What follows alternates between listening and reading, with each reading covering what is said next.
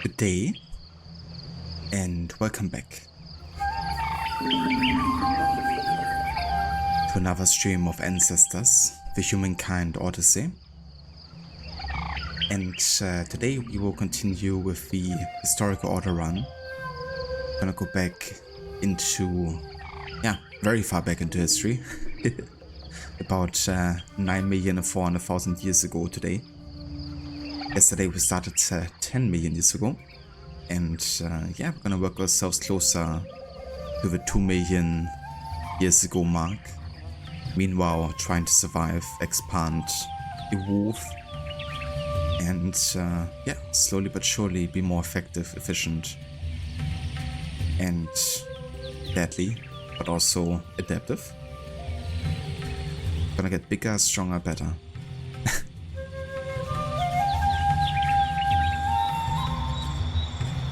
Also, hey there, Seraph, welcome in. Thank you for the lurk. I hope you're having a nice day so far.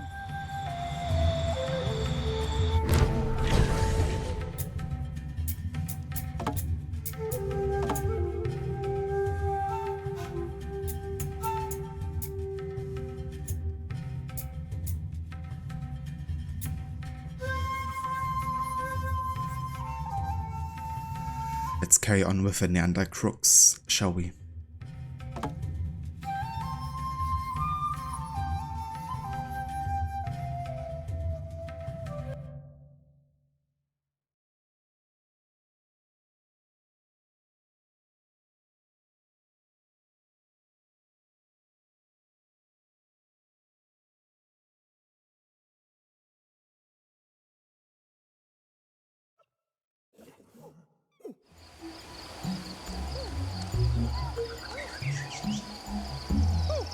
So last time we kind of like skipped a generation here.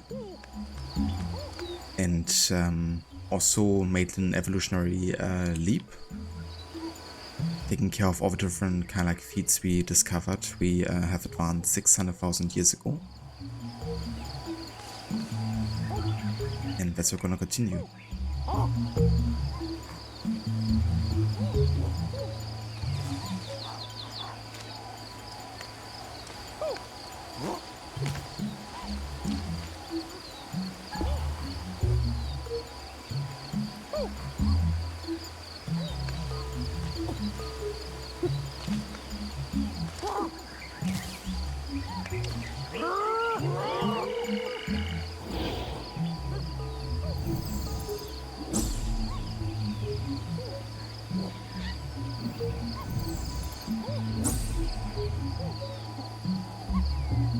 Identifying some stuff here by smelling.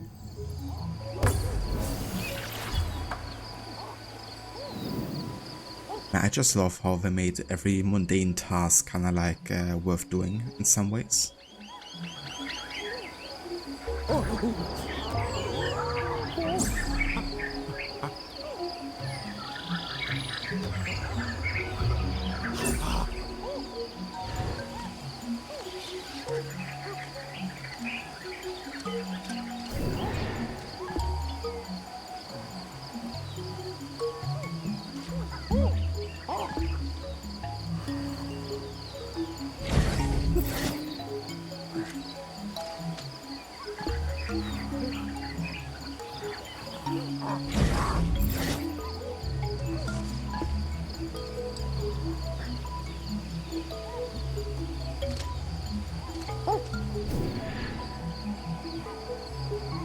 Hey there, Bioshock Dragon. Welcome in. Good morning. And how's it going? Hey there, Lucinda. Welcome in. Good morning. I'm doing quite well today, thank you. Yeah, we're gonna continue here visiting our ancestors. Very far back. Today it's 9,400,000 years ago.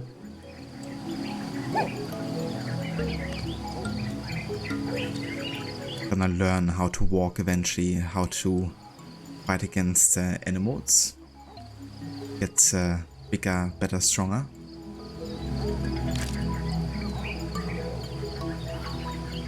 But I hope you guys are having a nice morning so far.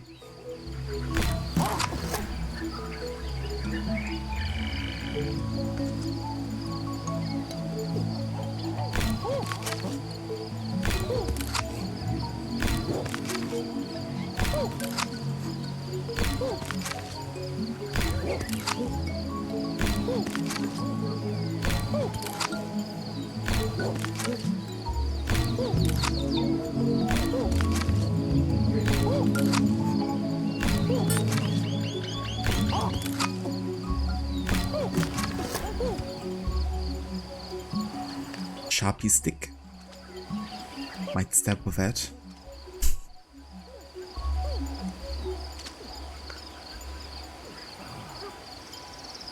Oh, that's great, Lucinda. It's good when you can get that extra sleep in and feel like actually rested in the morning.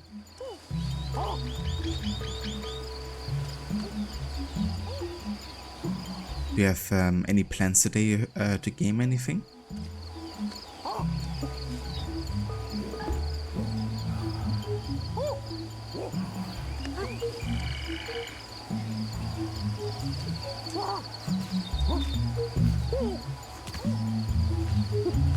So many elders here. Large generation didn't make sure to have enough babies essentially. So right now we have the issue that we only have one actual couple. And they already have the two children they can have at the moment. And the one I'm currently playing is the only fertile single female that I have currently. All the other ones are kind of like elders.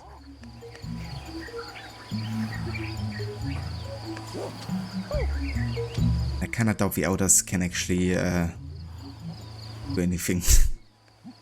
Can they?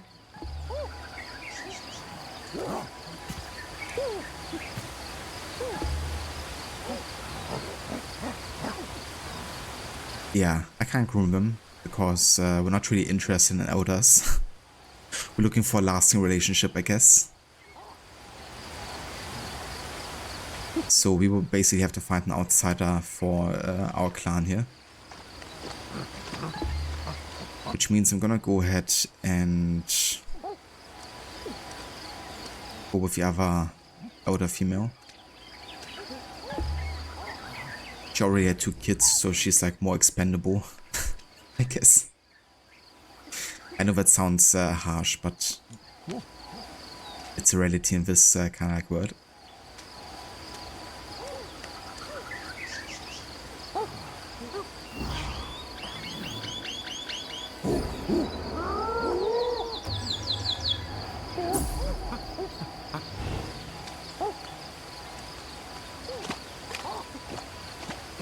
I can technically train my upright walking here in the shallow water. Because we do have to stand up. But right now that doesn't really do much yet. Because I haven't trained the neuron yet in regards to that motricity skill.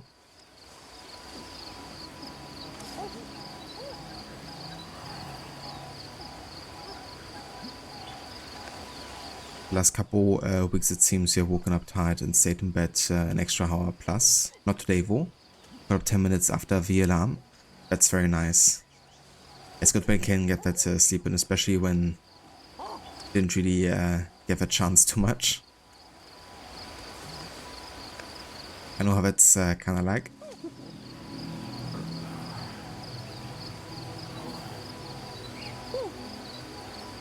That sounds like a very nice plan, Lucinda.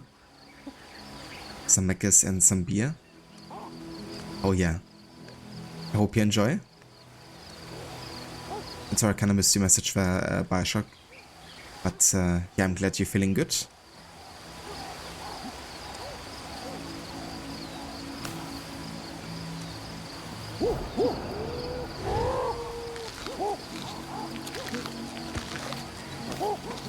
Hazy berry.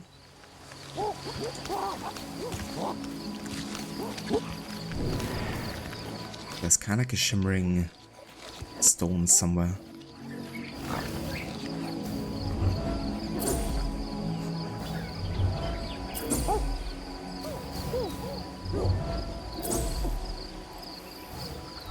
Maybe another emerald or something.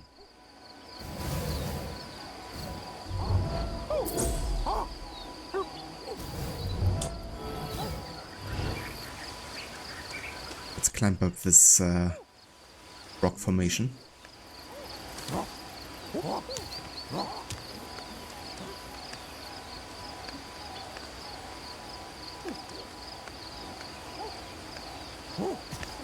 Oh, never mind.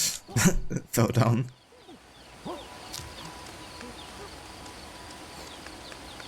So climbing is actually super exhausting for the primates here. So I have to always make sure to like take a bit of a rest in between. Short breaks. That's where it's at. I can't go up here. It seems. Just go around.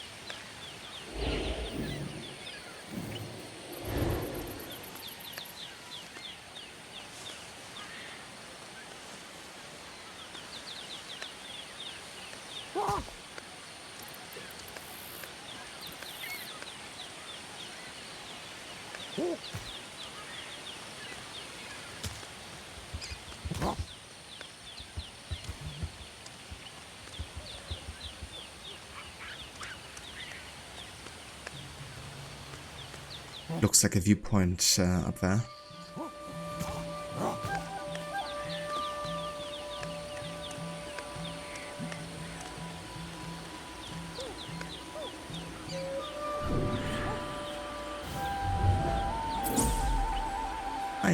have Emerald. They're really good because they can be used to basically overcome a fear. Because they act like sort of like a talisman to the primates. In terms of like, it kind of gives them confidence, you know, having found something very rare and precious. And you can also give it to like outsiders potentially to gain their favor.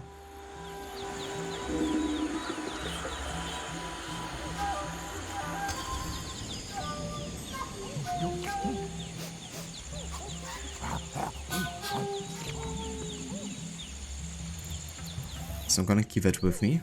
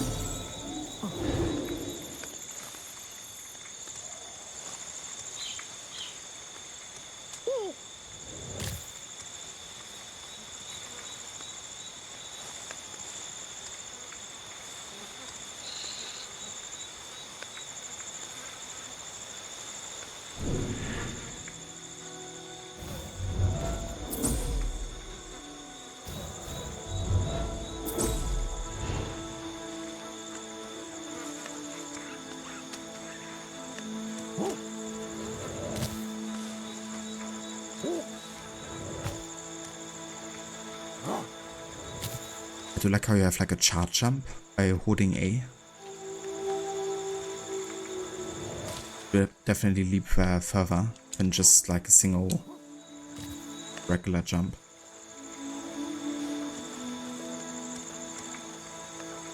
Okay, so for now I want to look for new bases, potential kind of like outsiders to kind of like recruit, and enemies to kill.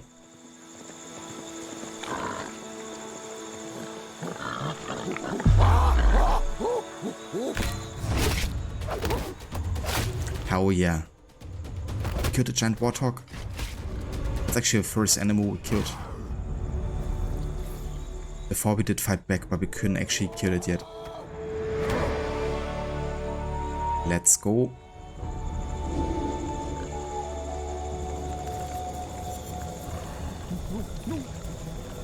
Just gonna inspect that.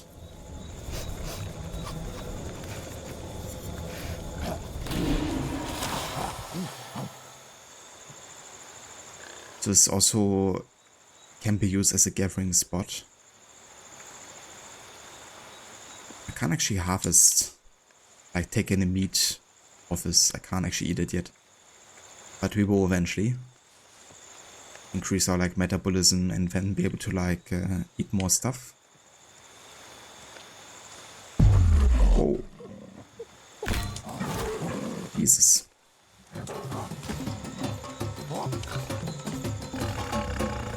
Fucking saber-tooth cat. Oh, nice. Nice camera. It's supposed to show the saber-tooth cat killing another warthog, which are also kind of like feats we can witness.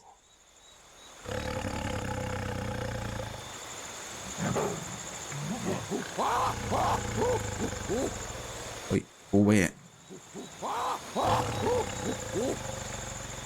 Just fuck off.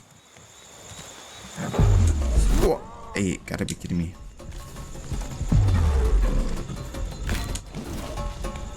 I totally go up here.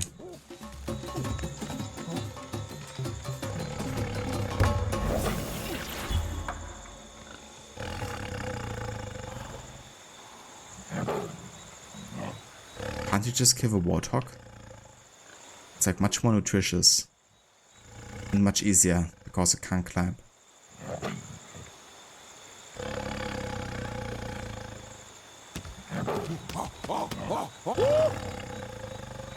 So it would be funny if I could like shake the tree, make these fall down on the dude.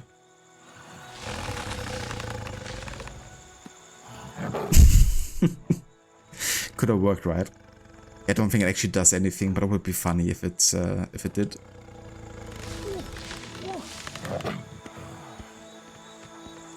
I can grab one of these four.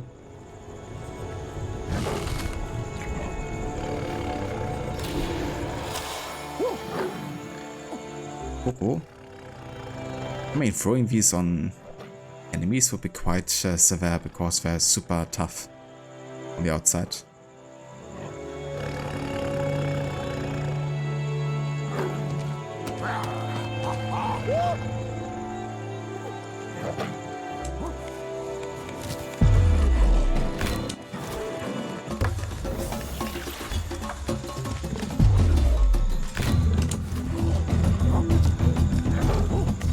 Precious stone. Don't I? Or did I actually lose that in the attack? I think I might have.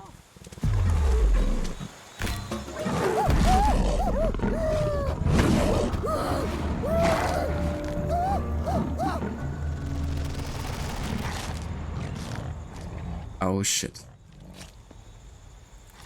No.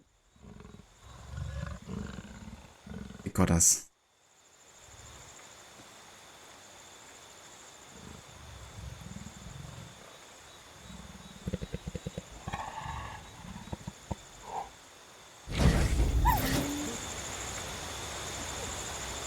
Rest in peace, man. That's not good.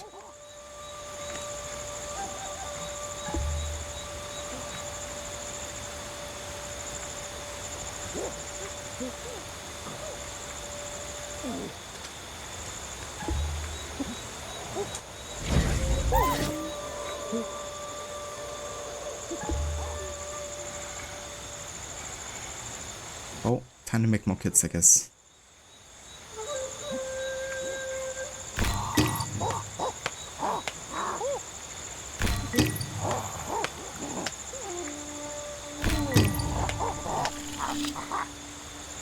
I think my dodge timing isn't like generous enough yet for me to actually be able to dodge fast enough in that instance.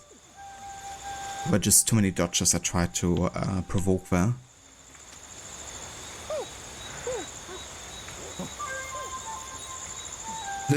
Yeah, much danger.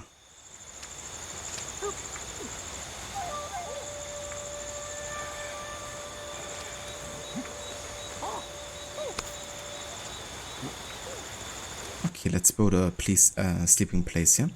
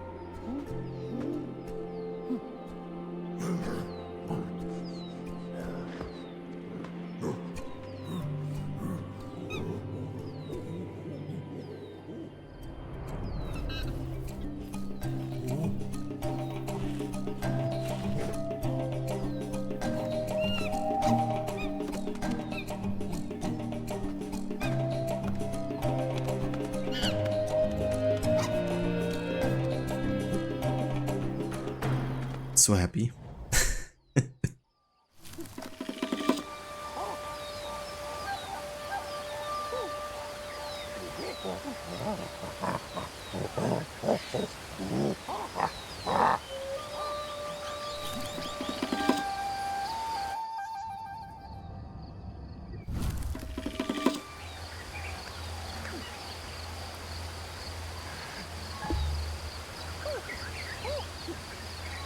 Okay, so I have 4 children now.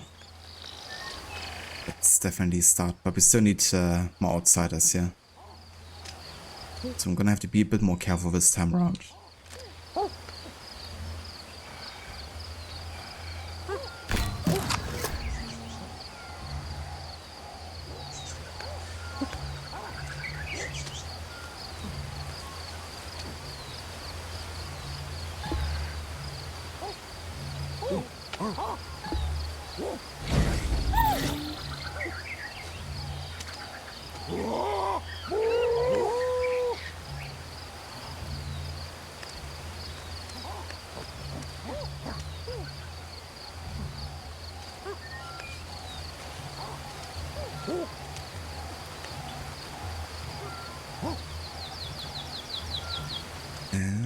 So I kind of want to drop one of the kids here.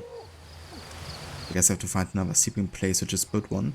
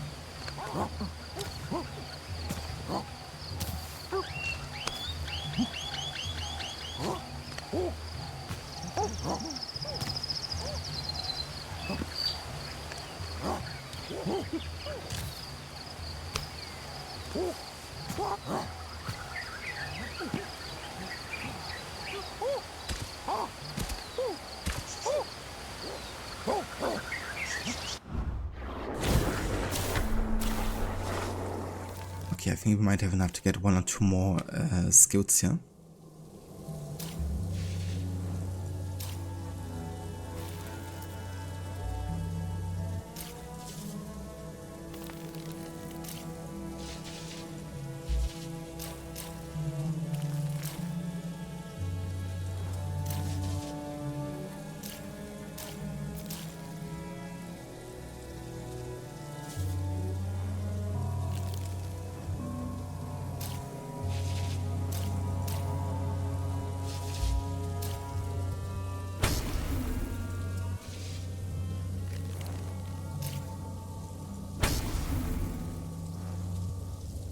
Yeah, that's gonna be essential here. Getting like a, you know, like less time necessary to essentially do like a perfect dodge. It seems like I didn't really do like a mistake per se when I died. I just tried to dodge too many times in succession. Like the tolerance was like too low, essentially to undergo successive attacks. So these 2 will be essential here if I wanna like make sure to survive.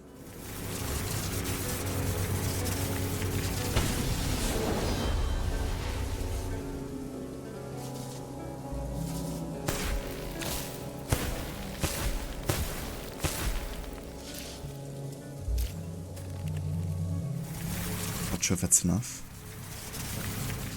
Not quite.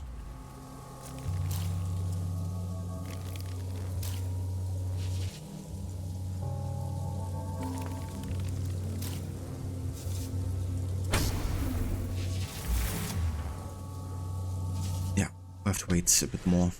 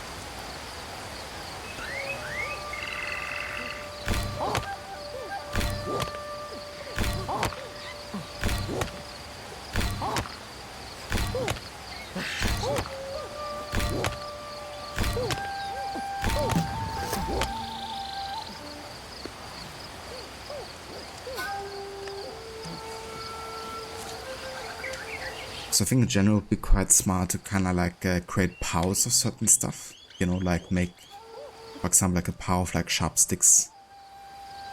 And use them to kind of like, yeah, for the next generation or whatever. To make that a bit faster, I could try to find some special stones here. Kind of like make it sharper quicker.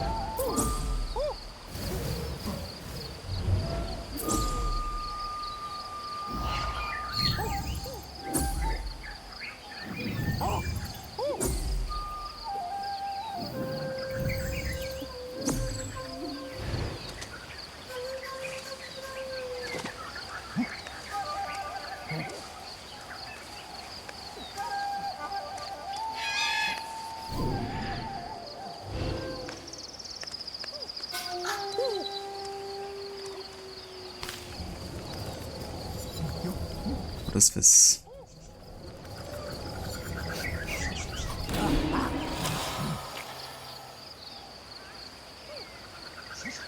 Sure, let's eat a bit of that.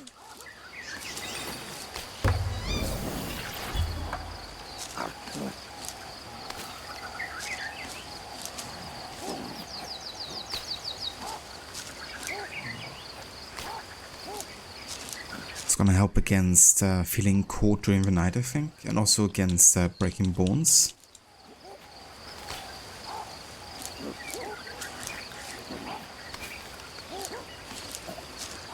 And I can eat a lot of it without feeling like sick as well.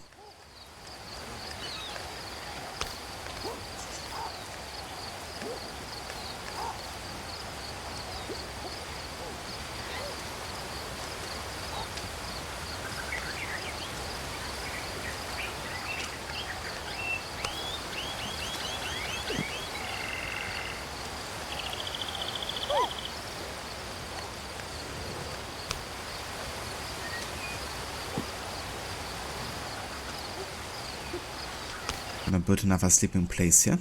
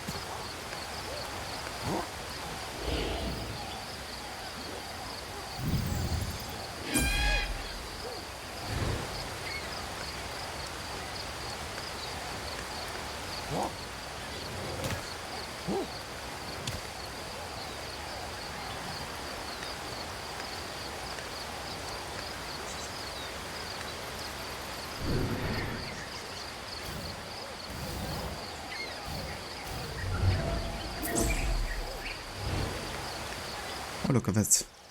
There's an outsider.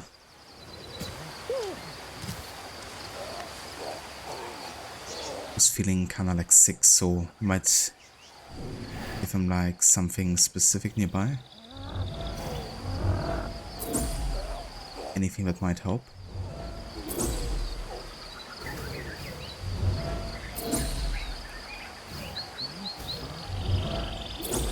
Maybe some kokos. Not sure if that's something he wants, but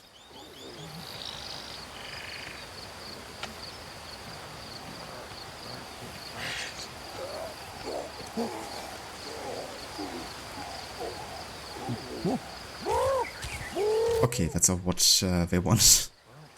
How about these here?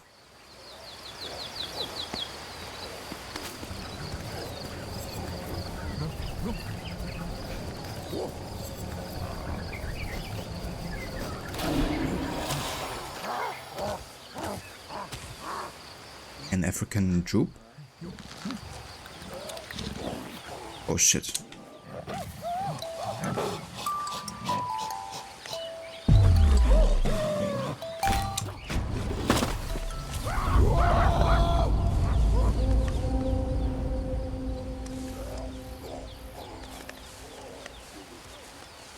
Yeah, I think he's gonna go away for now.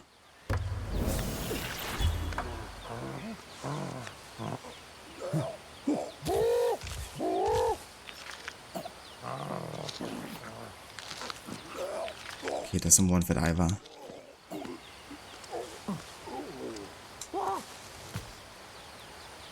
Okay, I need another weapon here. Fast.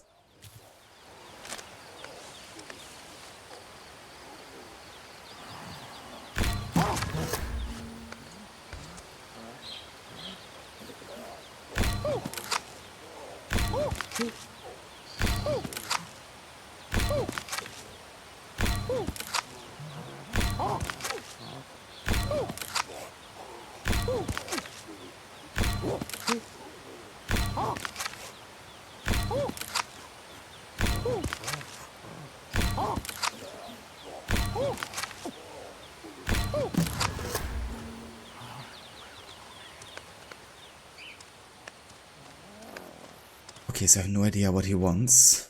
You don't want to stick, do you?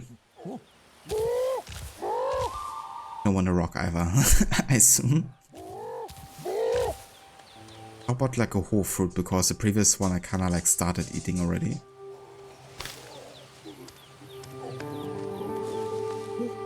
I've seen mushrooms with bigger brains. I mean, yes.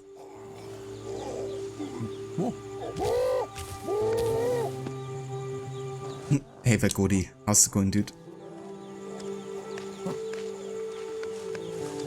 What could he need?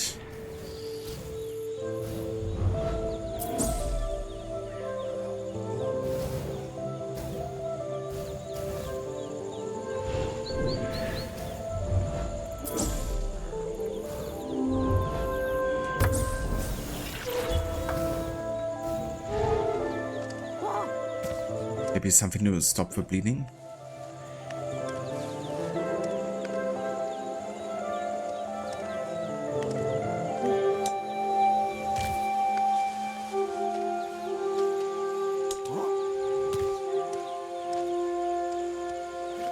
Oh, very nice, Cody. That's awesome. Hope you're enjoying Elden Ring today.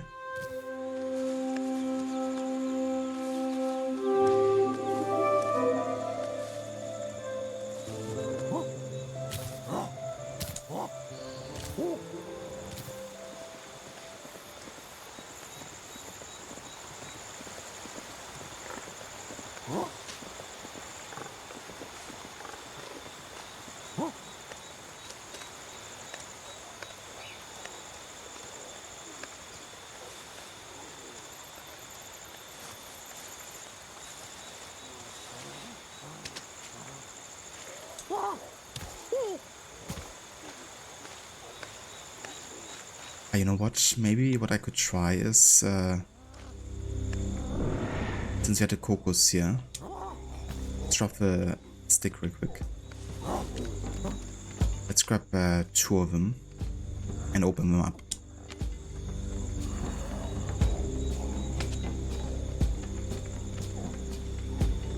So they can actually drink from it.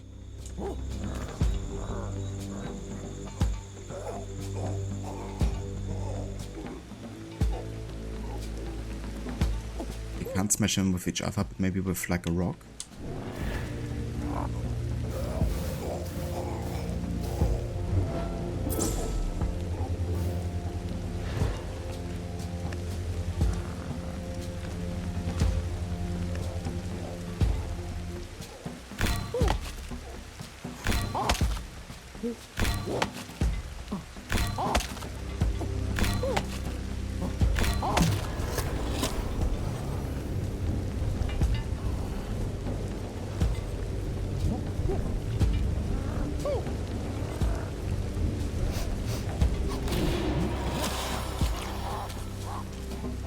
Cocoa.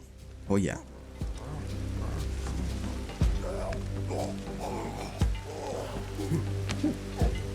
There we go.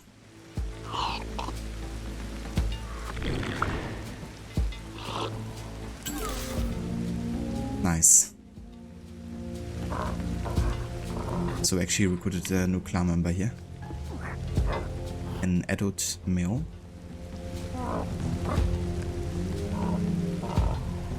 Come with me. We're going back to the hideout here.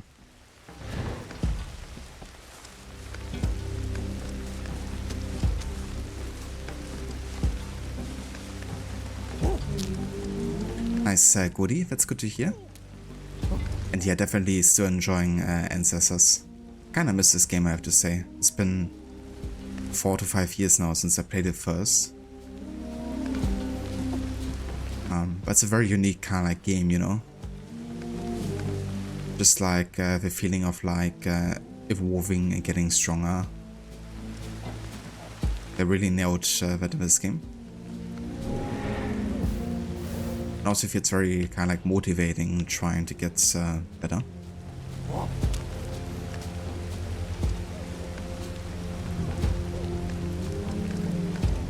I hope my friend is coming here.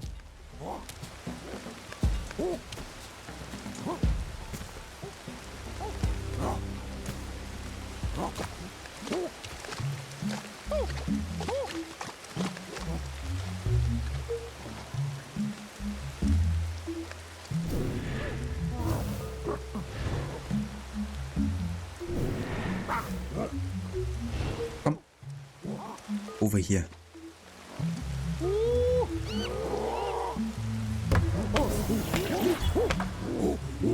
gonna call everyone over here to greet our new member. If he actually makes his way up here, that is. Come over here.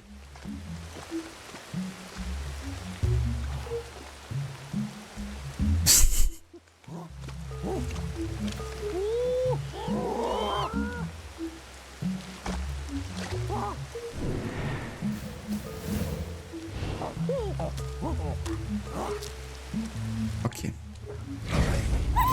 Let's switch to this dude then. Kinda like bleeding, so let's go ahead and stop that.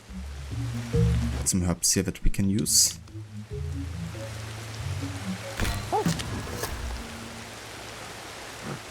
Gonna apply that here to stop the bleeding.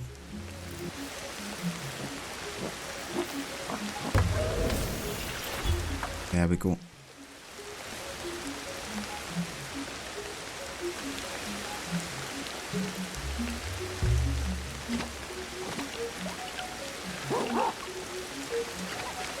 Delicious. Oh yeah, some fresh cocos. I had a bit of coconut milk today for breakfast. Put it in my French toast kind of like mix. Better. It's really delicious though.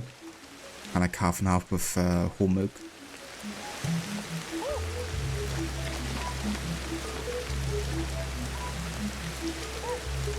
Okay, let's go ahead and sleep a bit. It's like night and our character's very cold. Just gotta find a sleeping place here again.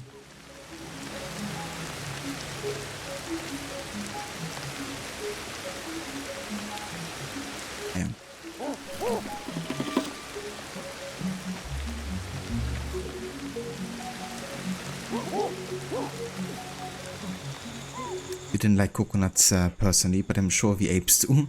It's like anything that is like remotely nice tasting, I guess, and fills the belly.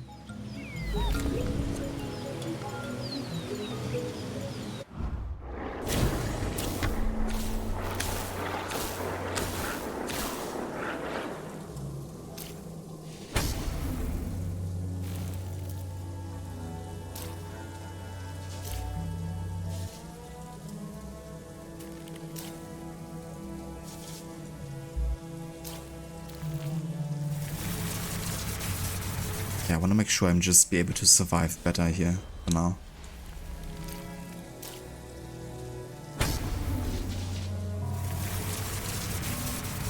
It shouldn't... Yeah, it doesn't quite reach. I can scan a couple of things and then it might.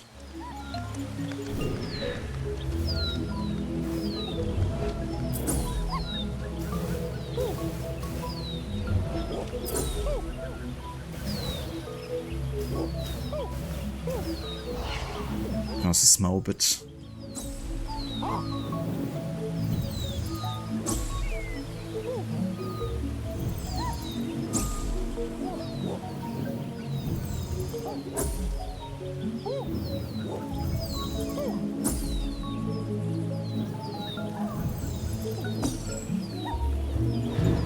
Something new.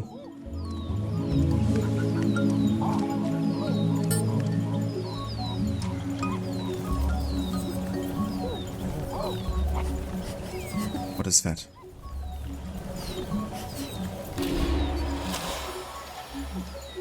A trapped insect. Mmm, yummy.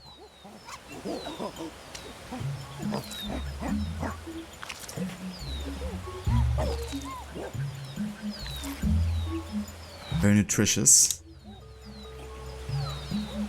Gotta, you know, choose your proteins wisely.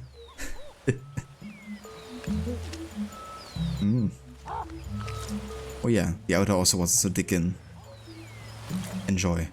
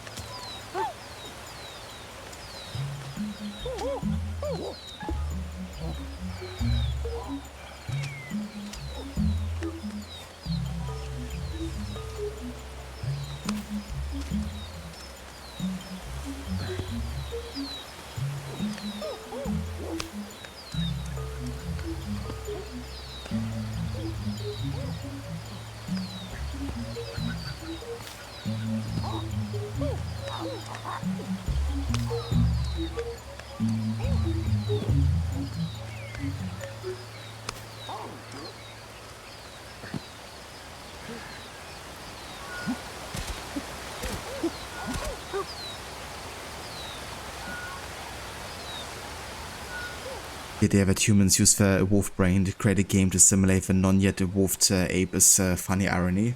I've been thinking about that fact quite a bit these past days, I have to say. Also watched a lot of like documentaries and stuff about evolution and like this specific time. Get like a bit more of a you know, background. And yeah, it's like totally crazy thinking about the idea, you know, that we now have like the means of like recreating the feeling of like, or a simulation of how it might have been like. It's kind of like mind exploding in some ways. But this is what we kind of like evolved to. But in general, just the whole like evolution history is just crazy full of coincidences. The fact that we're even like alive today as we are is nothing short of remarkable.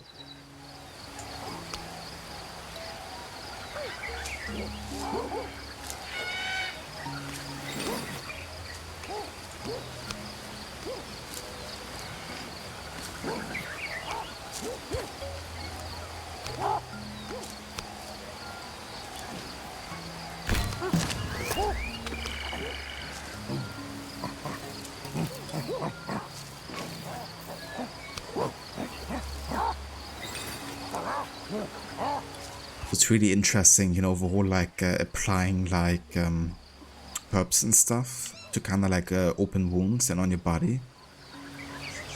because self-medication is definitely quite common in like animals, you know, like even birds do it and stuff. You know, like kind of like knowing or realizing that certain plants or certain food helps you in ways of like getting away like parasites, for instance, or like, yeah, treating like an open wound. Now, medicating others in your species is kind of rare, or at least believed to be quite rare, you know. I think the earliest kind of like known amputation, for instance, of like primates was about 30,000 years ago, initially, like of a skeleton that we found, where another primate has like, or another, I guess, hominid has like, you know, treated the wound of a child, I guess, and like amputated the leg very precisely, and it's like indicated that they live for another 9 years afterwards, which leads to the belief that there was definitely kind of like care given to another person. But now, recently, we learned that also like, you know, apes and stuff have been kind of like shown to grab insects to then apply them to their own wounds, but also to wounds of others. Which of course could lead to the conclusion that kind of like caring for each other in that kind of like sense has been prevalent, you know, pretty much for the entire human history. You know, things like compassion. So I think that's a really cool and interesting thing we've been discovering recently. But it's very, very difficult, of course, because getting actual historical proof is very difficult, of course, you know, given how far back that reaches. But yeah, observing kind of like other species, you know, that are kind of like closest related to us gives us like a very good indication as well.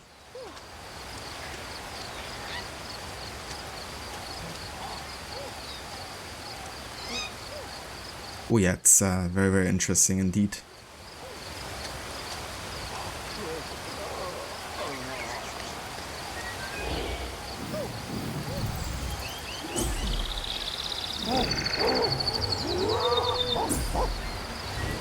Okay, do I have enough now to get the skill that I wanted? I think I might.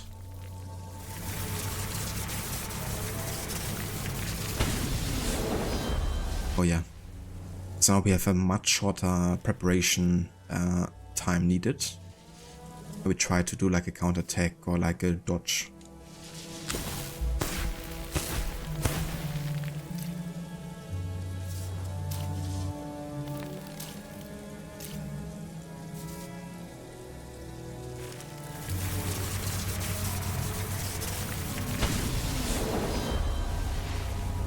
Need one less item now to complete the construction. And it's gonna be everything for now.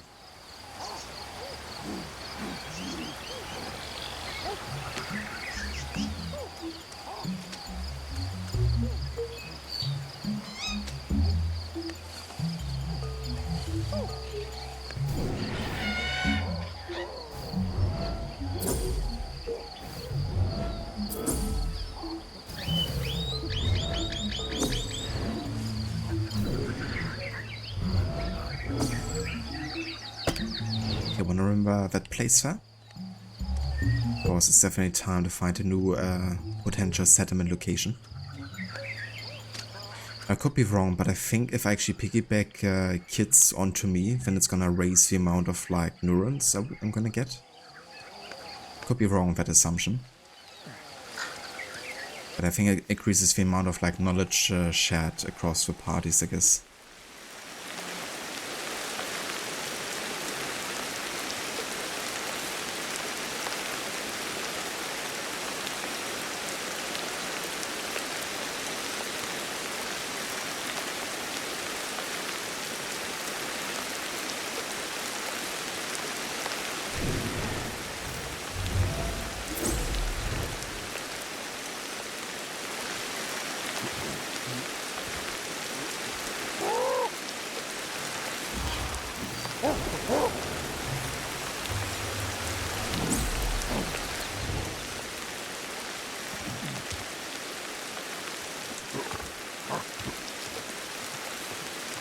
More warthogs, yeah.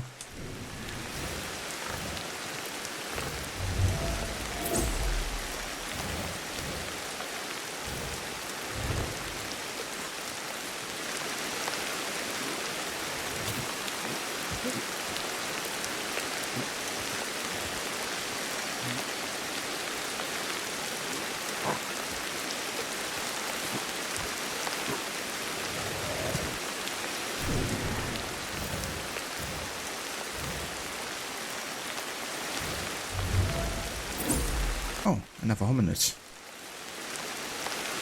Interesting. Let's grab one of these here in case they want it.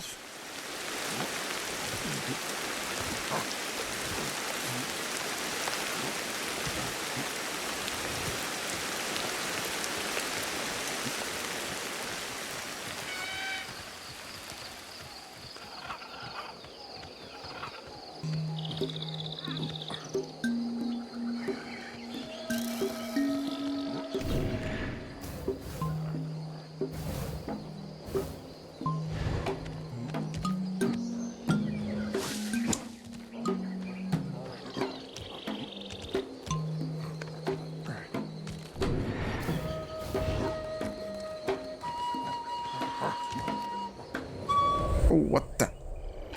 Gotta be shitting me. How could I not grab something there? What the fuck? Oh dear. There are like so many freaking things to catch there or grab.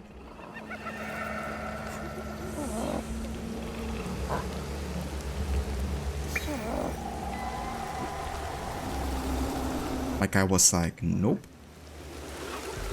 Not doing that.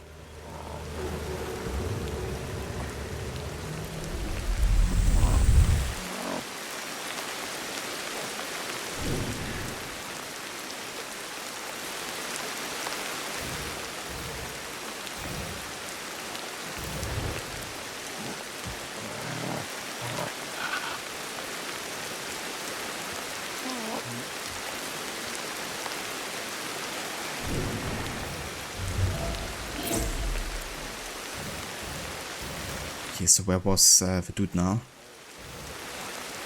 Over here. If I can make the jump, that would be nice. Thanks.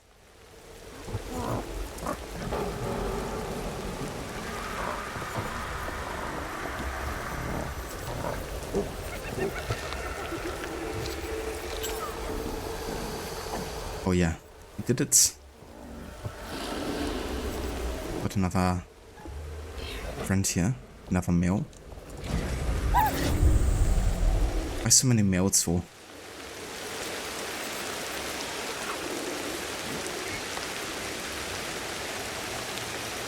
So hey there, Grace, welcome in. Moin moin. How is it going?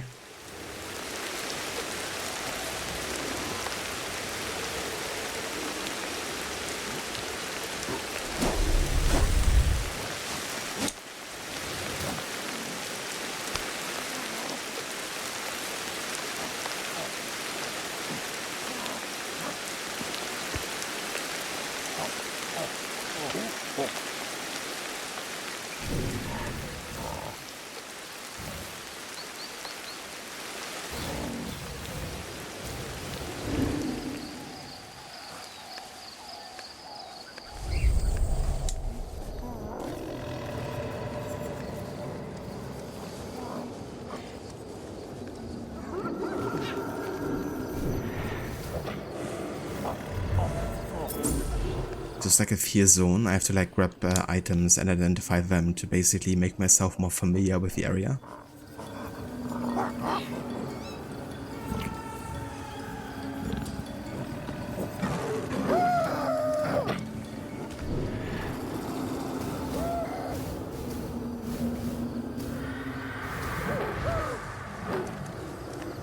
Oh, there's an actual saber-tooth tiger.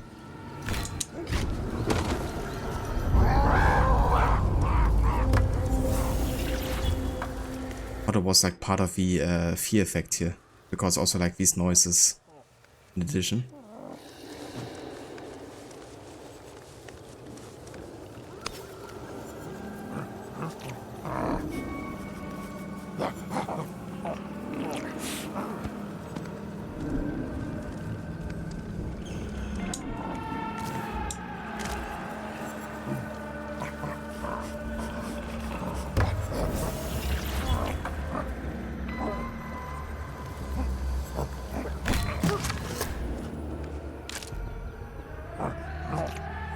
See like the circle on the left side there? If it fills fully, then we're ready to basically conquer our few here.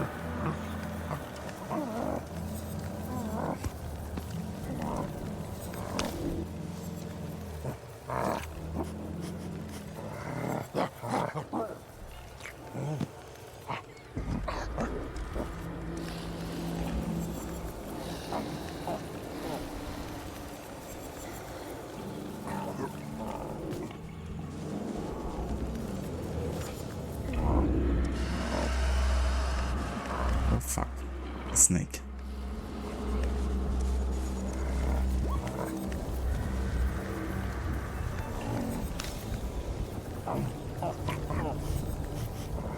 Okay, cool. We found the conquer zone.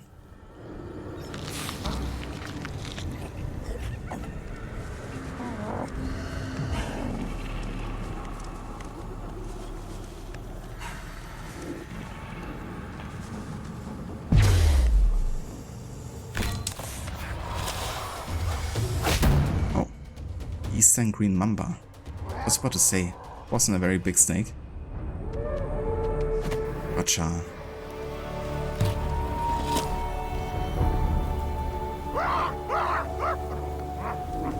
It's another predator nearby, I think.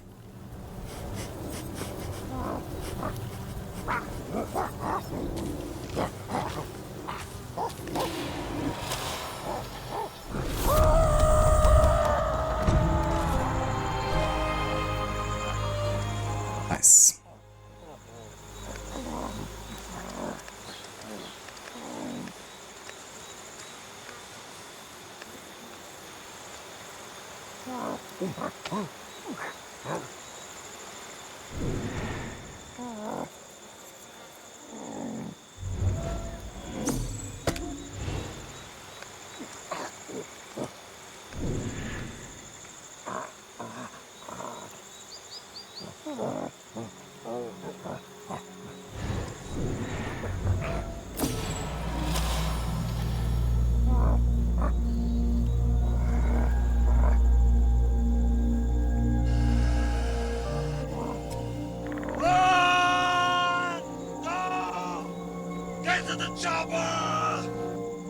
Get to the chopper. Hey there, Casper. Welcome in.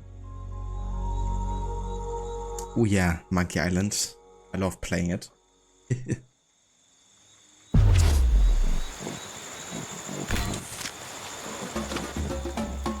Wait.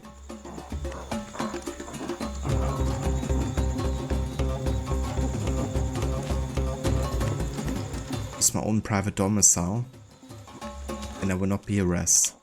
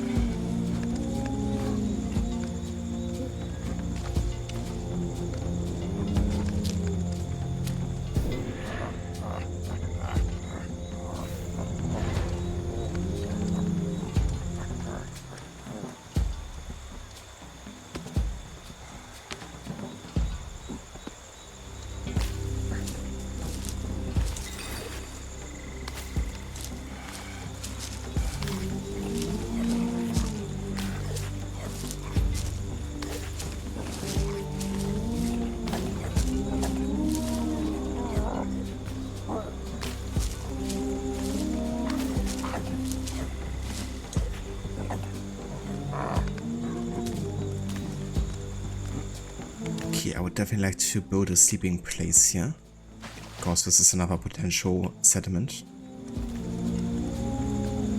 Let's see the sharp stick.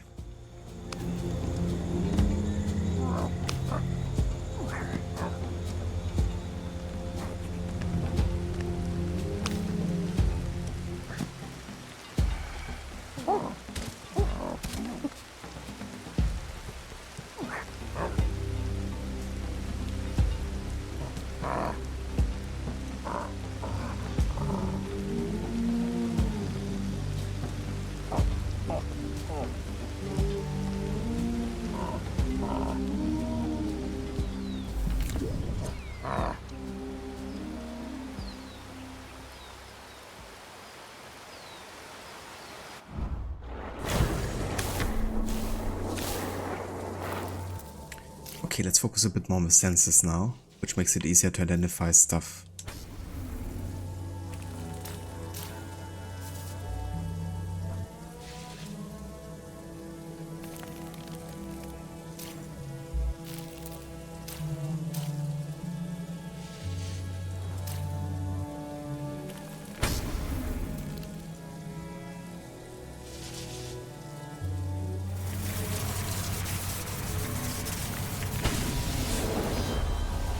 The ability to detect more distant elements through intelligence is acquired.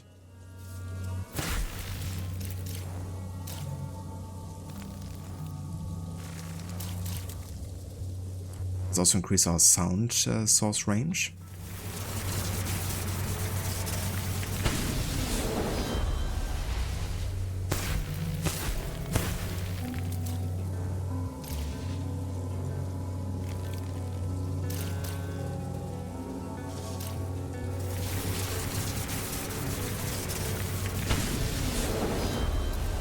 Automatic identification of non-threatening smells of the same species near the target is possible.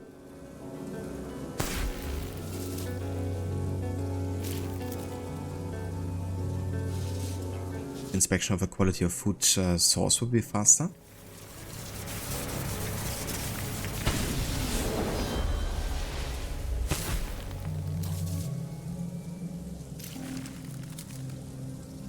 The ability to transfer an item to the other hand while moving will be possible.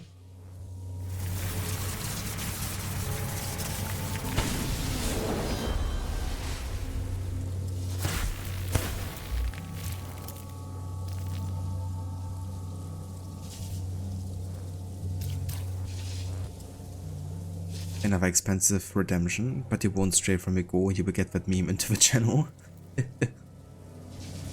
Gonna get that eventually, Casper. Only question of time, in it.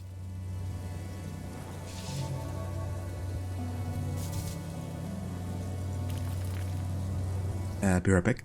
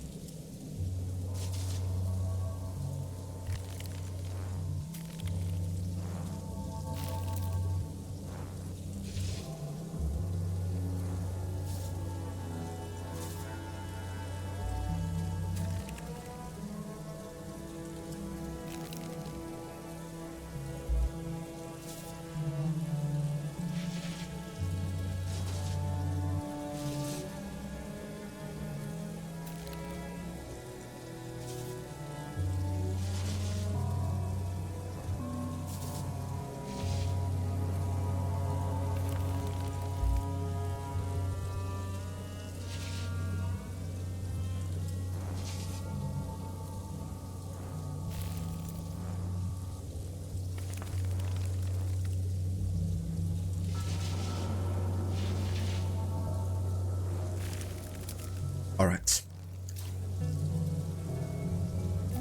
What else are we getting?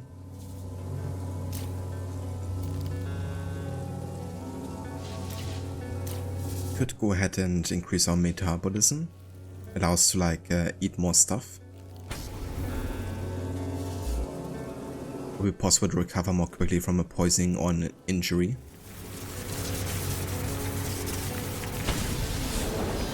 Yeah, that's definitely fair, Casper. Definitely fair if we want to like save up points. They stir not, be it done for them as for Osiris. I am Osiris. Or not, I guess. I mean, Osiris is always worth points.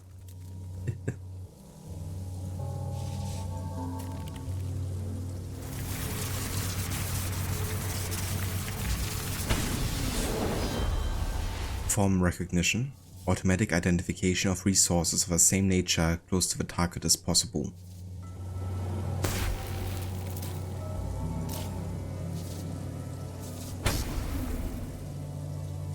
The speed of the environmental analysis will be greater? Yes.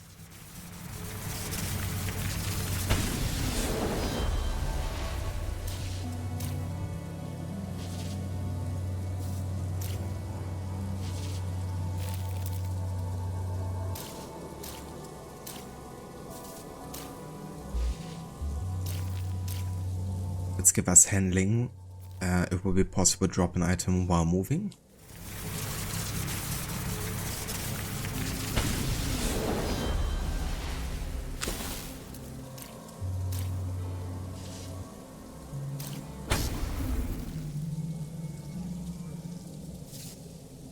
Chance of dropping an item following a dodge will decrease. Yes.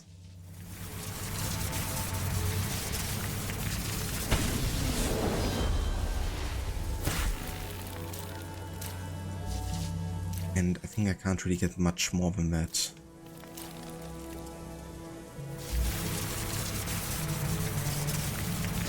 Oh, never mind. I could still get the chemoreceptor acuity. Range for detection of the source of an odor is increased. Nice. Yeah, much stronger now and more efficient. But currently we have 4 kids in our clan. So we have 4 reinforcement points. Basically we can reinforce certain skills so we can with the next generation have them from the get-go. Otherwise you have to kind of like start from where we have left off essentially.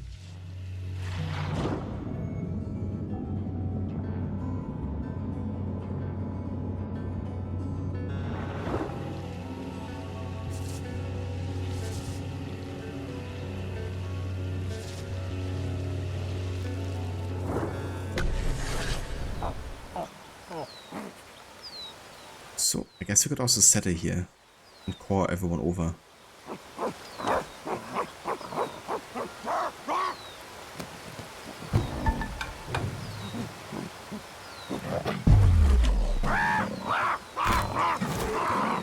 What the fuck, man? Like in my settlement. The fucking guy just comes over here immediately.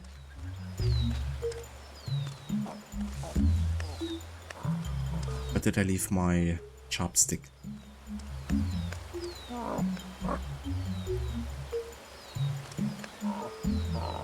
Okay.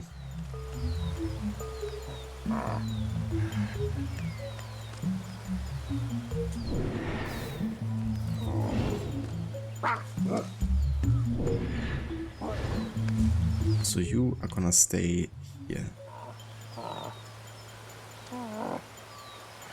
Right, you're not gonna follow me.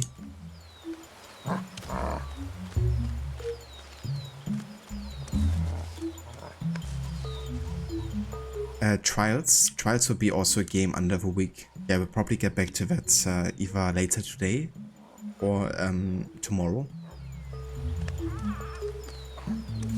But yeah, I think I'm gonna stick with Ancestors today for the whole stream.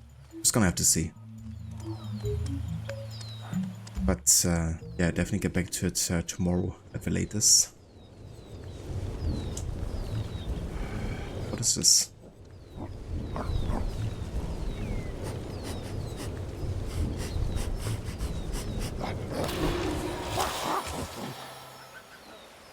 A water poke. Sure thing. Let's poke.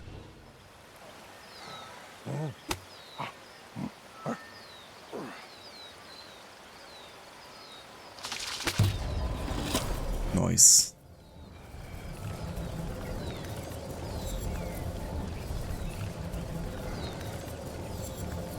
Inspect.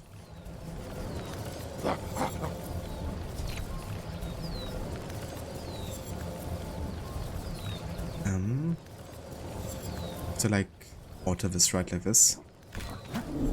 Yep, that works.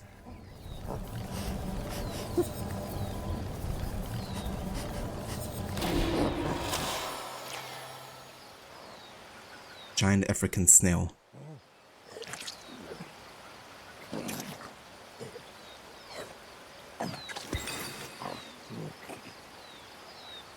Oh yeah.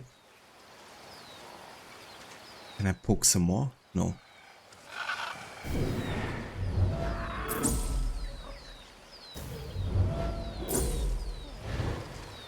I should have probably taken the kids with me, now that I think about it.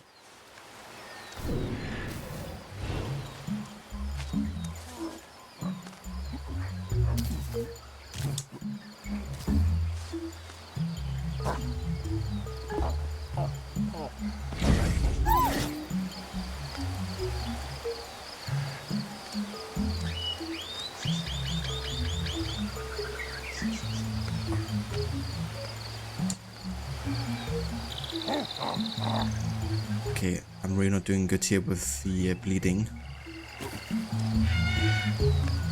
Fuck. I'm like basically dying here.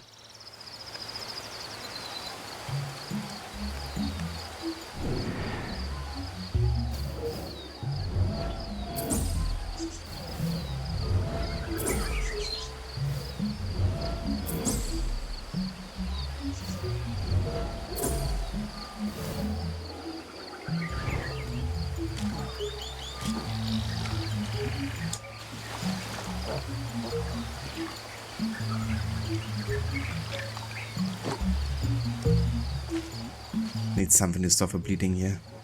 Pretty bad.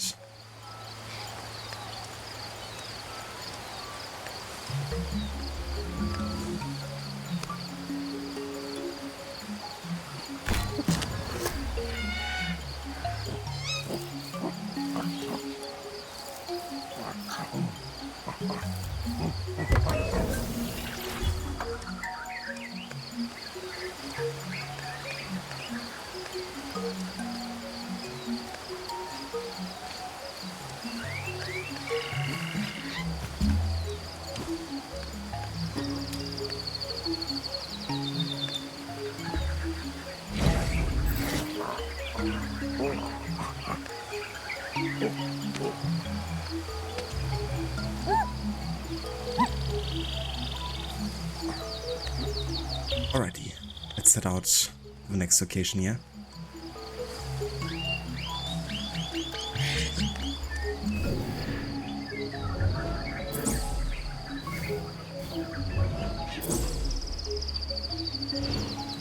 Have a hole to poke.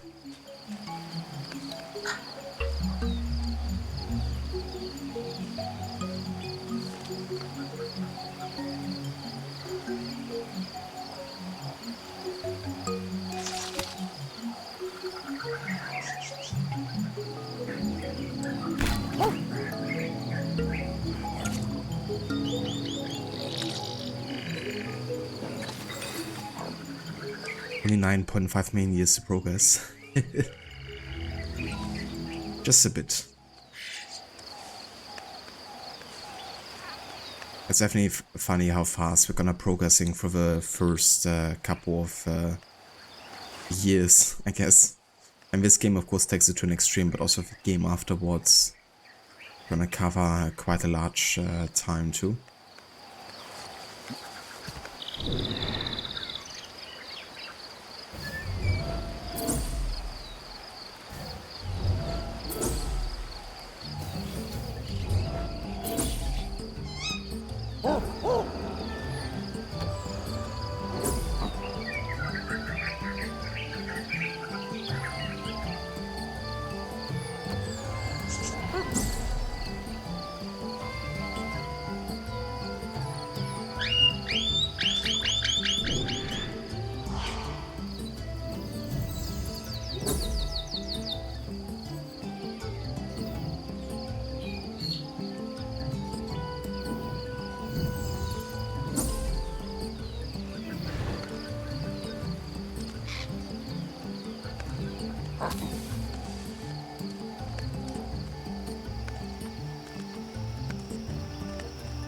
as a croc.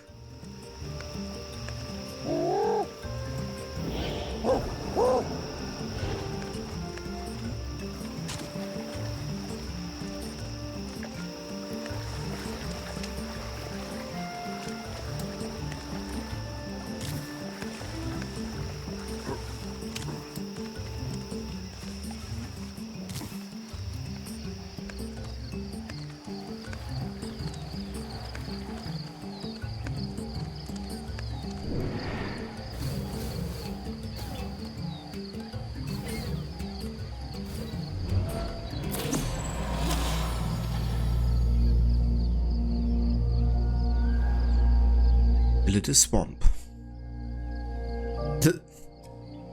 Nice, I could see through the ground.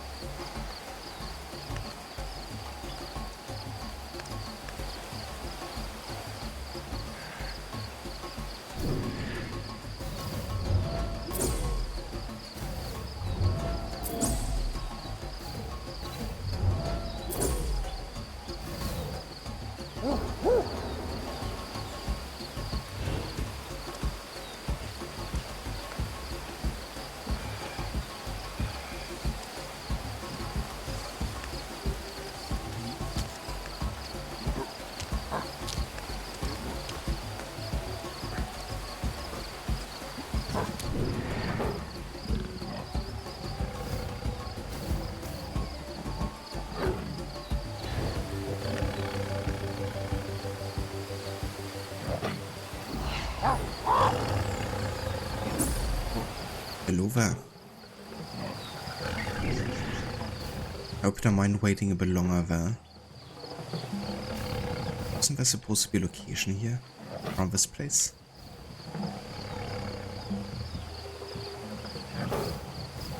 Kinda thought so.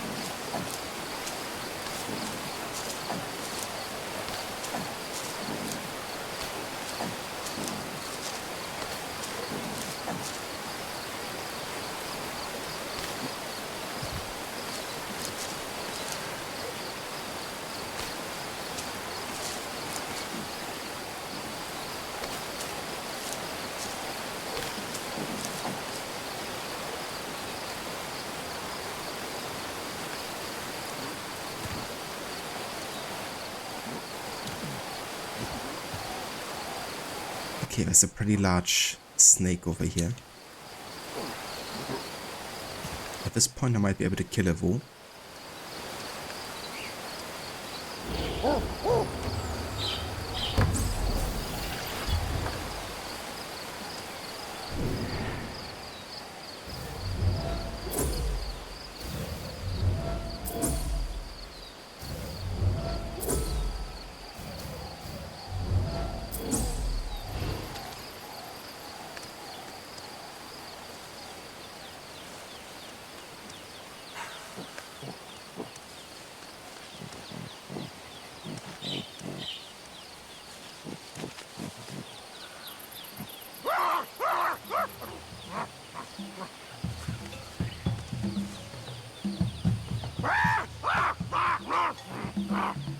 Intimidating it a bit.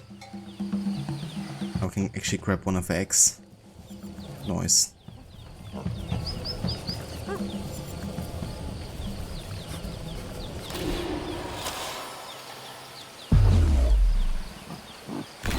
Oh shit, that's the one I already stepped earlier. I'm over here. I think here now. Still not? Are you kidding me, dude? How many more hits are you gonna take?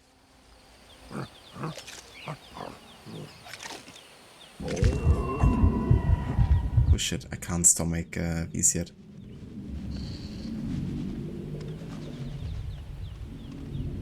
I need new weapons. You could see that we're already like a stick inside that saber-tooth cat.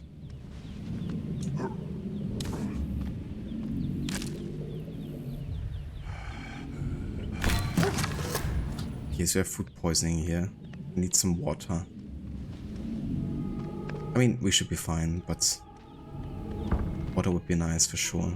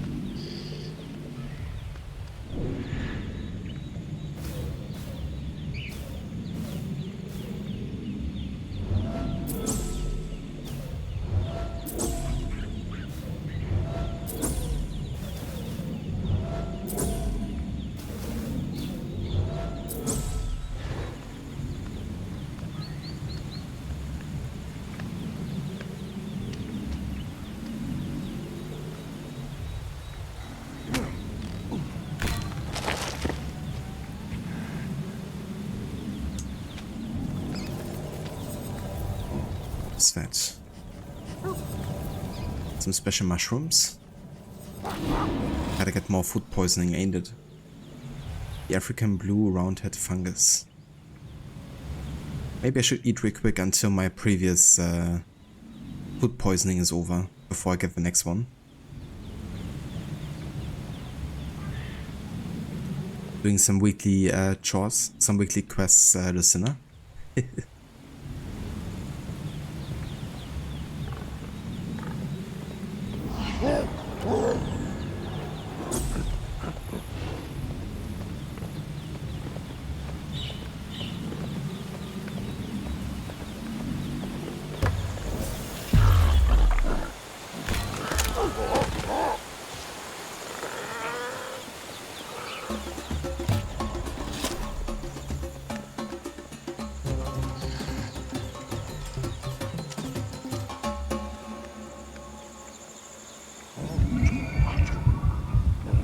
Yeah, that also gives us food poisoning. Who would have thought?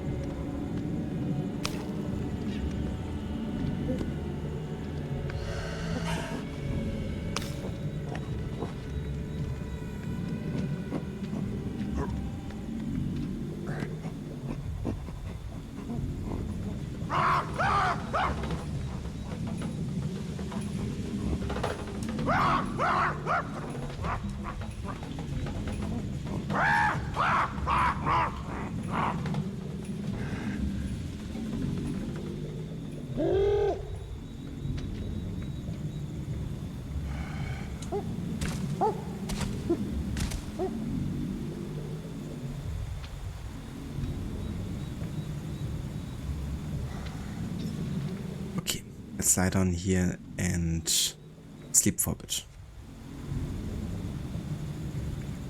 Every week, when here soon, it will be time for another quarterly deep clean. Oh yeah. Yeah, that's a good idea to kind of like do it on a quarterly basis, you know? Because you can't always like do it all the time like that.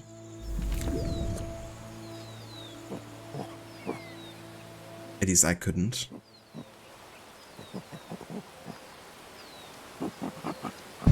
Or what?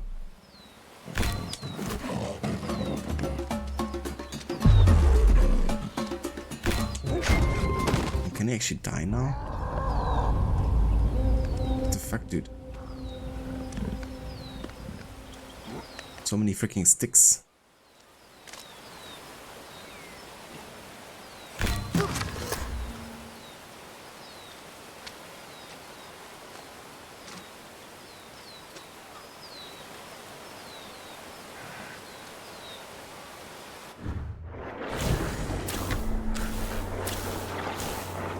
Oh yeah, we can get a lot more abilities here.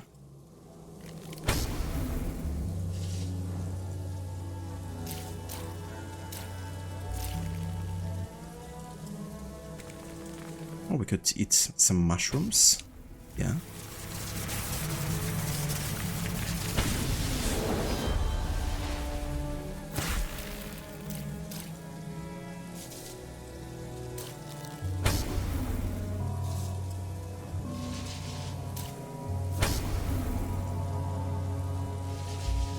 Irascible. What does irascible mean again? Let me Google.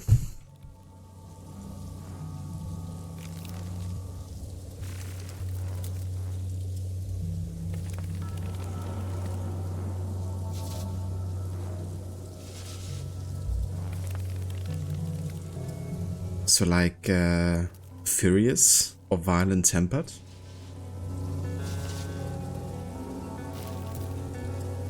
I guess an animal that I might have already fought against.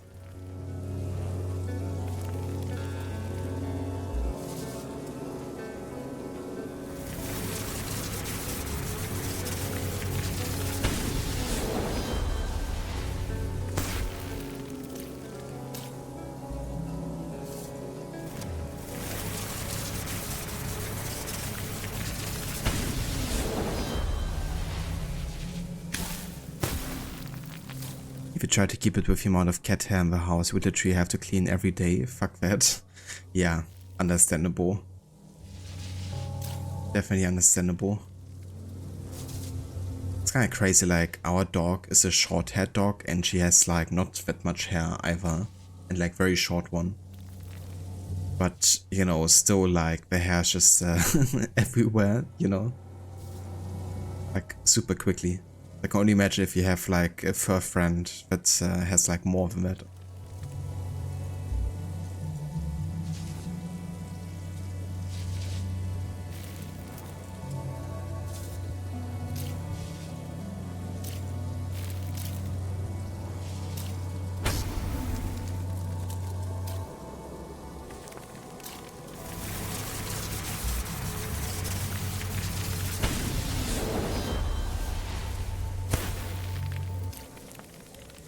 Exactly.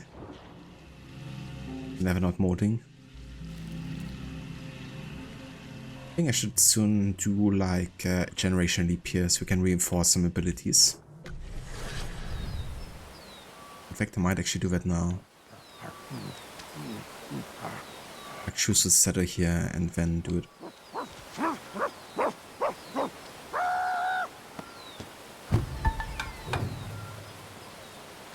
So, lie down, evolution.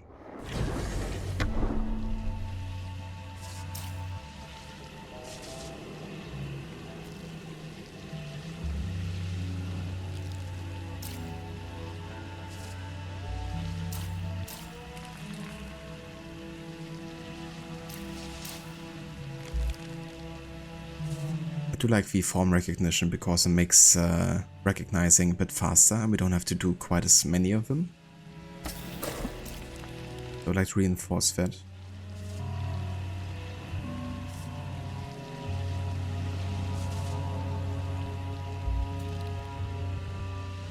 Oh, I am in my active clan settlement war, aren't I? Because it's not giving me the option here to do the generation leap yet.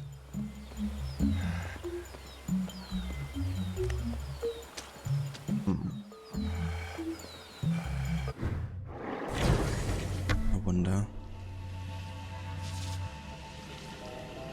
Let's assign all reinforcements and see if I can do it then. So gonna go for that. Definitely also some dodging or fighting skills.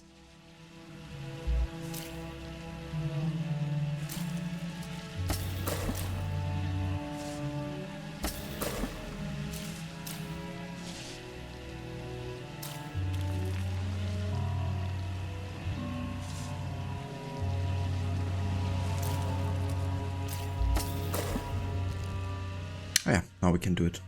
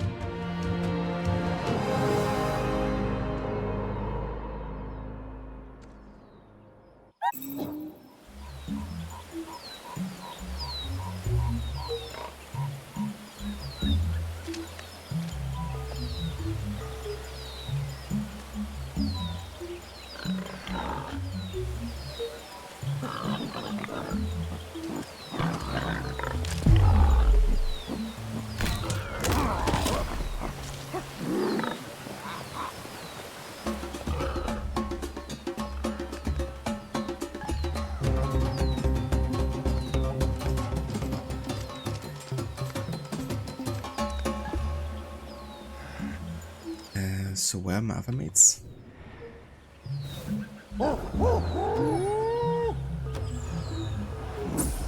Because currently we only have... I guess they're still back on the base, aren't they? Fucking great. Okay, so what I'm gonna do is I'm gonna make 2 babies here.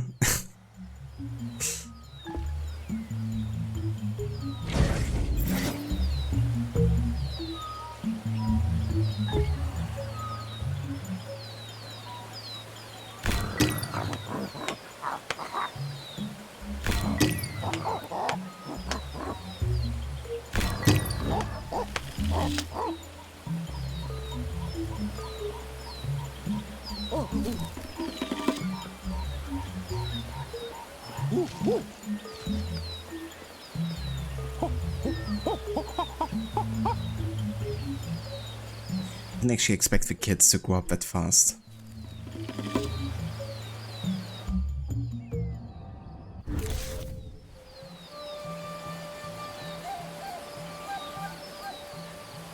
Oh, nice, I did another objective completed.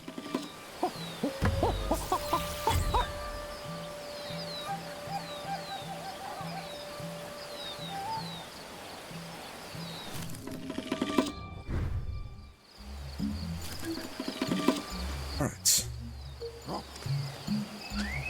Let's grab these 2 kids here. We're also all not gonna gather together and go back to the main base where the other guys still are.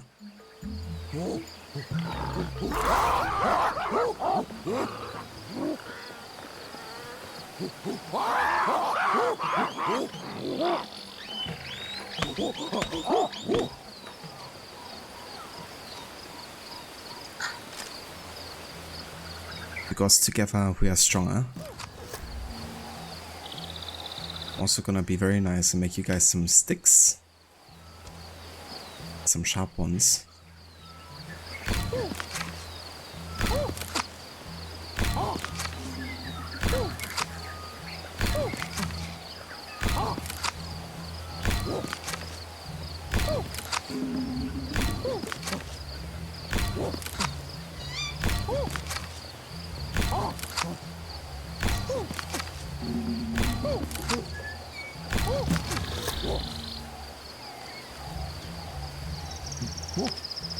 Get one.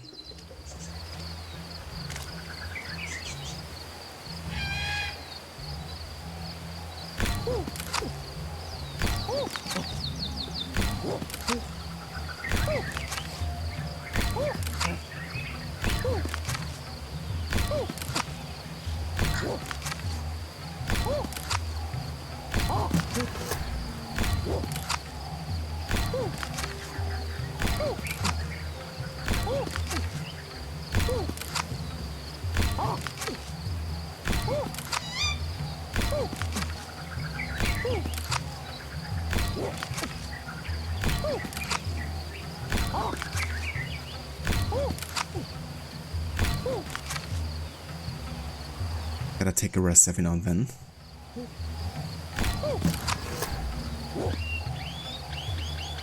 Okay, Yoda also gets one.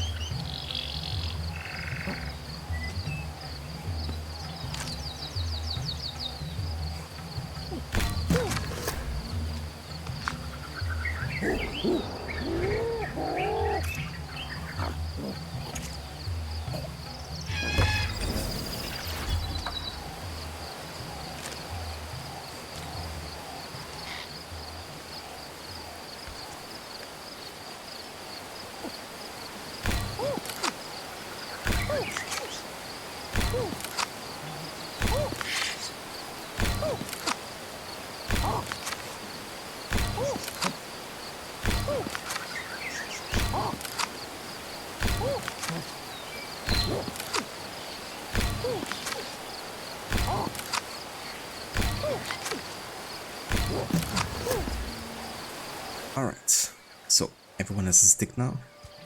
We gotta find where the other guys are. Cascade Oasis could have been the location, I guess. It's likely to be the one.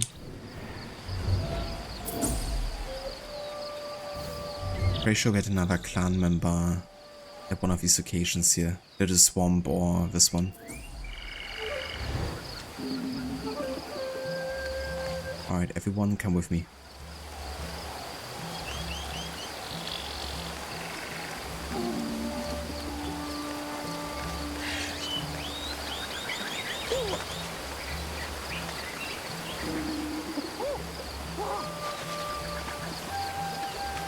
Oh nice, I can now actually train to walk. Like yeah. Everybody do it with me. Bit of water aerobics. This is like the perfect place to kind of like train upright walking. Of course, you kind of like have to go through water.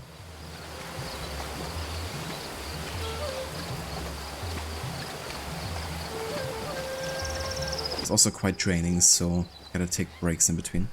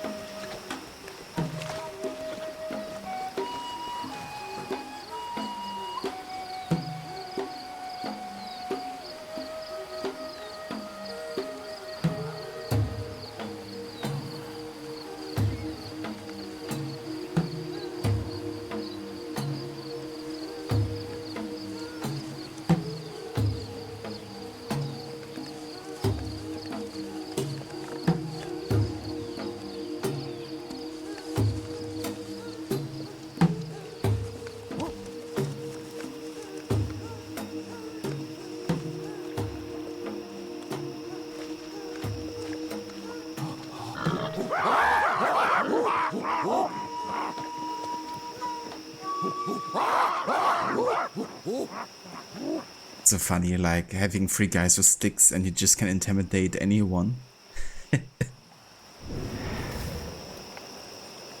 Oh, what is this? So much new stuff here.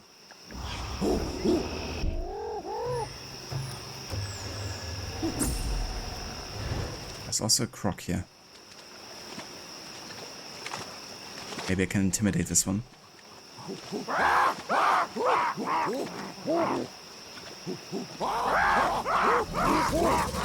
don't think so.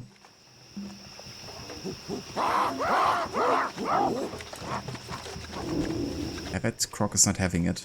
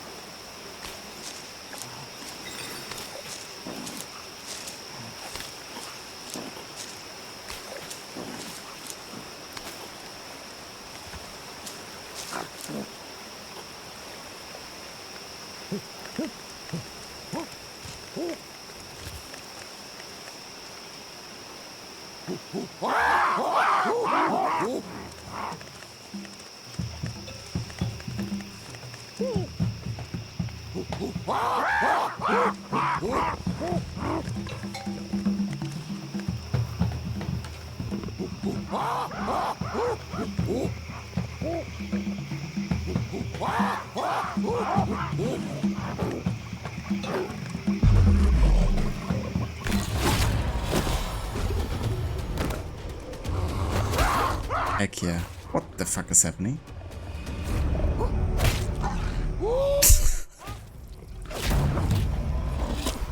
Oh, we got the saber-tooth cat here.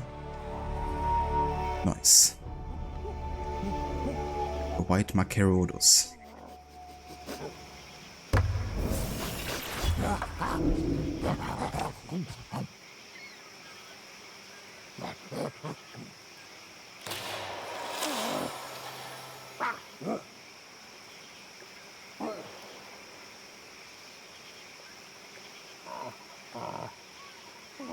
I would say it calls for a bit of history time.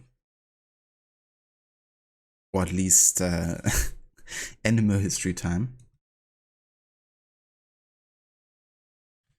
Let me have a look here. I want to read up on this particular cat breed.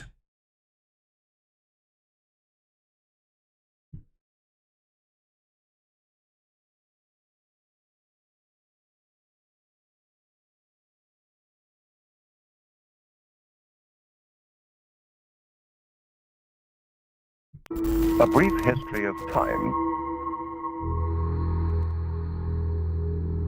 Alright, so the Macarodus, also called the knife-toothed cat,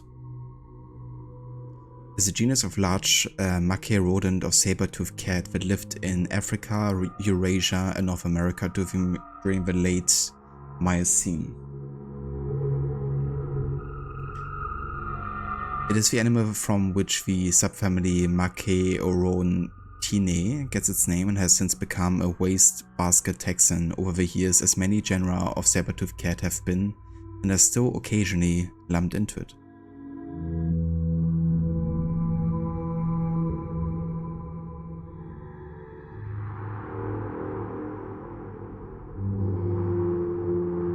In general, it was similar in size to a modern lion or tiger of 2 meters long or 6.6 feet and standing about 1 meter 3.3 feet at the shoulder.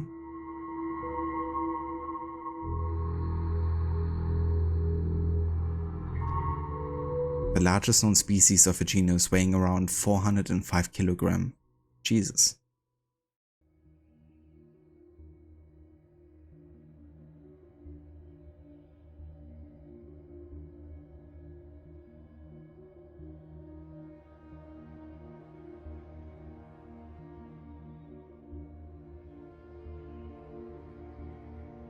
Studies of the Machairodus indicate that the cat relied predominantly on its neck muscles to make the killing bite apply to its victims. The cervical vertebra shows clear adaptations to making vertical motions in the neck and skull. There are also clear adaptations for precise movements, strength and flexibility in the neck that show compatibility with the canine shearing bite technique that Machairodontian cats are believed to have performed. These adaptations are believed to have also been partial compensation in this primitive Machairodont against the high percentage of canine breakages seen in the genus. Alright.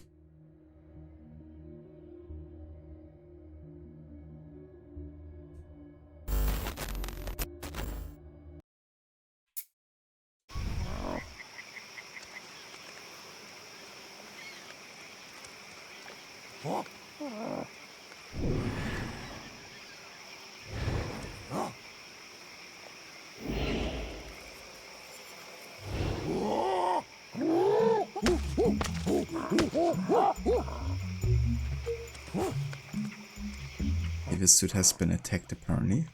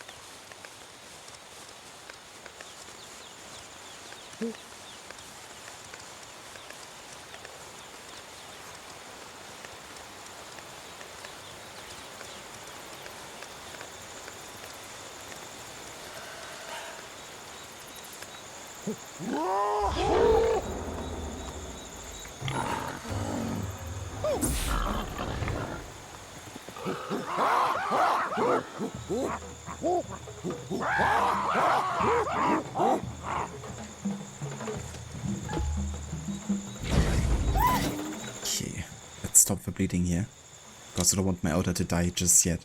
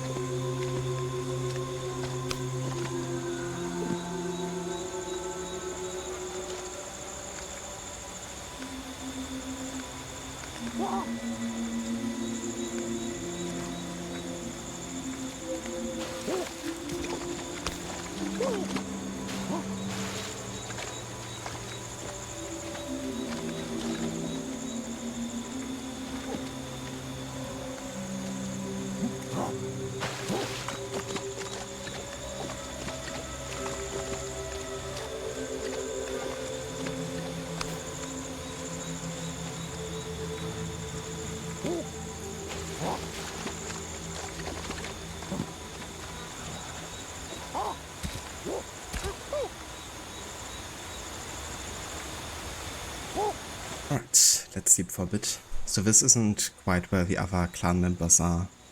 I would kinda like to find them before I do the next evolutionary leap here, to be honest. So we can make sure to have enough, you know, children for the next generation here. Because right now, if we go to... Can I lie down, please?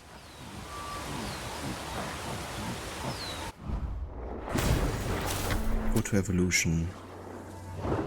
Generation. It says I now have 2 reinforcement points, right? Because I haven't,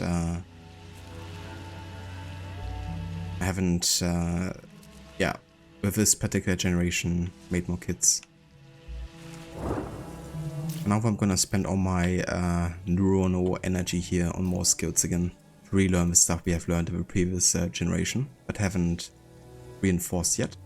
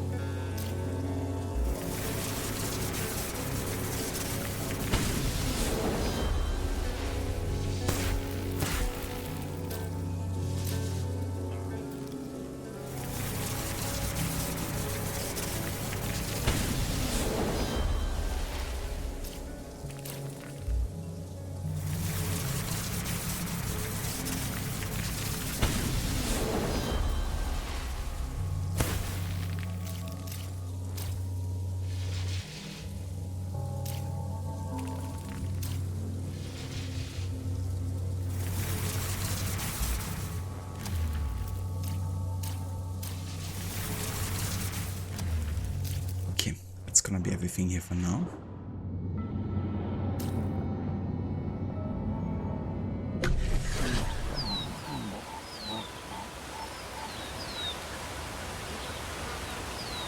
So I guess for now I could make this a new settlement and then complete the next objective.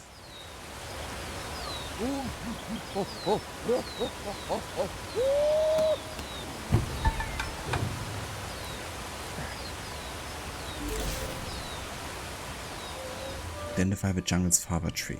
Okay.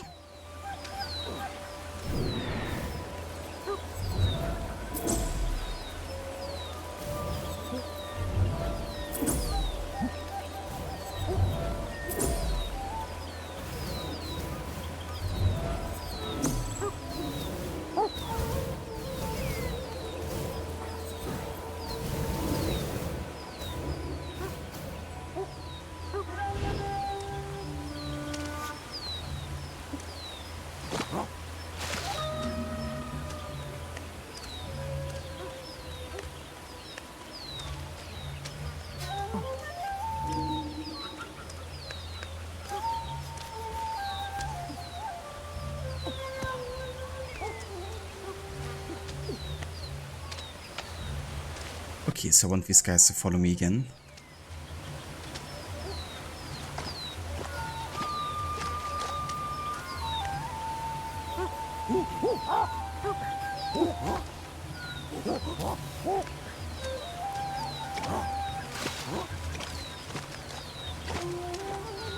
Might wanna drink some water first though.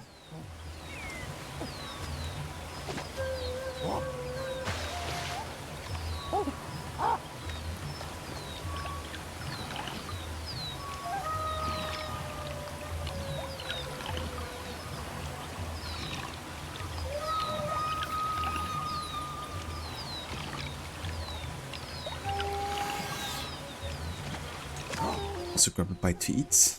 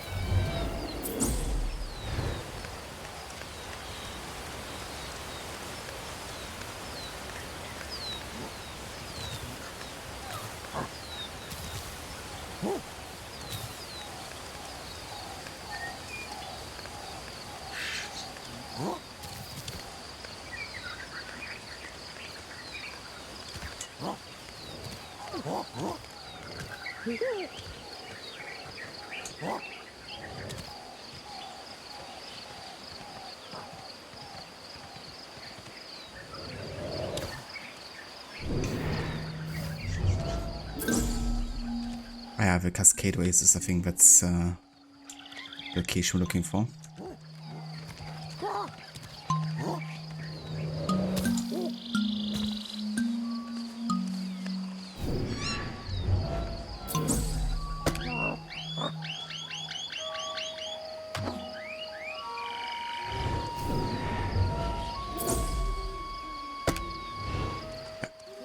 Wanna memorize that?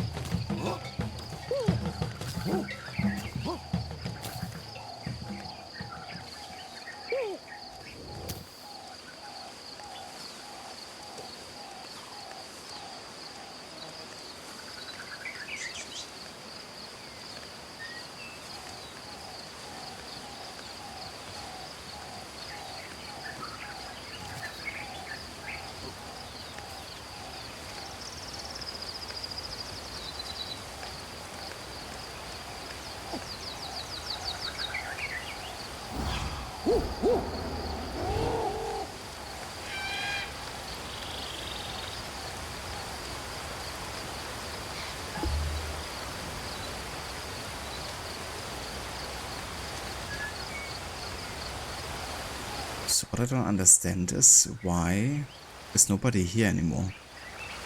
Like, yeah, I chose another clan settlement eventually, but there were still like lots of people here. Like, sure, the elders died, but what about the other guys?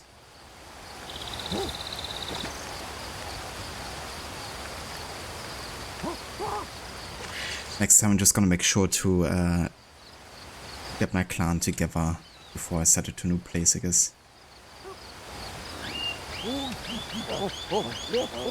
Either way, I would like to do a generational, kind of like an evolution feat leap there. Let's go ahead and lie down.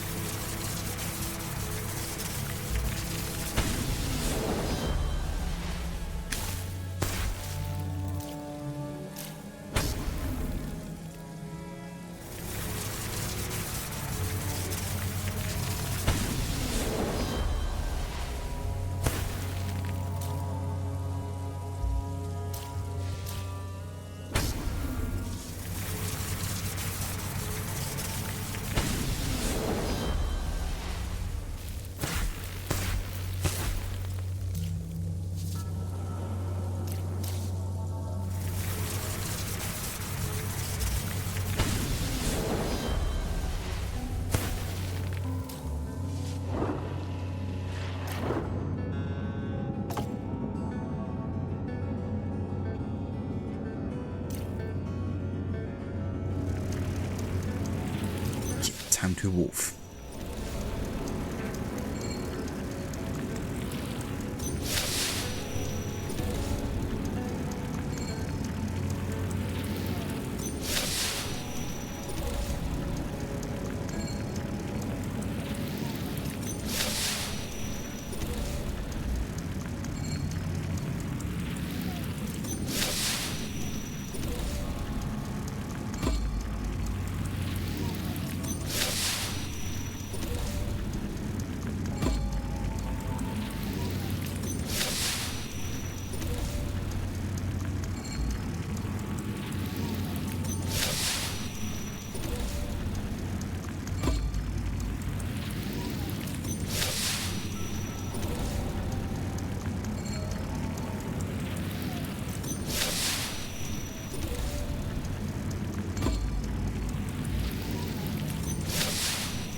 Nice, we now have passed the 9 million year mark there.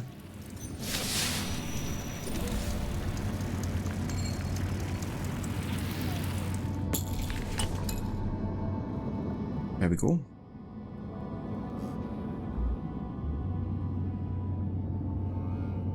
We've leaped for another 400,000 years. Well, it's 6 deaths overall. 6 births.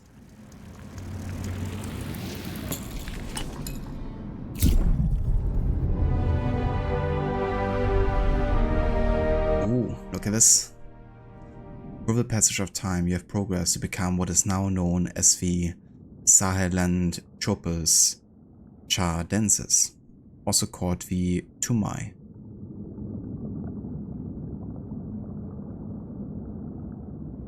Oh, let's go ahead and actually research on this a little bit.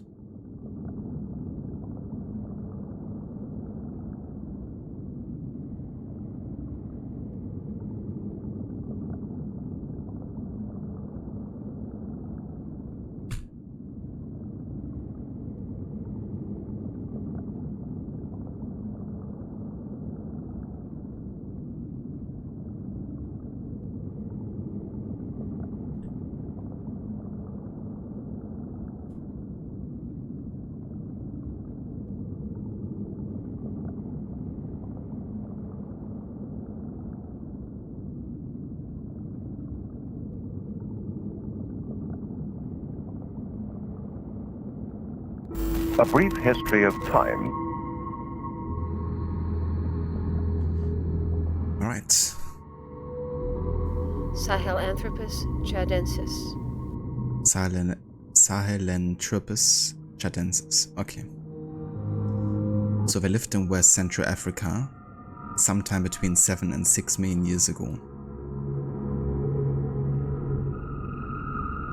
It's one of the oldest known species in the human family tree. The species lived sometime between 7 and 6 million years ago in West Central Africa. Walking upright may have helped the species survive in diverse habitats, including forests and grasslands. Although we have only cranial material from the Sahelanthropus, studies so far show the species had a combination of ape-like, human-like features.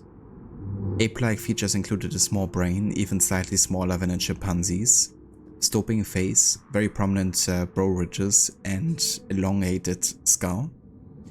Human-like features included small canine teeth, a short middle part of the face, and a spinal cord opening underneath the skull, instead of towards the back as seen in non-bipedal apes. How do we know that we walked upright? Some of the oldest evidence of a human-like species moving about in an upright position comes from the Sahelanthropus. The foramen magnum, the large opening where the spinal cord exits out of the cranium from the brain, is located further forward on the underside of the cranium than in apes or in any other primate except humans. This feature indicates that the head of the species was held on an upright body, probably associated with walking on two legs.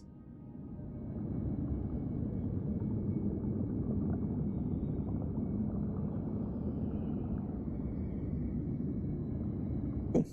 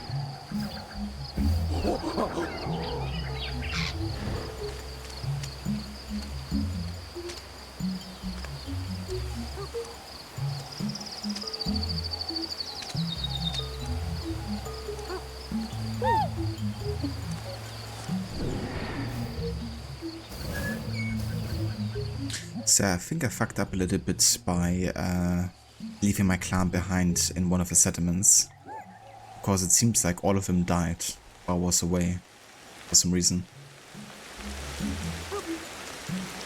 which isn't really good.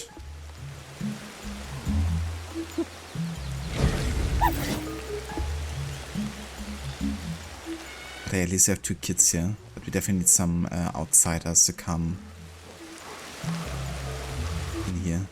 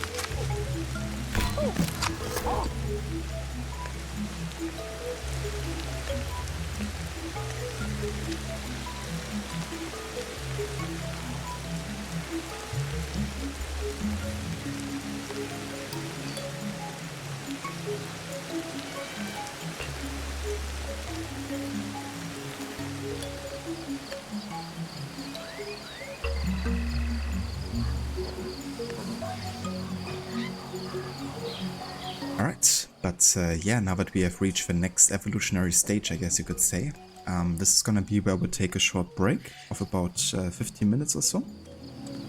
And yeah, then we're gonna continue, I guess, trying to find some outsiders, because I basically have lost most of my clan at this point. But yeah, it's gonna be fine. But yeah, we're gonna take care of that here after the break. So catch you guys in just a few.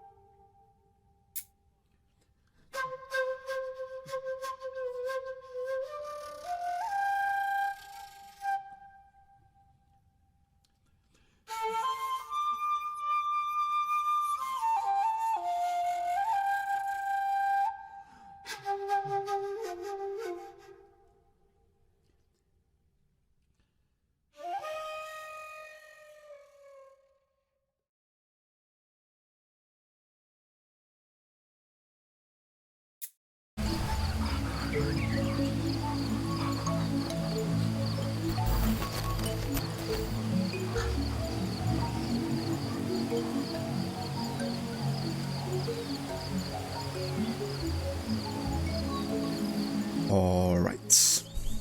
welcome back to more of Ancestors, the Humankind Odyssey. And yeah, we just evolved into the next stage here in human evolution. And we also lost most of our clan because I essentially abandoned them. Not realizing that I would still like save them as part of my clan. So we're kind of like starting with a couple now again at this point. And what we really have to do is now find some outsiders to join our clan and create a strong yeah, lineage, I guess. Oh, that's actually a hominid already. Yeah. Not a clan member.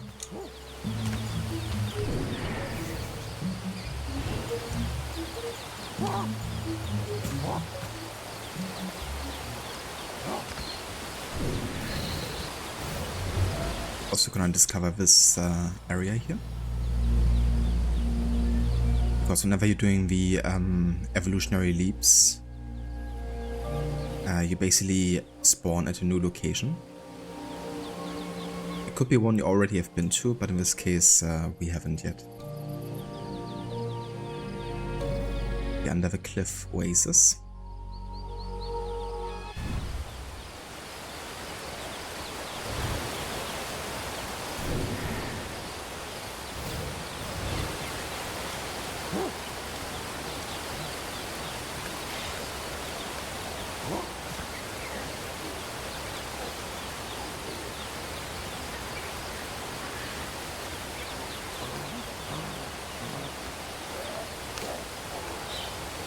You want some food?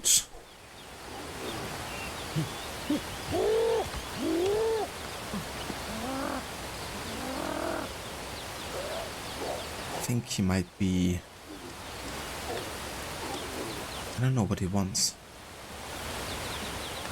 Let's have a look around.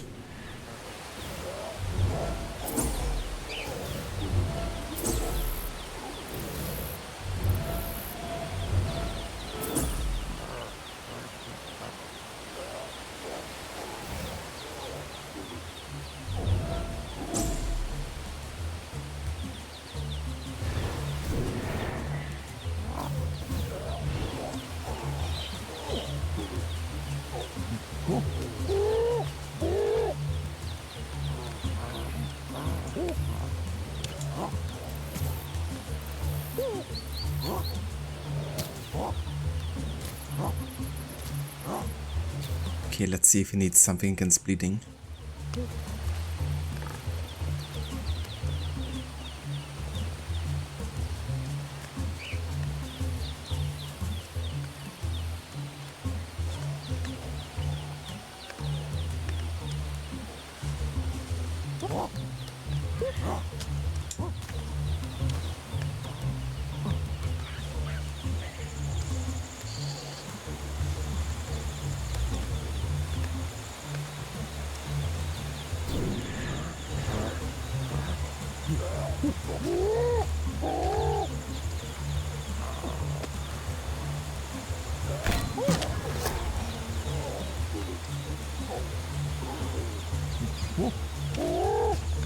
Okay, that ain't it either.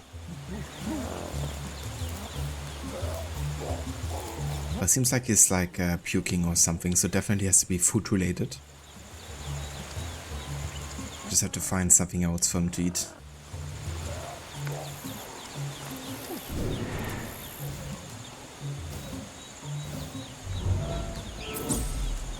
That's another hominid.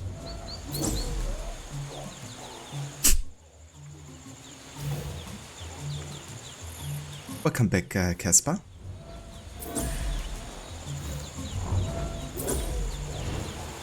Or maybe let's grab one of these fibers here.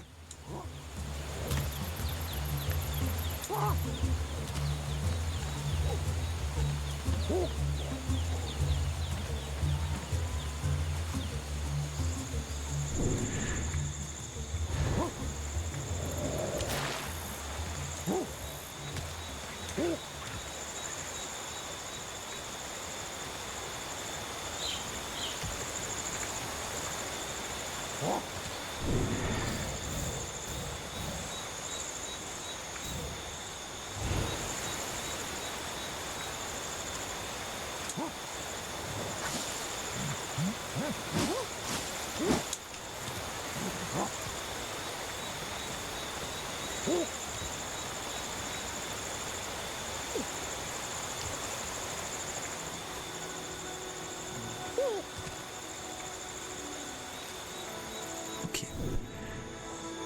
That is one.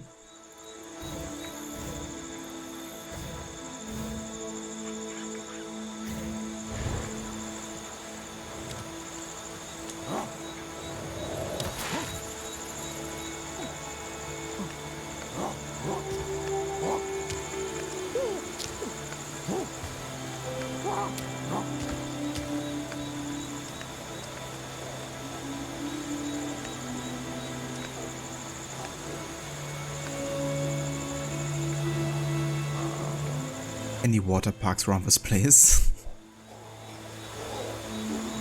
I think these hominids would have a good time with it. Some nice water parks would give them a break from the constant everyday life of survival. Okay, doesn't want that either. What do you want?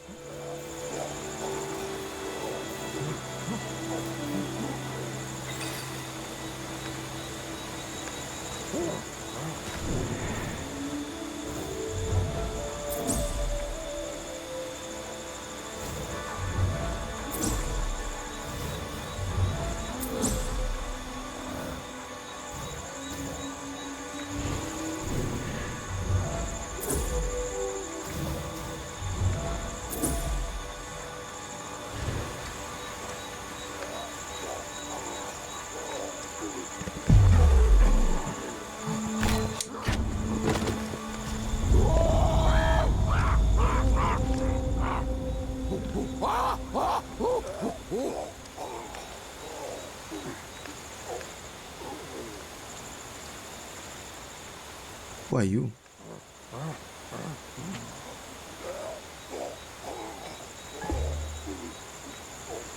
Oh, I think I kind of caught my mate here, didn't I? You wanna have this? Nope. Doesn't wanna have it either. Also, hey there, Miso. Welcome in. Thank you so much for the raid. Oh. Shit.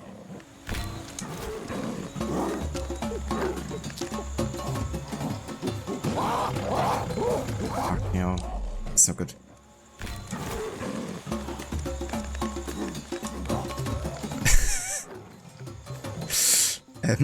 Yeah, how are you guys doing? Let me pause real quick. And yeah, how was the stream? What did you play today?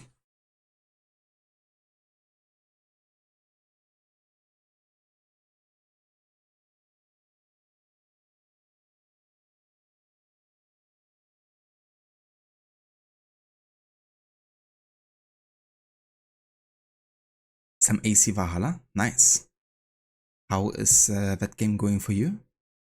And yeah, I'm doing quite well. I'm playing a bit of Ancestors. It's a game by the Assassin's Creed creator, actually, the initial one.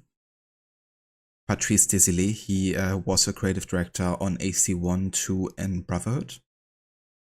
And yeah, he created this game about like the human evolution, I guess, starting 10 million years ago, going all the way to 2 million years ago.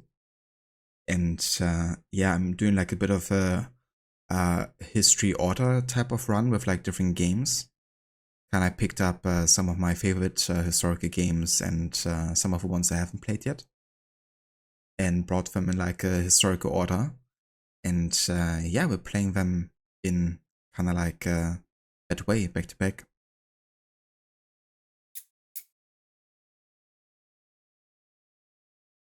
Just working on the Valhalla plot still. Yeah, Valhalla has so much content, isn't it? It's also the longest AC game out there in terms of like, yeah, how much content you have to do. But I'm glad that you're liking the game, because it's also a game that I quite enjoy playing. it just, yeah, it's huge. There's just so much. I'm not entirely sure what is required for the 100% or like the platinum. But I did finish the game 100% before. And yeah, it took a long time.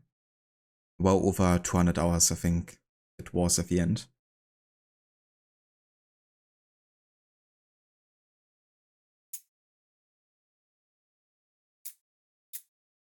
But still, very good game. I like Valhalla. I have a bit of an issue here. I think my mate is following me here on this tree. But we definitely got attacked and we're bleeding bad.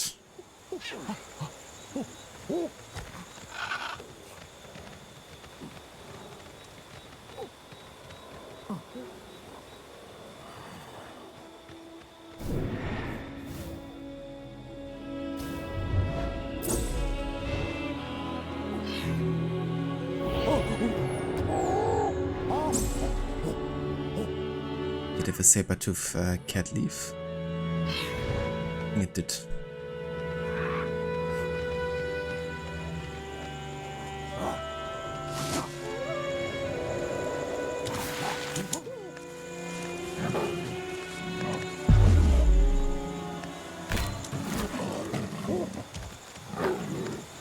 Oh, not quite.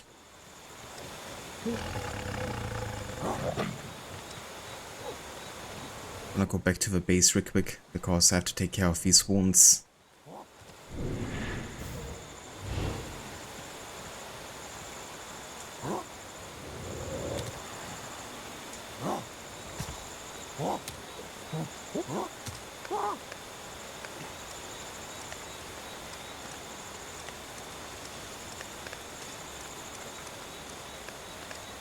So have you ever seen or heard of this game before, Miso?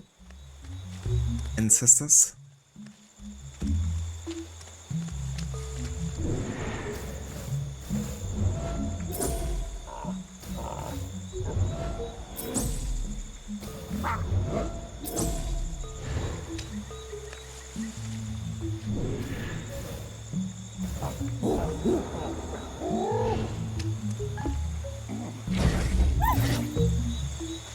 Okay, we gotta treat our bleeding here. Can alter this herb.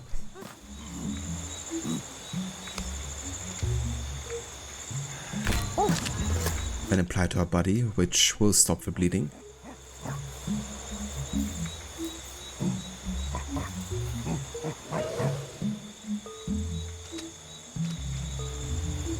And then I would say we should go and take a rest. Sleep for the night.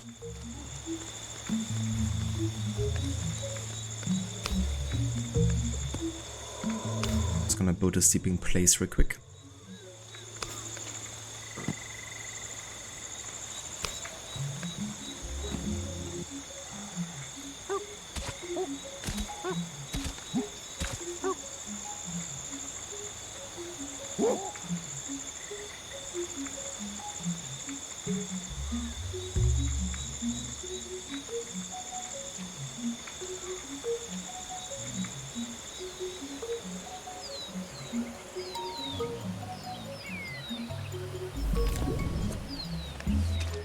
Okay, we need food and water. You seen a little? Nice. Yeah, if it wasn't for the AC creator to actually develop this game, I'm not sure if I would have seen anything of this yet. Maybe just on the side, I guess, of like people playing it when it was released. It very much feels like a niche kind of game.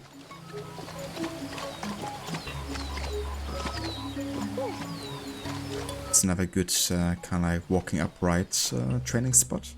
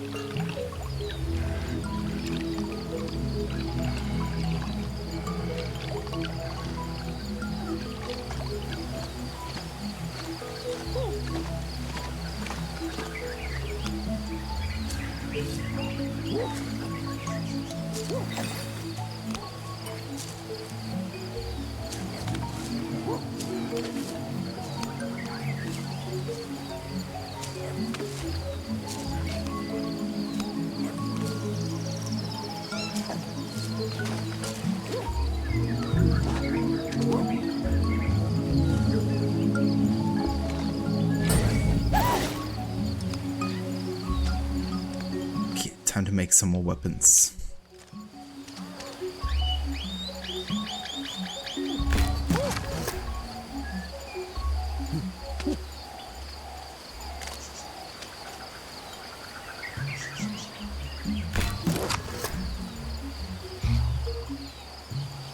I think I'm just gonna stick together with us two here now.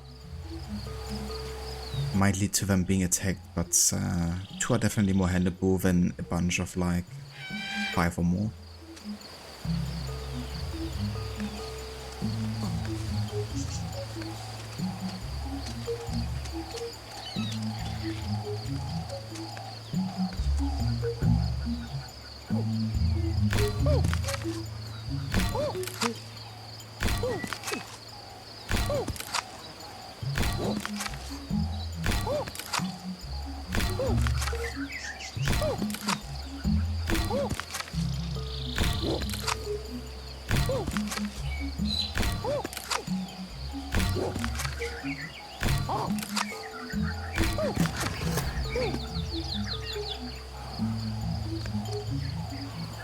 Let's trade items. Make another one.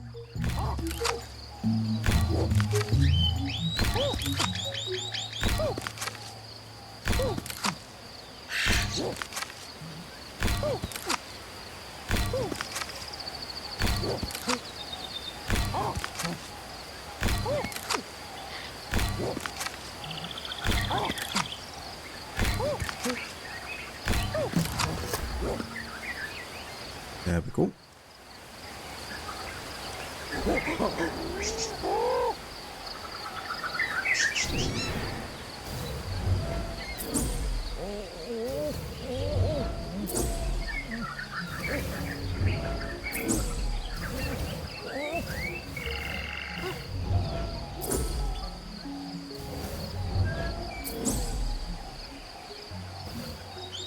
I like the fact that they're both standing up currently to kind of check the environment. Give them like a height advantage. Also, let's have a quick look if I can get some more skills currently.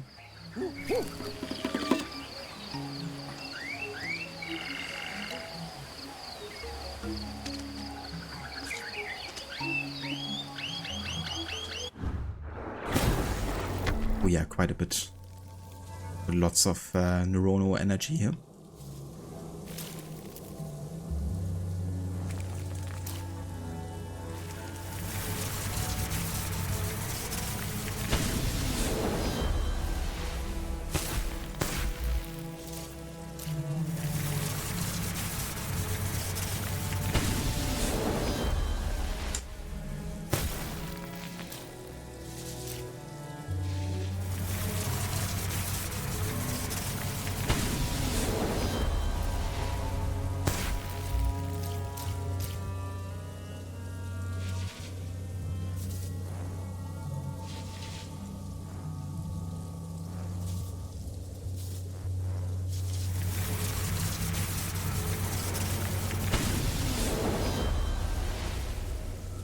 Hey there, Babs. Welcome in.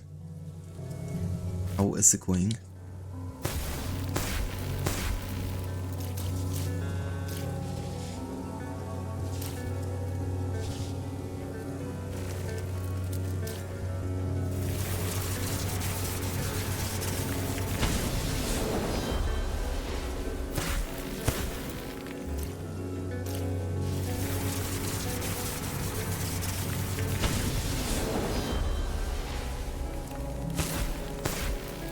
So given that I have to like reskill already like abilities I've already gotten before in the previous generation, I'm not gonna read out every kind of like skill name anymore. However, once you unlock something completely new we haven't ever gotten before, I'm still gonna do that.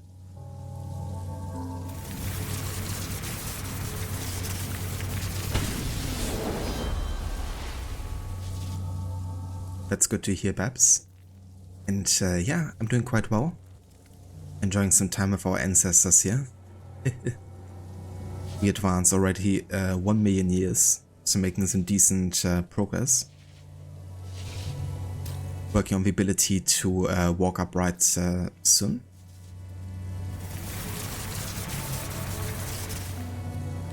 But yeah, doing baby steps.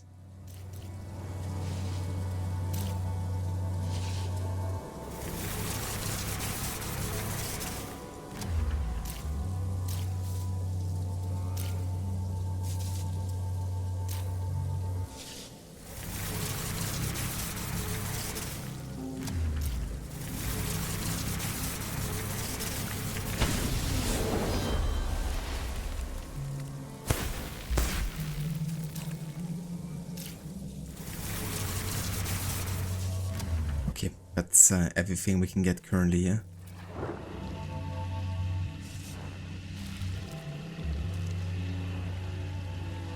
Hey Vashilla, welcome in, ahoy.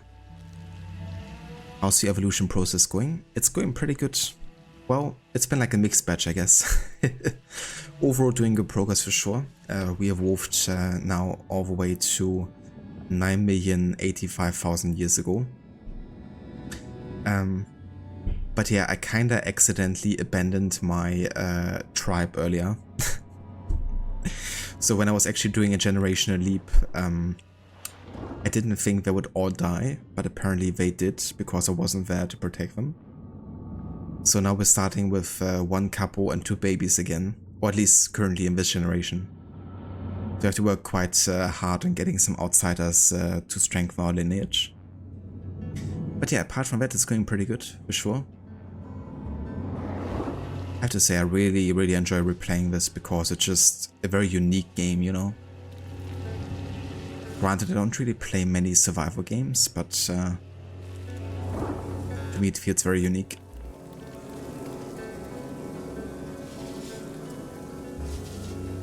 But yeah, how are you doing, Shilla? I hope you're feeling a bit better today. Monkey baby steps, exactly.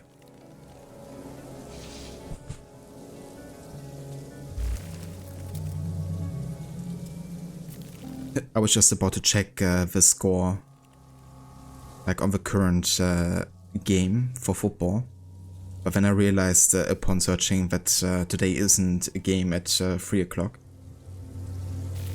Today are only 2 games in the evening. Turkey against Georgia and Portugal against Czechia.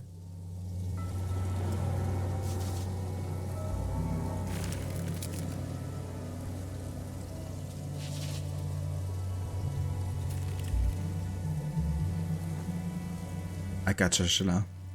Oh, that sucks that you're still sick, but I'm glad that you had a nice, you know, resting time. I can always help quite a bit.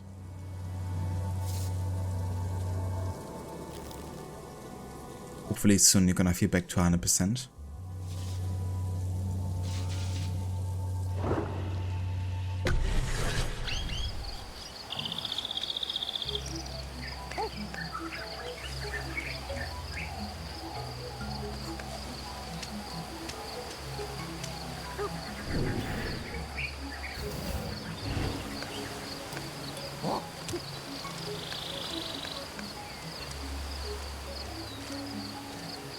Okay, matey, follow me. It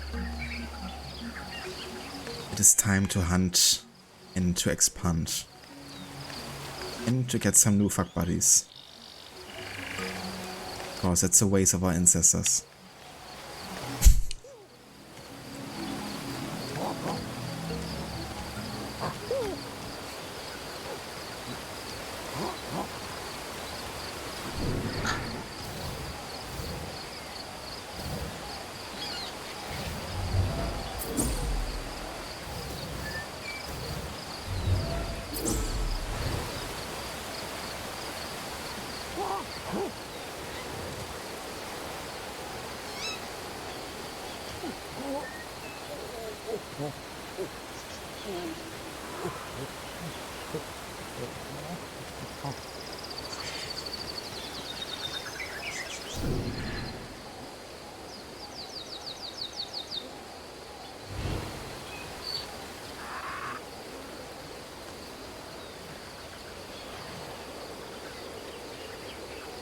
Oh yeah, the concept of this game is really cool and unique, I have to say. That's a great thing with the creator of this game, that I feel like he seems to be really interested in kind of like pushing some boundaries and also like trying to find his niche. Did so with AC1, I think. And he also did with this game for sure.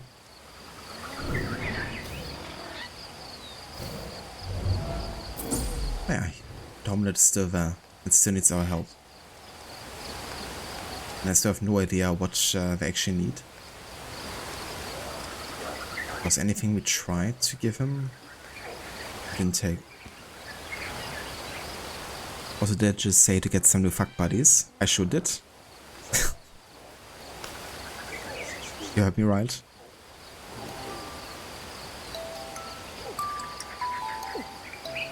I can't alter this. Not sure if I can maybe grind this. Let's grab these 2 granite stones and smash them together. It should create like a grinder energy.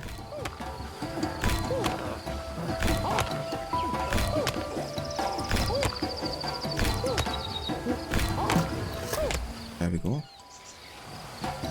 Let's drop that. Oh. You bastard.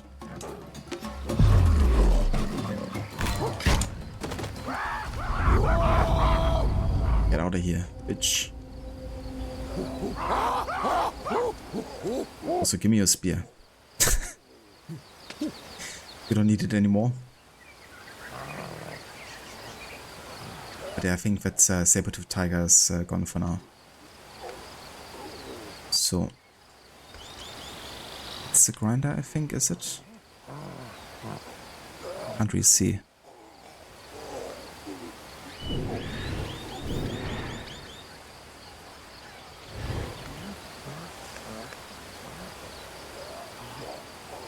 Doesn't seem like it is. Was it this one?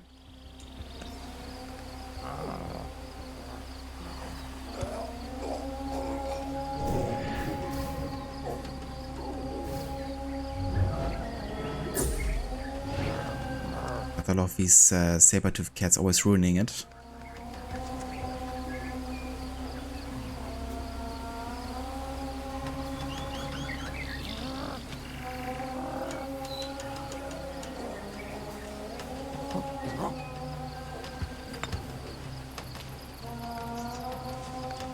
I can actually make a stack of these. Can I construct something out of it?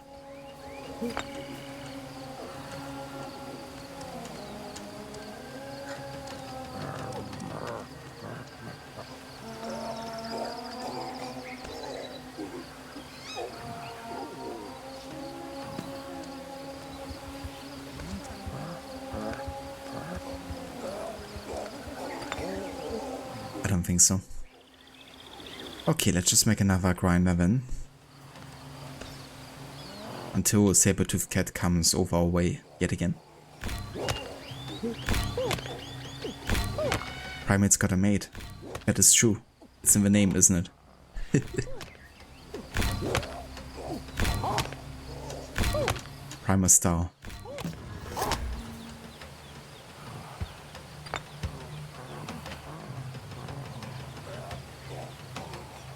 Can I do something with this?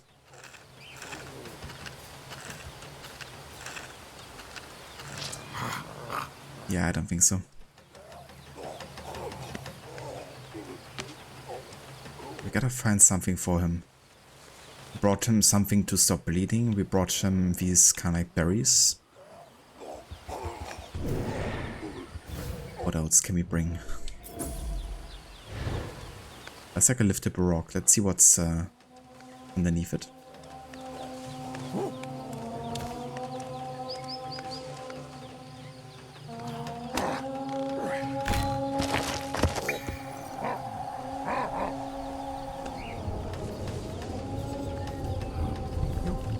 Ooh, an emerald. Or something. Precious stone. I mean, precious stone I think is always really good for like any person you wanna like recruit. Let's see if that does anything. Yeah, it's basically like a cheat code. So now this dude has joined us as well.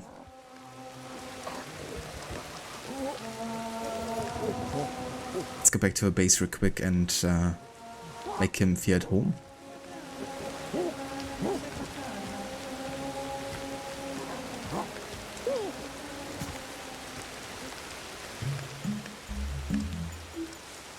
Okay, nice. We got another clan member. That's a start.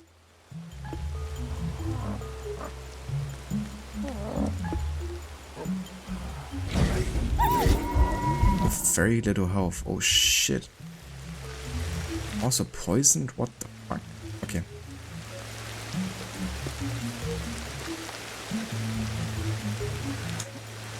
Let's stop the bleeding first.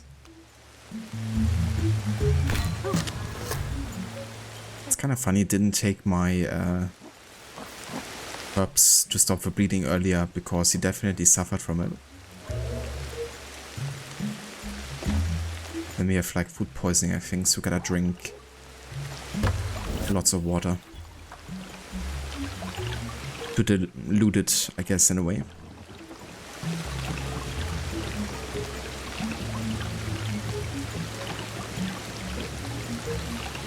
There we go. Now it just needs to rest a bit.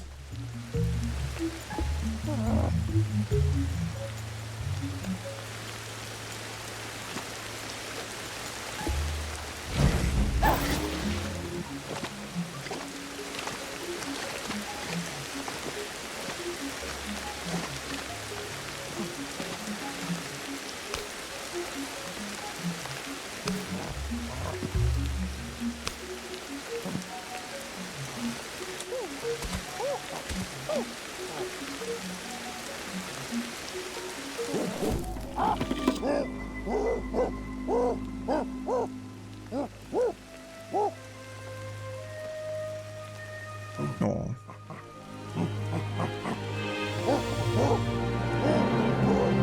New clan member, yay!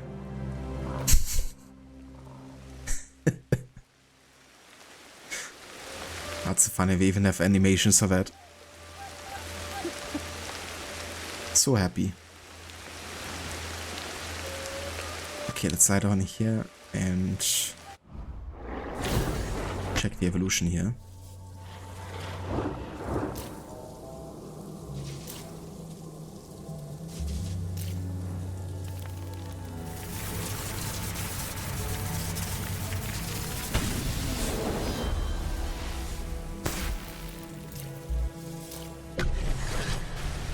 Alright, time to sleep.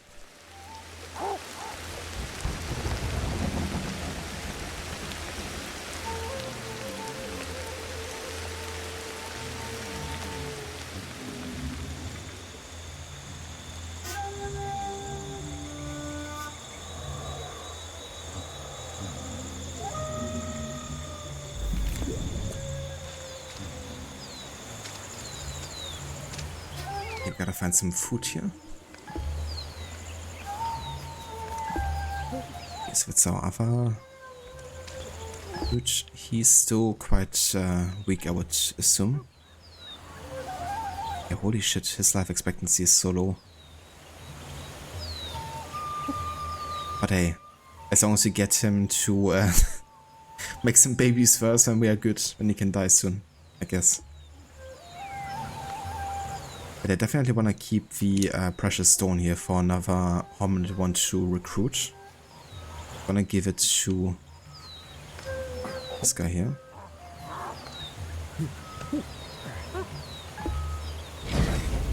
Now he's gonna take it in his left hand and grab one of these sharp sticks. And our mama here, we're gonna give another sharp stick, I guess. And some food.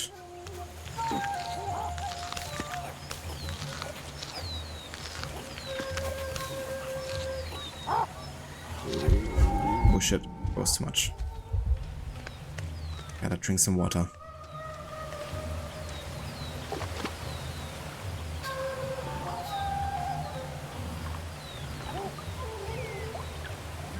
We could also keep training the upright walk here.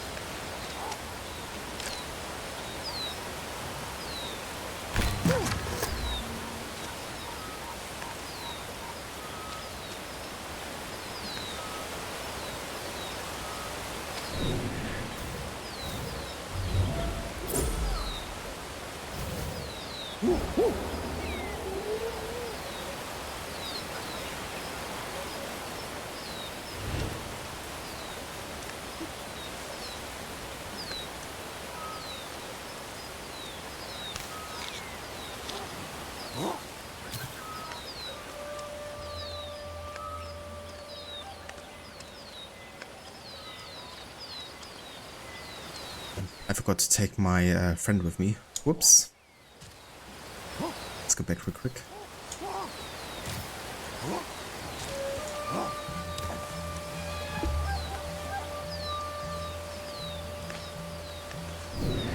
And this suit is not gonna last long.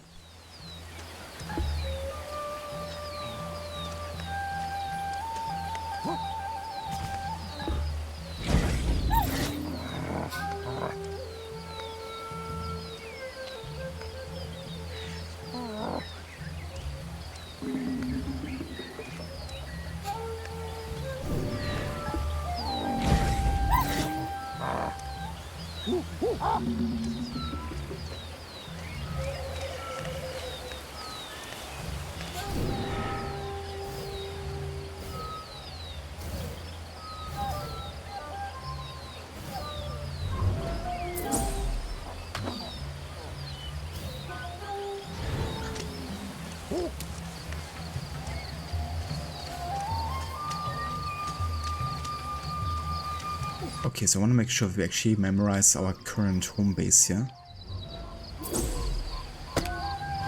So given we can memorize 2 at the moment. And make sure that one of them is always our home base here.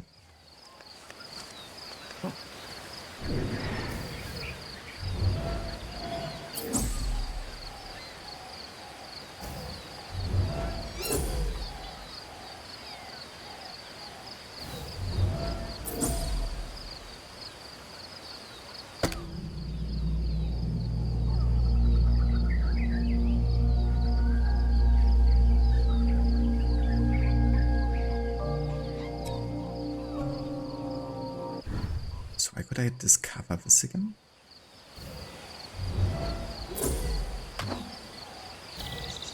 Oh.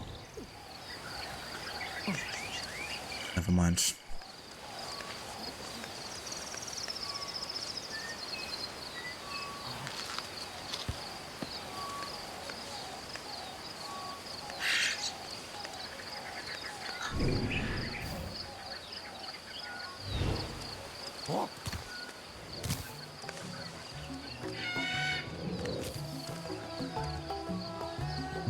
Snake war.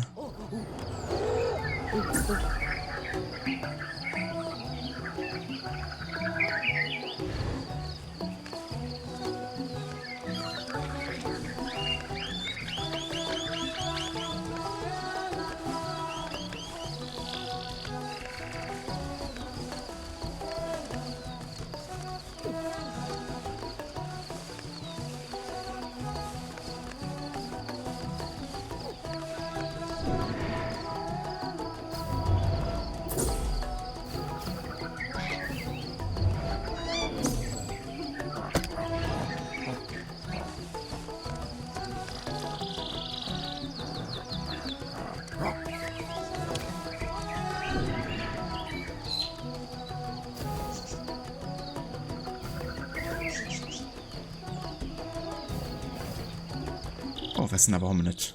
Oh. So let's go over and switch to the male, because here's the precious stone.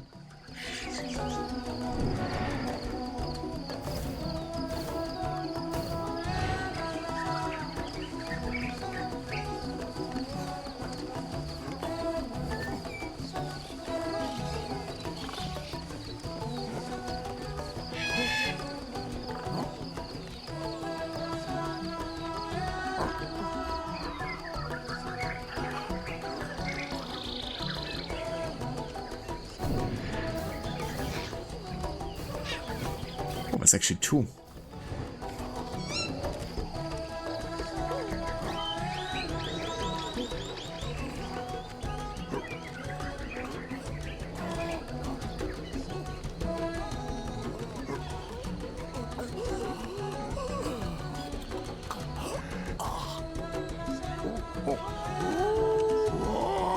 Yeah, it doesn't actually work.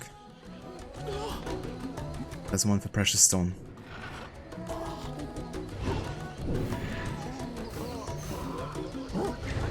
So up there's another one.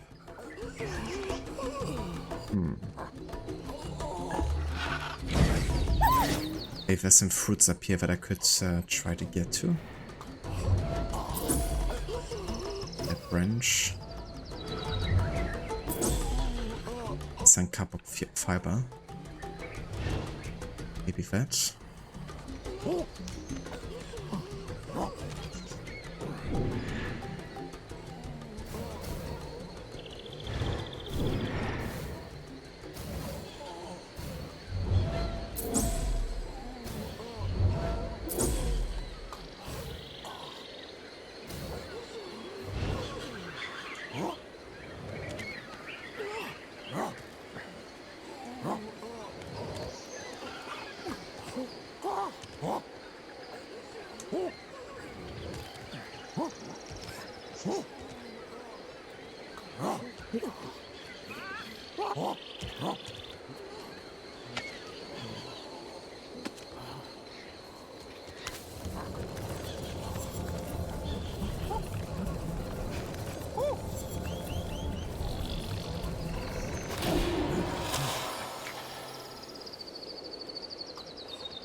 Okay, that's some food that might help that hominid here.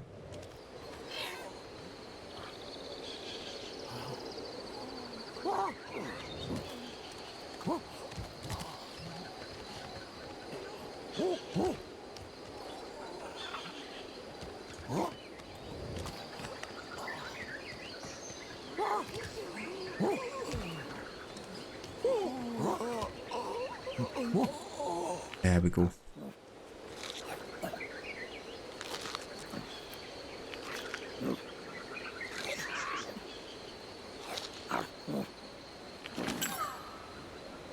Nice.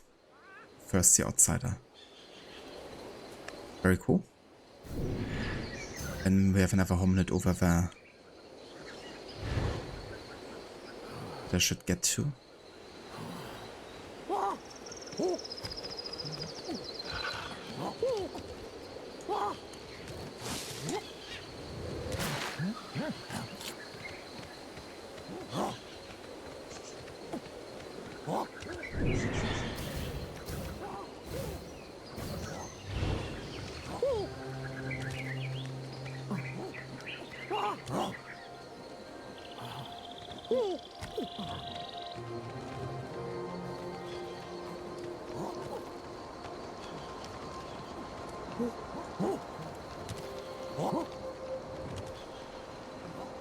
Jesus Christ, I gotta say, like, the feeling for height here is real.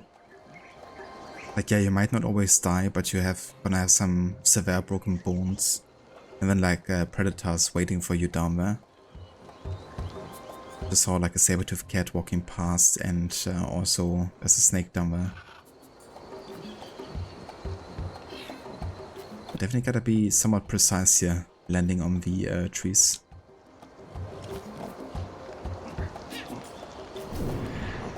Okay, so I want to make sure to have the precious stone there. Oh. Gotta be kidding me. It was totally marked. Right now I gotta go down and retrieve a precious stone. Ah, dear. So yeah, dropping an item and giving it to another person is basically the same button. And he was like marked for a millisecond when I pressed it.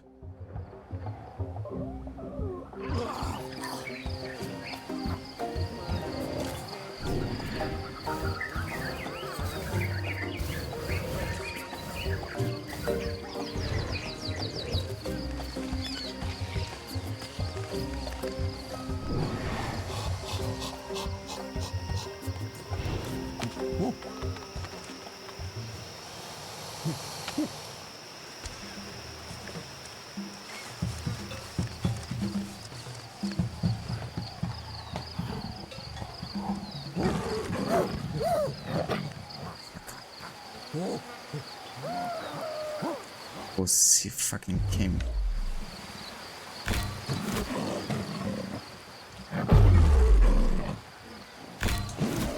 Now I dropped, of course, my stick.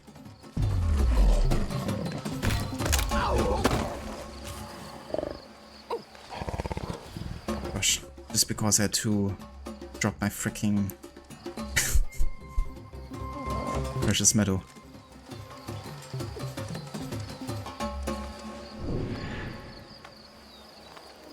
Okay, so where's my precious stone now?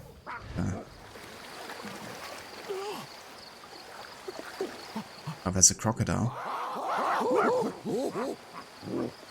Okay.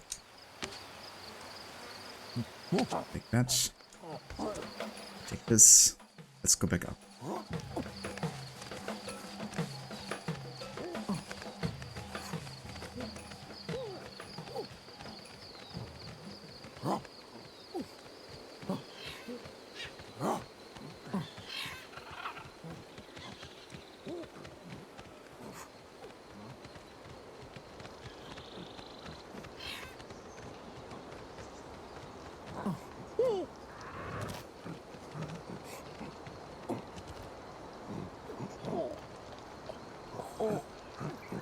I just had to reassure him.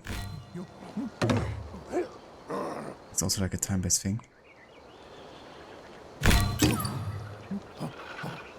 Ah, okay. That's why I dropped my precious stone. I see. Now we have a couple of guys here now. But we really have to take care of a couple different needs. One of them is bleeding pretty bad, so we have to stop the bleeding.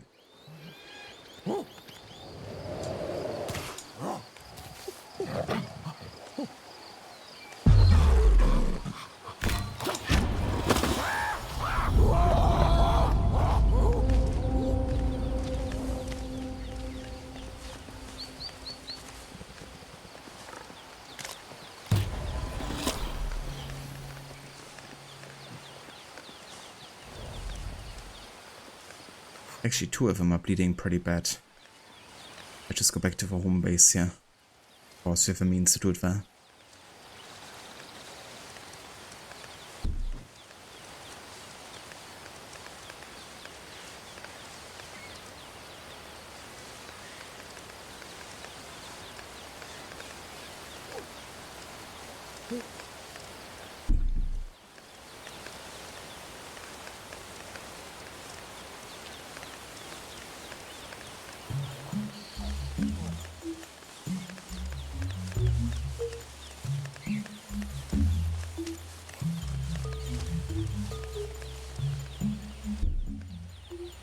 Alright,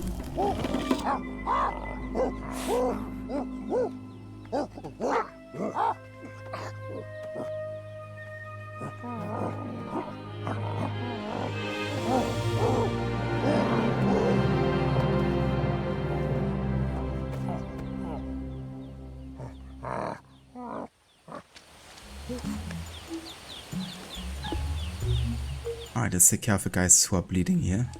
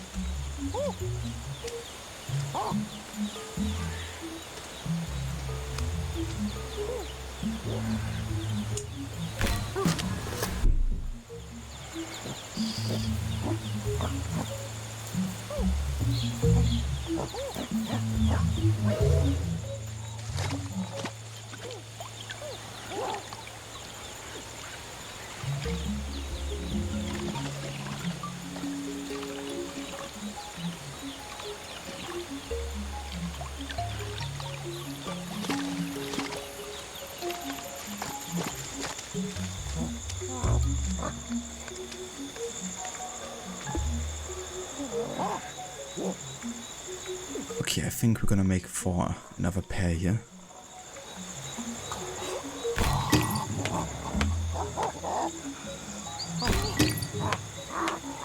Gotta strengthen our lineage with another 2 kids.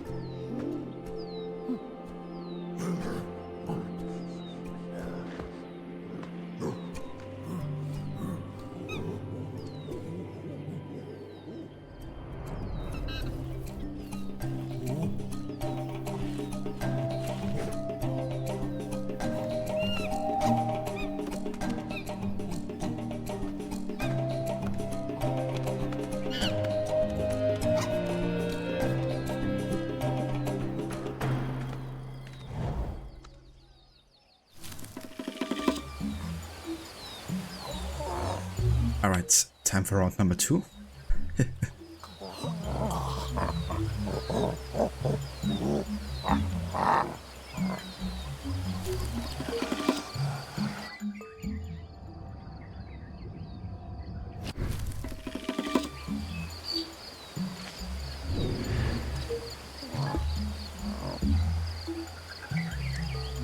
Okay, very nice. I still would like to get another female outsider if I can. So we have like 6 kids we can take into the next generation here.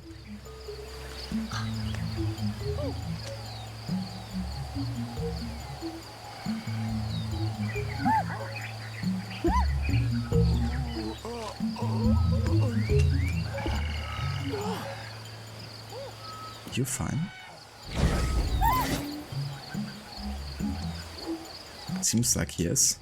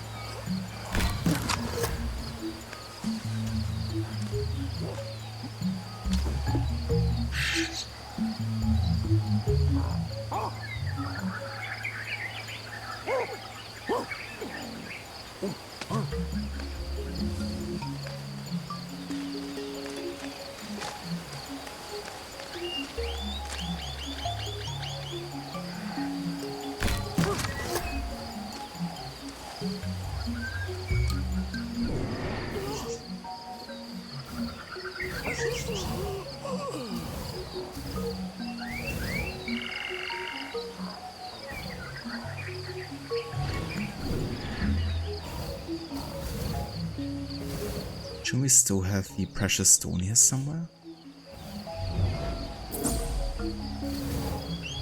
Did lay it down.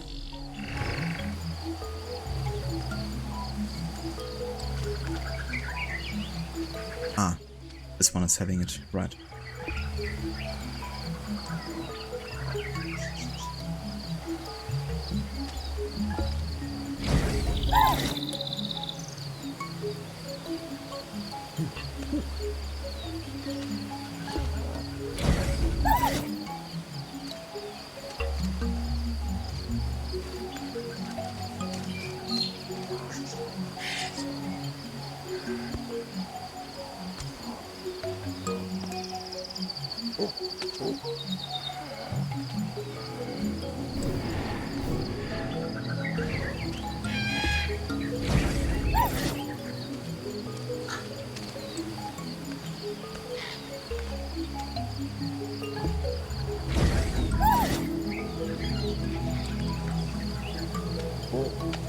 Okay.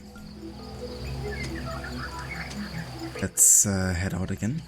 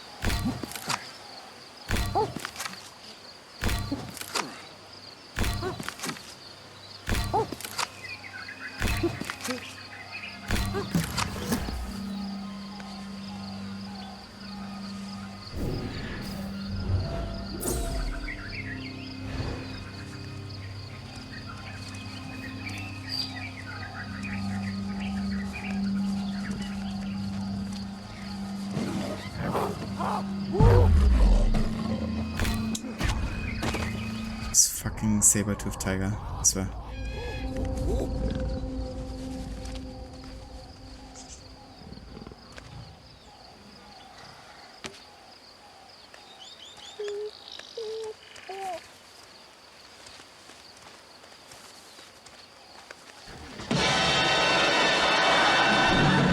Nobody expects the Spanish Inquisition.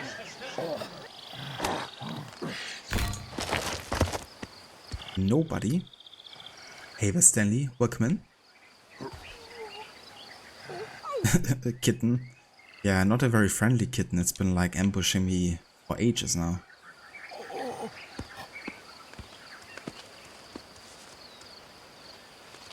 You gotta take care of a bleeding effect here again.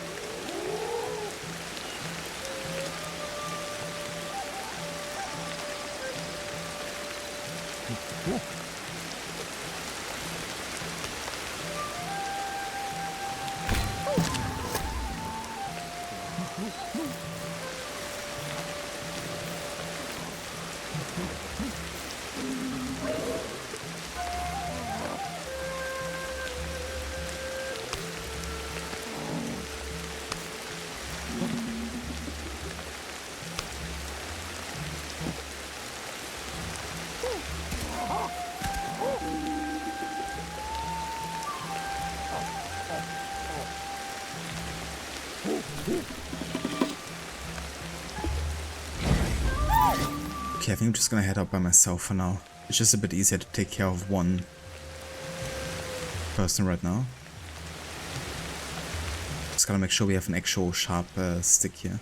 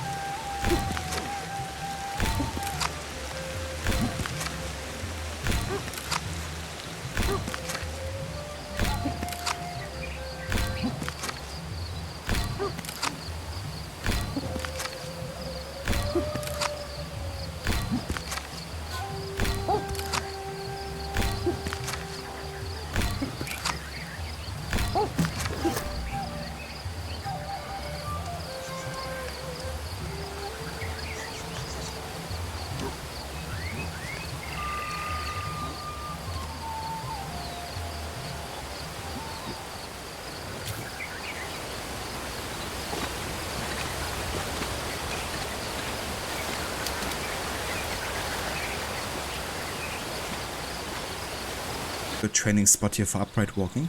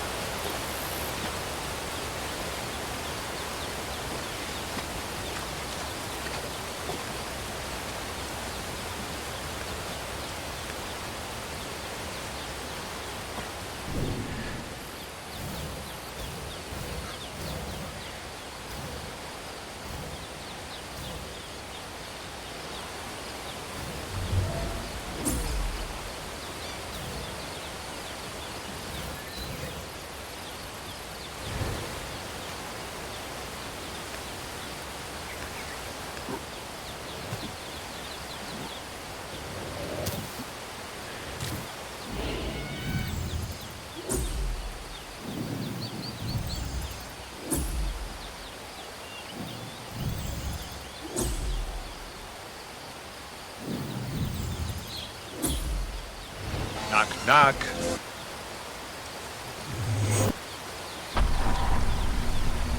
Knock knock. Hey Verrot, welcome in. Senny, how's it going? Thank you so much for the raid, dude. And how was the stream today? Hope you had a good time with more of Chronicles.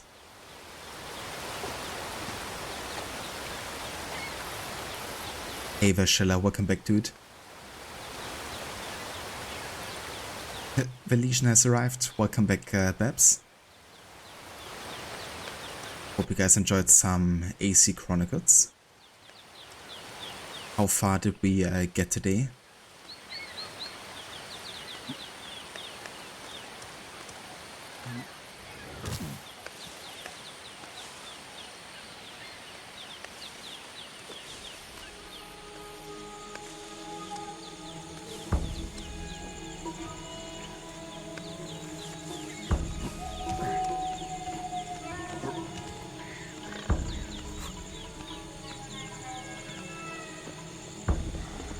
Rod going good, thanks dude. How are you? It was great. You got India done on normal with all upgrades and collector boards. Tomorrow we'll do it on plus mode to get its exclusive upgrades. Oh yeah dude, that's awesome. GG's on finishing the base playthrough on normal. Getting all the collector boards done as well. That's great.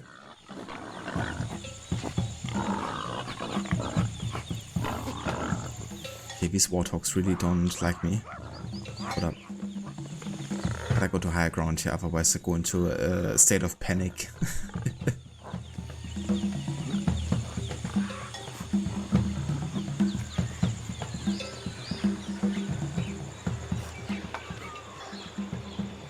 Okay, I think this place is pretty chill. But yeah, that's excellent, dude, on getting it done. Could be wrong, but I think India is also like a bit shorter overall, isn't it? Because it's like more missions with kind of like time time-based escape kind of like missions, which I honestly quite liked. The amount of like tomb-like missions in India. How's the monkey business going? It definitely is going. We're still looking for Chimply. But yeah, no, it's going definitely quite good. We progressed all the way to 9 million years ago in terms of like how many evolutionary feats we've seen and unlocked so far. So I progressed 1 million years already out of the 8 that are gonna be in the game. And yeah, I accidentally abandoned part of my clan earlier, of my tribe. And then did like an evolutionary gap, or leap I guess as well, which kind of led to all of them dying. So I kind of like started with 1 couple and 2 kids in the next generation. So now I was just mostly busy kind of like getting some outsiders into the clan so we can kind of like strengthen our lineage a bit more with like new kids and stuff. But yeah, I didn't realize that if you settle on another settlement and you leave your clan on another settlement, that it can lead to them just straight up dying. So yeah, I had to relearn that the hard way.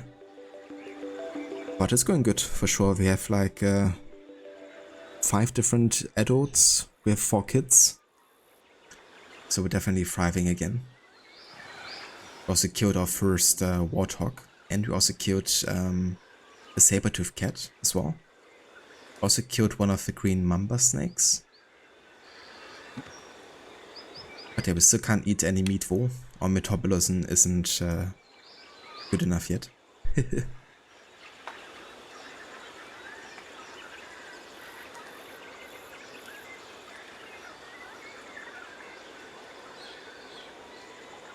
Also, what's with all the bots here? Thanks for taking care of them, Rod. We did some of the challenge room stuff to make you stream a bit longer, because it took you under 2 hours to get done what you had to do. I don't blame you. That would be a nice way to kind of like extend the session a bit more and check out some stuff that you maybe haven't done yet as part of a stream. But 10 sequences where China and Russia have 12. Yeah. And I guess also the more time-based missions where you don't really have to stealth but just run also help, I think, with keeping it shorter sometimes. Hey there, Frodo, welcome in. I am from Germany. How's it going? I guess you just had to be a bully chimp. Exactly. Gotta bully all the other animals here. You can actually do something of the likes. You can intimidate them by like screaming very loud and just waving around your weapon and stuff. And sometimes animals will actually get intimidated by it. Then the more clan members we have to kind of like do it with us, then the more likely they are to be intimidated.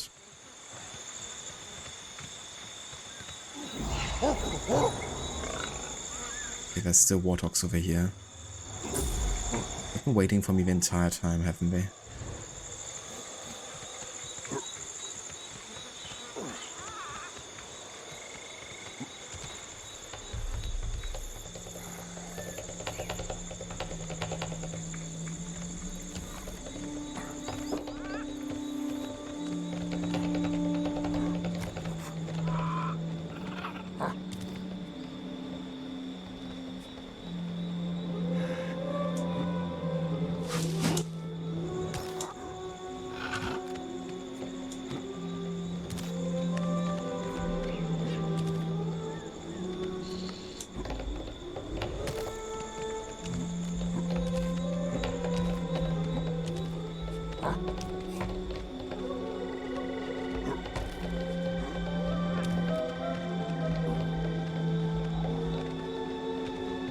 Thank you for redeeming history time, Rod.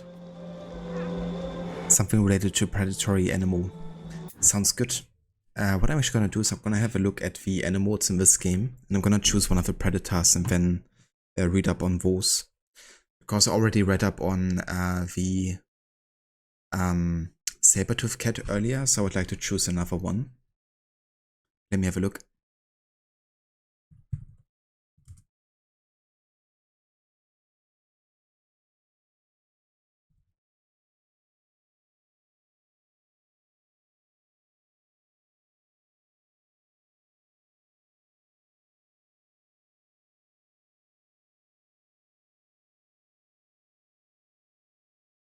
Oh, I guess we could read up on the crocodile. At least the specific one in this game. For Bjarnason's crocodile. That's what it's called. Let's have a quick look if I can find something about that.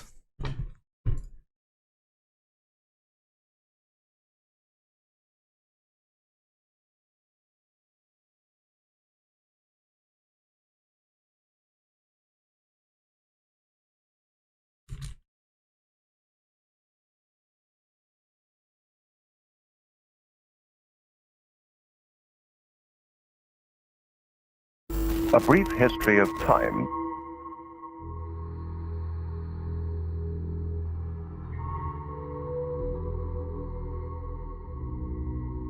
The crocodile, do we need to research it? We know already that he's a great streamer. Oh, maybe gonna learn something more about this particular crocodile.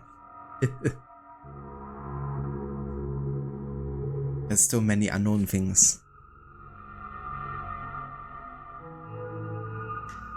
So, the Crocodylus forbjarnasoni is an extinct species of crocodile from the Pliocene and Pleistocene of the Turkana Basin in Kenya. It is closely related to the species Crocodylus anthropophagus, which lived during the same time in Tanzania. It could be known as the largest known true crocodile, with the largest skull found indicating a possible total length up to 7.6 meters. It may have been a predator of early hominins. Yeah, so that's actually a cool connection here to ancestors.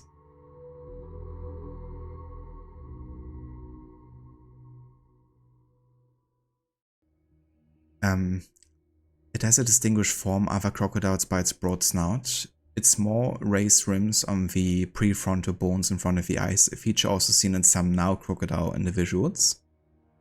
The squamosal bones from raised rims along the sides of the skull table, similar to the crests in Anthropophagus, but much smaller. It's one of the largest known true crocodiles here.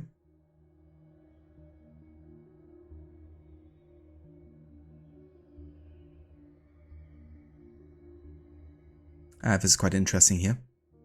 Direct evidence of crocodilian predation is known from bite marks on hominin bones from the Olduvai gorge, and these marks were likely made by the closely related crocodile Anthropophagus, which also means human eater in Greek. No hominin bones from the Turkana Basin bear crocodilian bite marks, so there is no direct evidence that the forbjarnasoni preyed on hominins. However, modern Nile crocodiles are known to consume adult humans, and since it was larger than any Nile crocodile, it easily could have eaten small-bodied human ancestors. Rochu and Storrs hypothesized that the lack of bite marks could have been due to hominids' awareness of crocodiles and ability to evade them, explaining that this conflict eat and drink, but maybe die, was presumably foremost amongst the concerns of our predecessors felt when approaching ancient waterways inhabited by the Crocodylus forbjarnasoni. Another explanation was that it may have eaten hominins whole without little need for biting, since it was much larger. I think that's honestly likely, considering it's considered to be one of the largest, crocodiles. That it would just swallow the human whole, or just pretty much eat everything of it. Whoever got bitten likely died.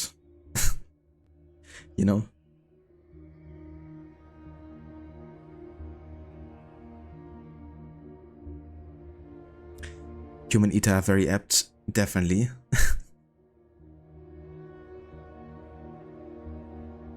Rumor said it's mandatory for kindergarten in Australia to outrun alligators and crocodiles. I don't know about that. Maybe Rod can enlighten us about about that particular aspect.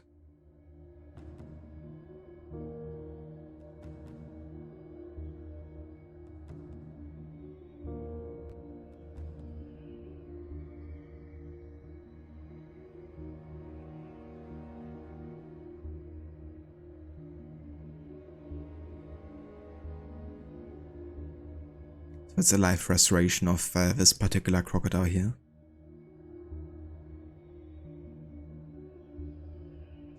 Alright, so much to history time. Thanks again for redeeming this rod.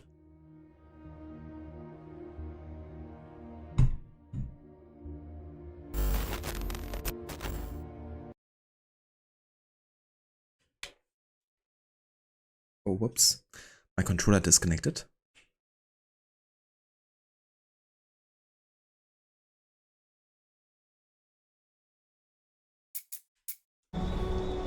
Alright, so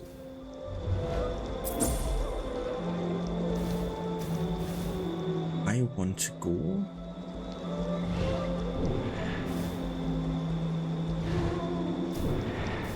over here.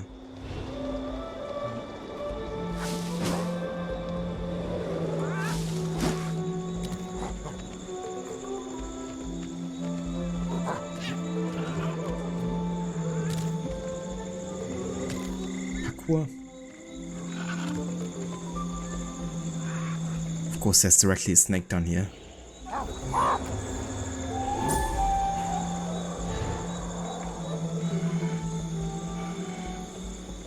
Yeah, this place is full of dangers, I tell you that.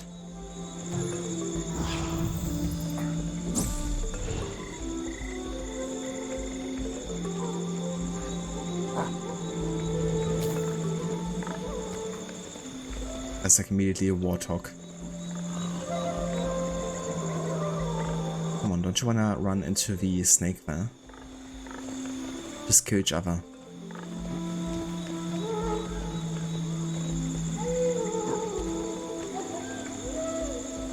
No worries for reading that rod.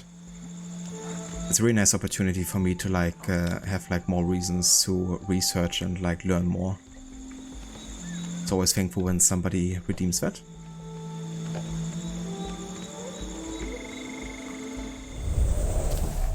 Okay, that's a fear zone here. So we gotta like find stuff and interact with it to get more familiar with this place.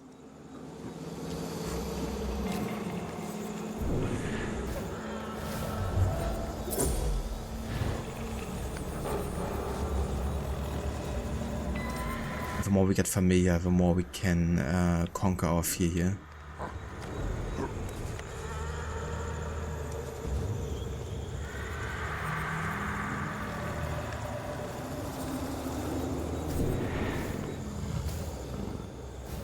I think there's an actual saber-tooth tiger nearby, wo.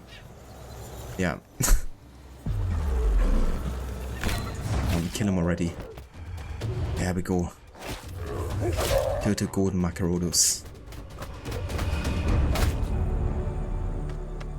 But that dude already took like so many spears.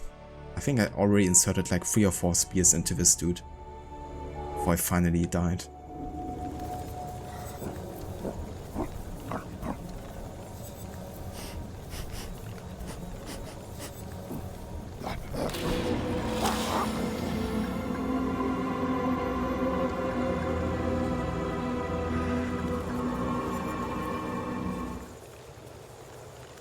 So I can call my clan here, can I? Don't really want to right now.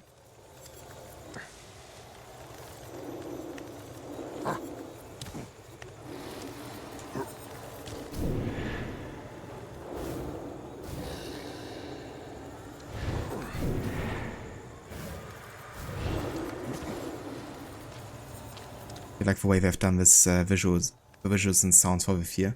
Me too. I think it's really effective for sure.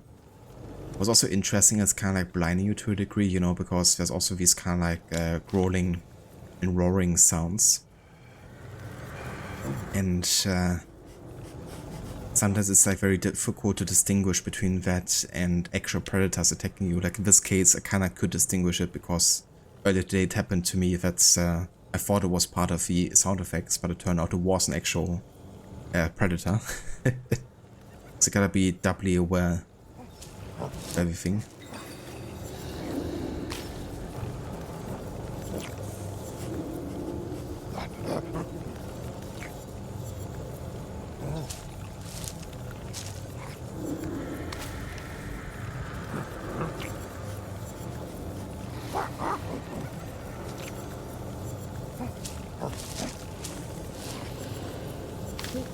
So the more we pick and investigate and eat, the more we can conquer our fear of this place, because we're getting more familiar with stuff we already know.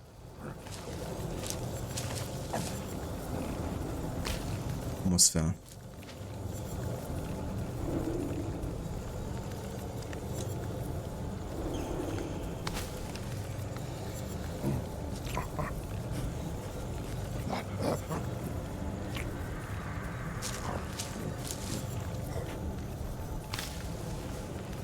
I can tell you, this game can definitely stress you out and make you quite paranoid about what's gonna happen next.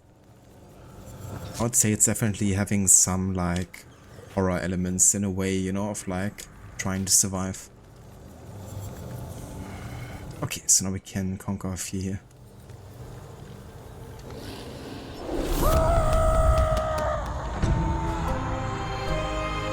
Don't punch the kid, dude.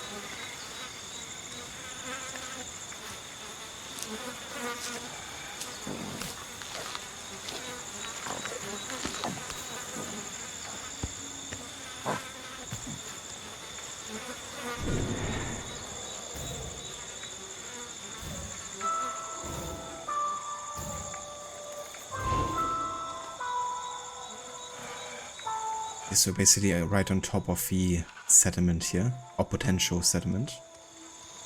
I would like to build a sleeping place and just rest for a bit. Also check the evolution stuff, because you have a lot of energy to spend on new skills.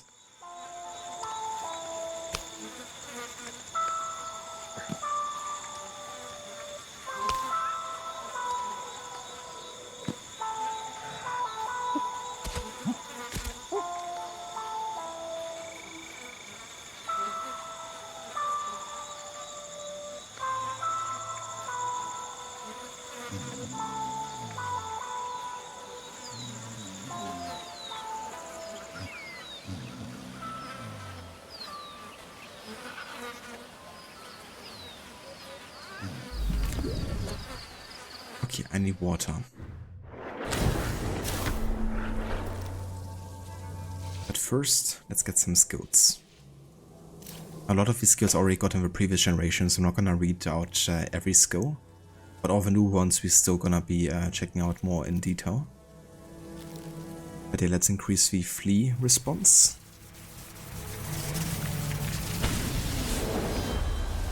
That's one of the things about horror that can be interesting. For example, Wes Craven in coming up with what weapon Freddy Krueger would use. Look to predatory animals that have claws, taking something humans have a deep rooted fear about and using it in horror. That's, I think, a very smart way of doing it, because a lot of our fears we still have nowadays are kind of like rooted in, you know, like evolution, or just like kind of like coming from a primal, you know, kind of like perspective. So there's just some things that will, you know, trigger most people to kind of like have a fearful response. And that could definitely be one of them for sure. In my case, my horror movie would be about someone almost falling to their death or something from a great height. It's like my primal fear. Fear of height.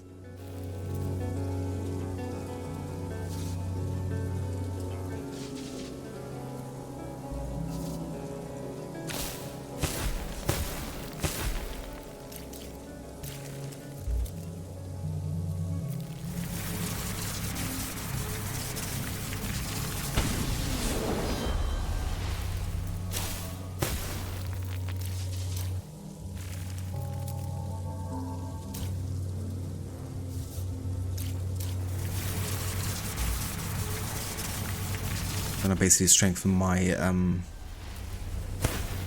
fighting abilities here because I'm encountering so many predators, and the better we do this, faster we can kill all of them.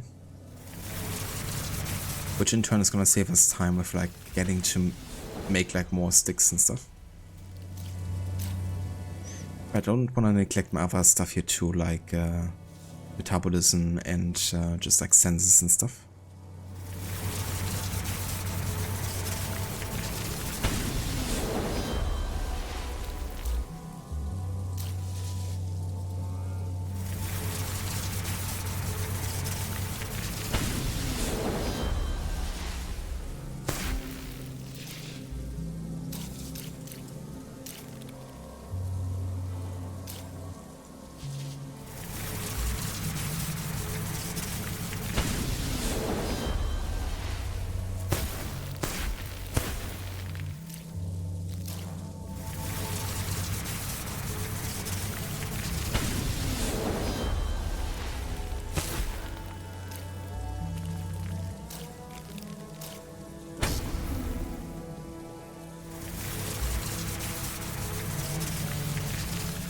Oh, so close.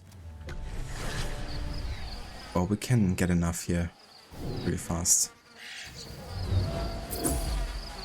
Just gotta scan a bit.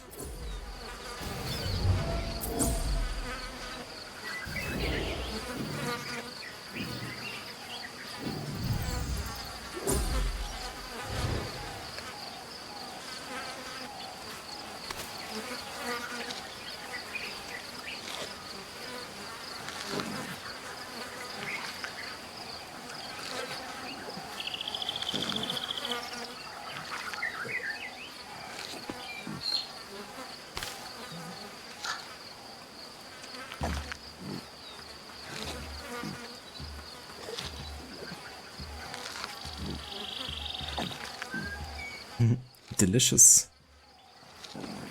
Lead to some creative ways of telling stories in horror. You'd be afraid of falling from a great height that meant dying, or being severely injured if nothing good to break the fall is present. Yeah, that's pretty much my fear, you know.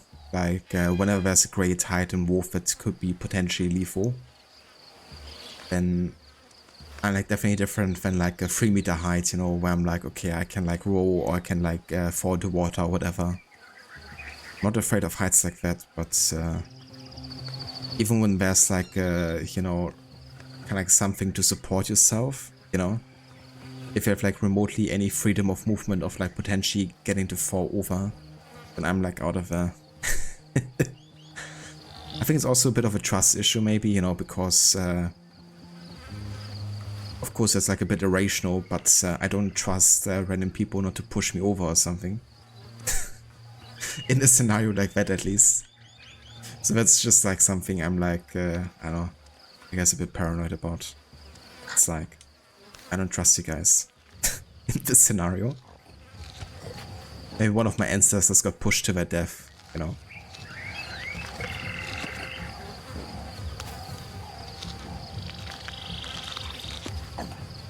I mean, that's true as well, you know. There's certainly some people who would probably do that. Even if they're very rare.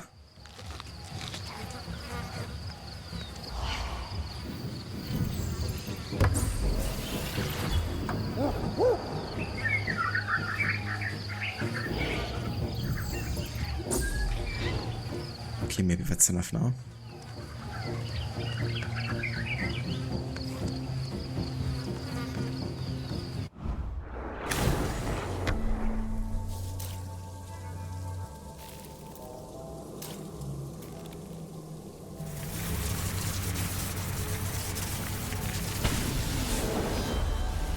Indeed.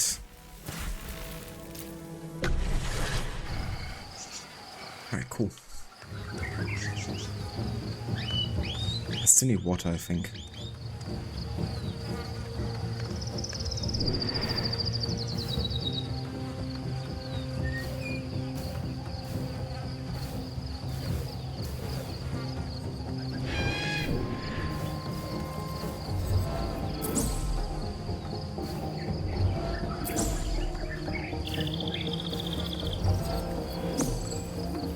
Oh, it's like a bee's nest.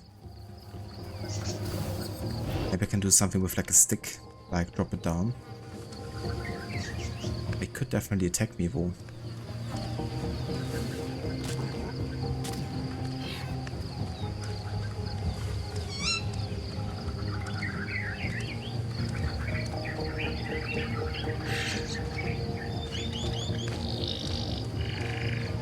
It seems like a branch or something. There we go.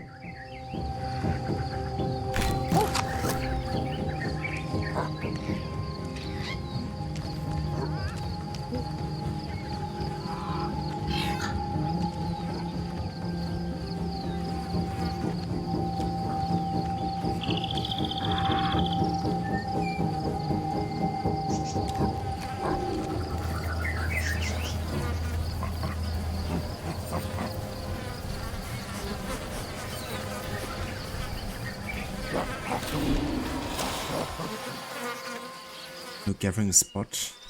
Beehive. Yeah, they're attacking me.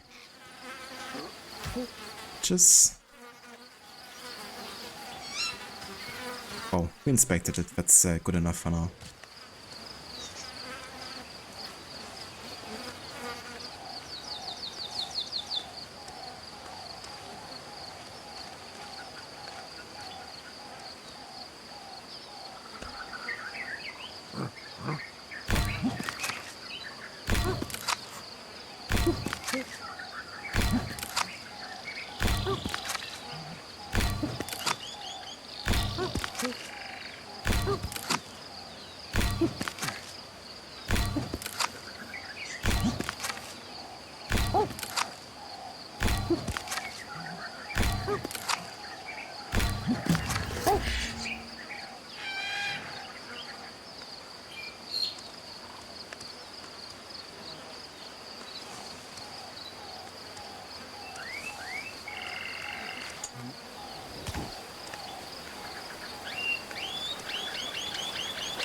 Nice, some water.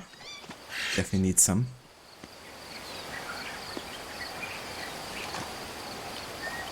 Gotta stay hydrated.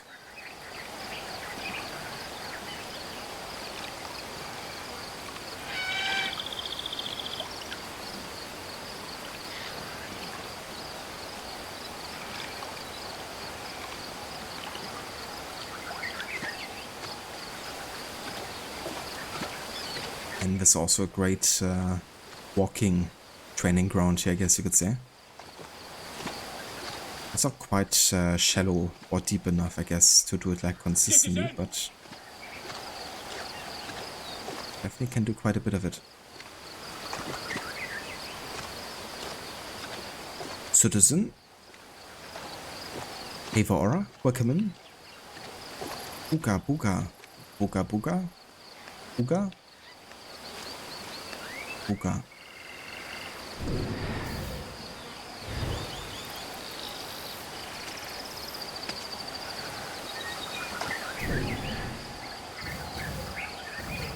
It was how are you today in Ooga Booga language.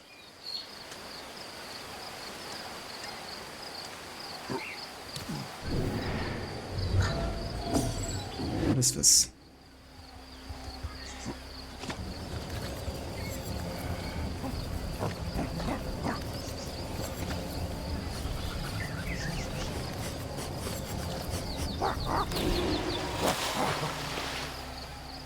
fishing spot. Ooh, cool. Let's poke a bit then.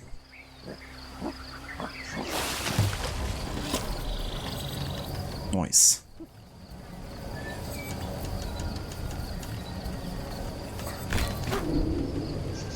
What do we find?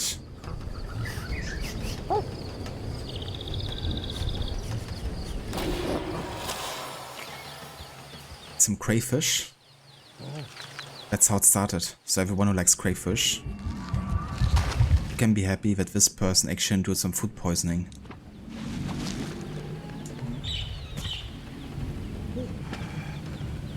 Not sure if water actually does anything against that, because I think it's more than just food poisoning.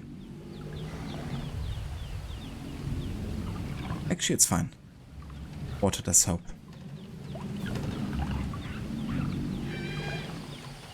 But yeah, by eating stuff we couldn't really stomach yet, we will eventually train ourselves to become,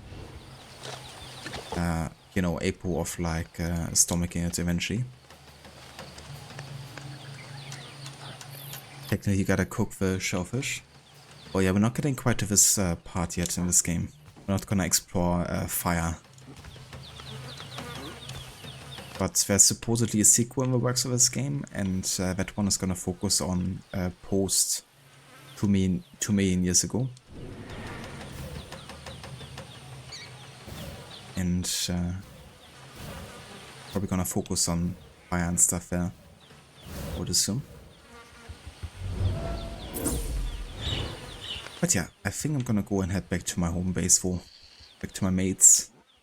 I think we're pretty much ready to get to the next generation and lock in some skills and also advance time a bit more.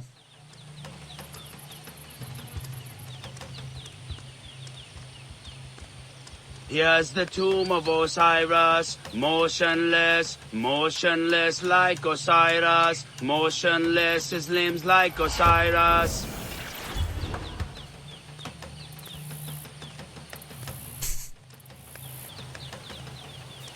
Tomb of Osiris is everywhere.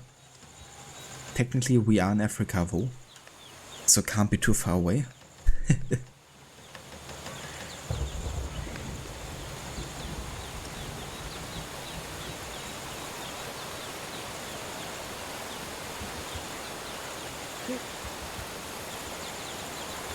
Technically you gotta cook the shellfish, parasites and the likes live in them. Ah, I see.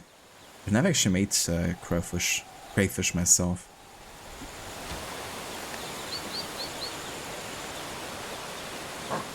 But that makes sense that cooking it is recommended.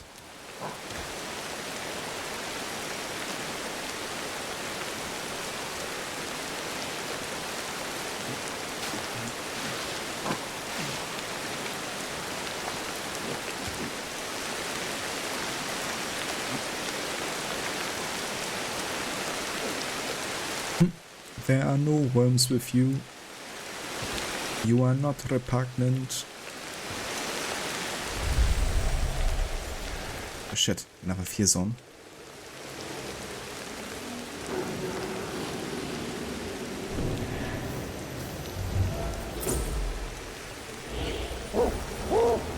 It's yeah, there's some predators here. There's a snake. And another one. Okay.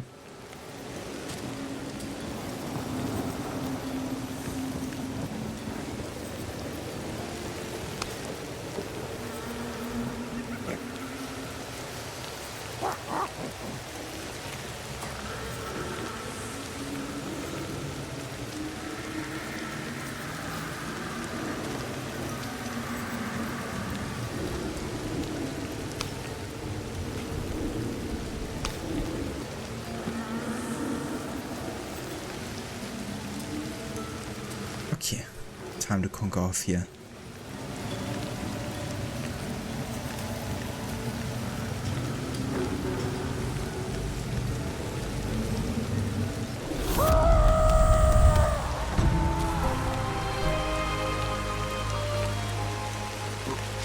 Oh yeah.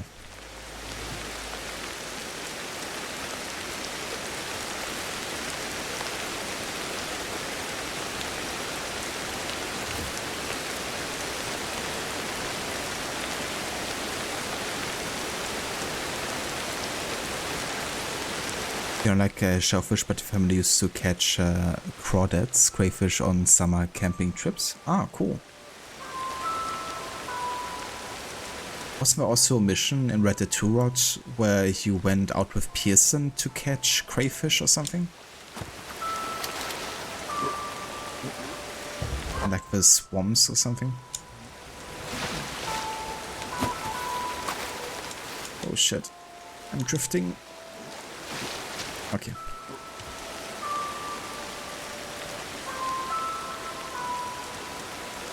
Corruption. That's right. Yeah.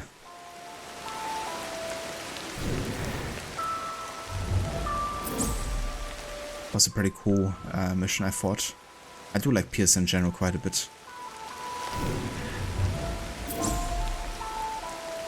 First, I didn't think I would like him so much in the beginning of the game. But he really grew on me.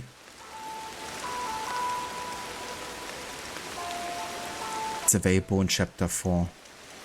But that's the Saint Denis chapter, isn't it?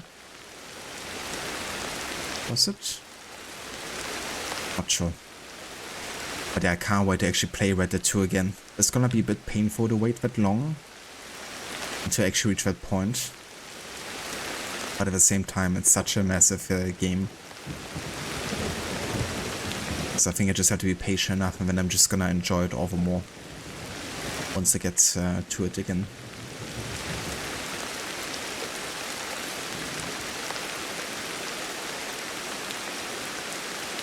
I don't know the proper method of catching them, but your dad's way was to stand in the river and throw them to us in the shore. He wore wheeling gloves and dumped them into a bucket. That's pretty cool. Some proper like family teamwork right there.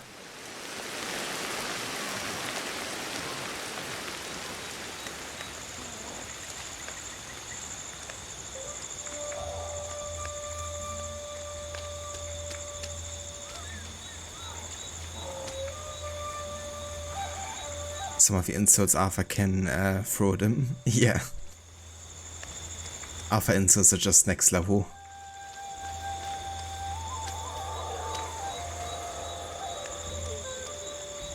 Did your head get swapped for your ass at birth? You're stirring so much shit. I'm surprised your hands ain't stained brown.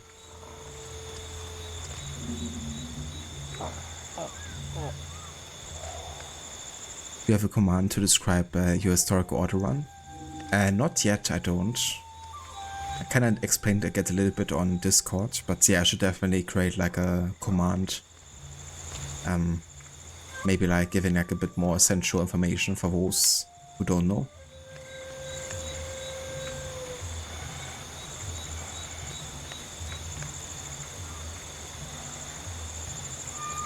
I posted a bit of an announcement in Discord.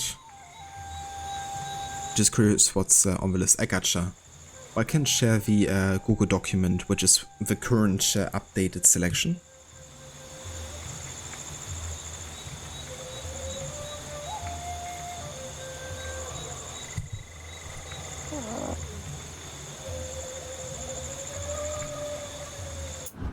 What up? I think I have it.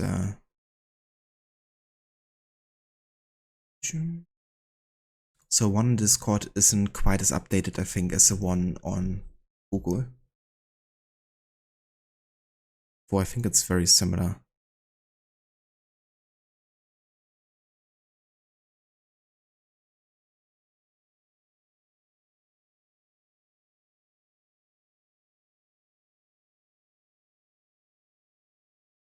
So as you might see, I actually removed AC Odyssey from the list because we would get to it quite soon, and I just recently played it. Now, I might do something like I could technically include maybe the DLC because I haven't played them in my recent playthrough, you know. I'm not sure they really would serve much in regards to like history. You know, because the Fate of Atlantis is more like mythology focused, I guess. And the Legacy of the First Blade, I guess, is, I don't know. Yeah, there's some historical connections, of course, but I guess the primary kind of like thing of a time would be the Peloponnesian War. And I just played it, of course, so not really ready yet to play Odyssey yet again. But I'm thinking about something maybe to fit in there. I was actually thinking about doing the 300 game instead of Odyssey, of a PlayStation Portable. It's supposed to be decent, I guess, for being like a movie game.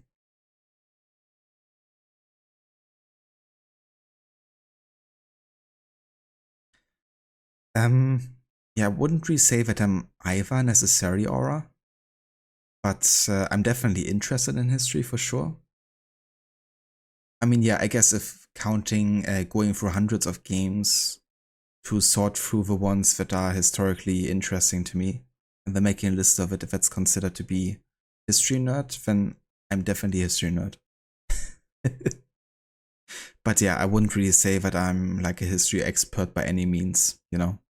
I'm not taking this as an opportunity to kind of like learn about historical things that I wouldn't really know about otherwise. And yeah, I see this more of an opportunity to kind of like learn about it, really. But yeah. Excuses for Odyssey. Yeah, I guess in a way it is an excuse, but I'm not sure if I can bear playing so much Odyssey in such a short time, you know? But who knows, maybe I'm gonna throw in like a DLC or something. But at this point, I wanted to focus more on Egyptian prehistory. So that's why I also chose some games like pre-dynastic Egypt and Pharaoh, that are kind of like more strategy games that have a connection to the ancient Egypt. So when we play Origins, then we're gonna have like a good background for that kind of like, you know, whole time. But yeah. So that list isn't final by any means, right? Like given how long of a project that's gonna be, there's definitely gonna be games that I haven't known about yet or haven't heard about yet that might be suggested, that I'm really gonna be interested in and might add to the list. I also might get rid of some of the picks on the list depending how I feel about them and also how necessary they might be to kind of like get more of an understanding of the historical connections. So yeah, there's definitely gonna be changes to the list as we go through the run, for sure.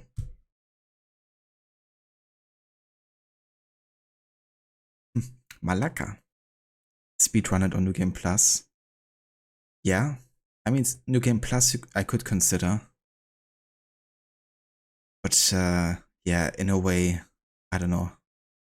I can't sit through the story another time so soon. If I would skip the dialogue options, then yes, but at that point, what would be the point of like playing through it, I guess? Right.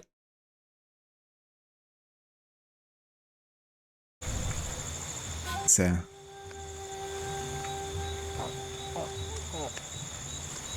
I guess I couldn't have played Odyssey for my No Hut run and then inserted it as part of my historical run.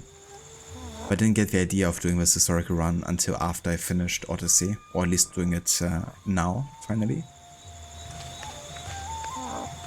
So yeah, I guess Odyssey is just gonna be left out. But that's fine, isn't it? I'm sure people can live with me not playing Odyssey again.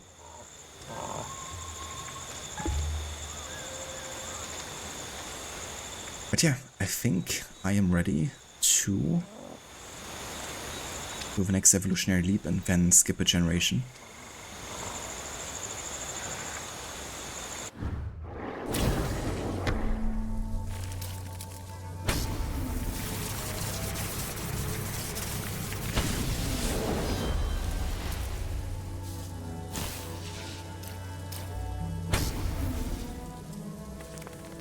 Once connected, it will be possible to stand upright at will to walk a few meters. Heck yeah.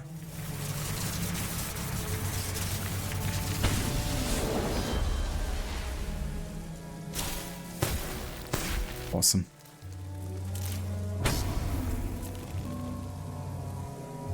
The ability to carry an item using both hands. Nice. So I could like pick up a rock or something, I guess. Potentially.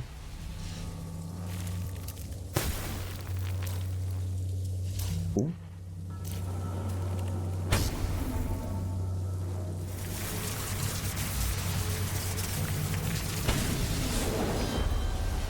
I mean, Odyssey does have a best story.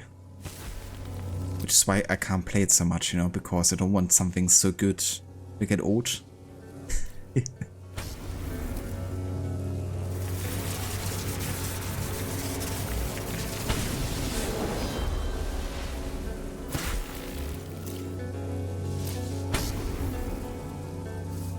It would be possible to ask a particular clan member to approach. Definitely want to increase my communication skills here. They're still quite underdeveloped here on this side. More like a combat and intelligence machine. With a bit of medicinal qualities. Not so much communication.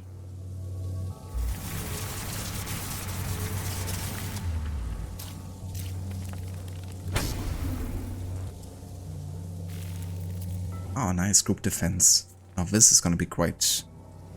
Because I can give like a sharp weapon to a person and they will then be able to attack a predator and defend themselves. Potentially even killing them. I don't have enough neuronal energy here.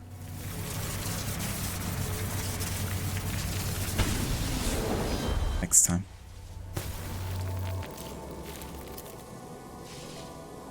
No worries, Schiller. Thanks for being here, dude. I hope you have a good second nap. Definitely hope it helps. And definitely take care as well, dude.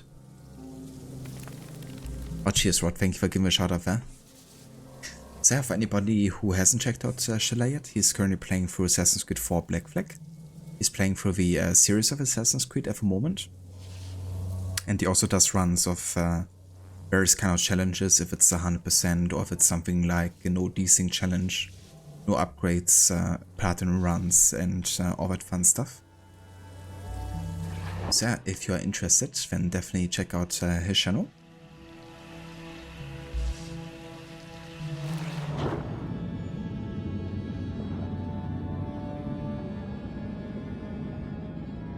Okay, so let's do an evolution leap here.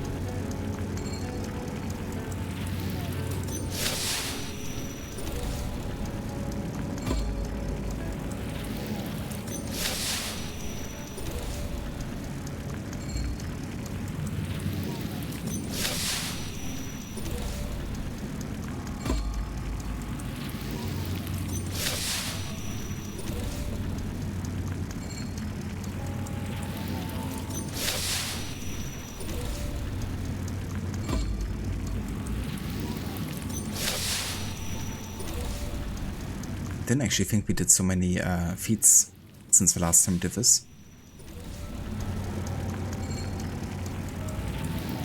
Yeah, that's quite a few years here.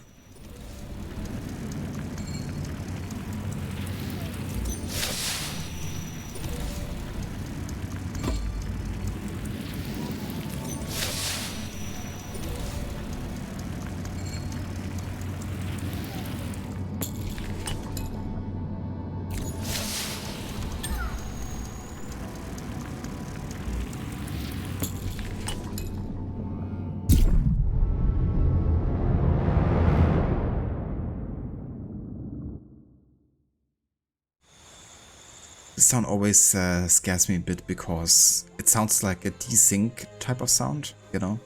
Like, oh my god, like somebody died or something. It's just like, you're progressing faster than science. Which, from a gameplay perspective, is a good thing.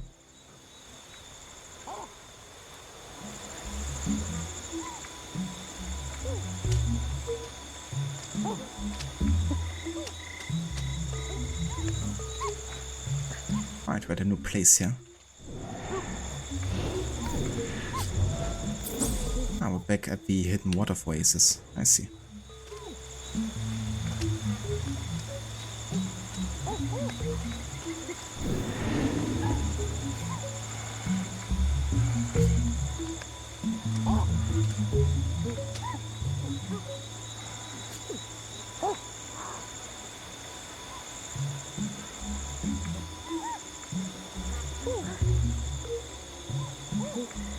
But like this music, it's kind of like inquisitive or something.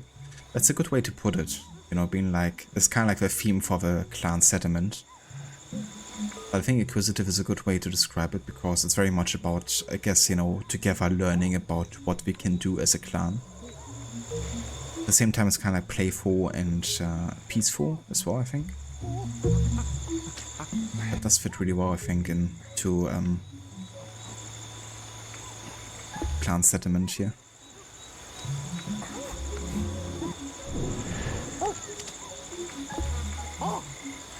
Right, but yeah, I think we are now ready to go to the next generation, which means the current adults will become elders. We don't have any elders, so no one should be dying. And the 4 kids will be grown up.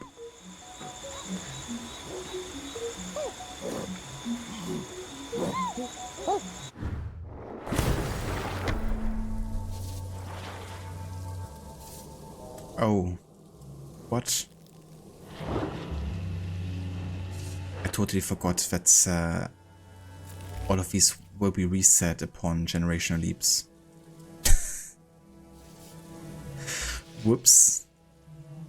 Well, it's not too bad because you don't need a lot of neuronal energy to get enough of 4 skills. Because I can only reinforce 4 for the next generation, so it's not like major deal. I just need to do a couple more things here before I can change my generation. Of course, I want to make sure to have at least 4 points reinforced here.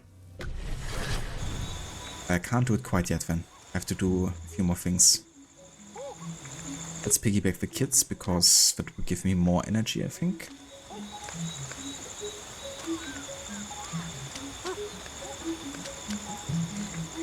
To train our upright walking skill here.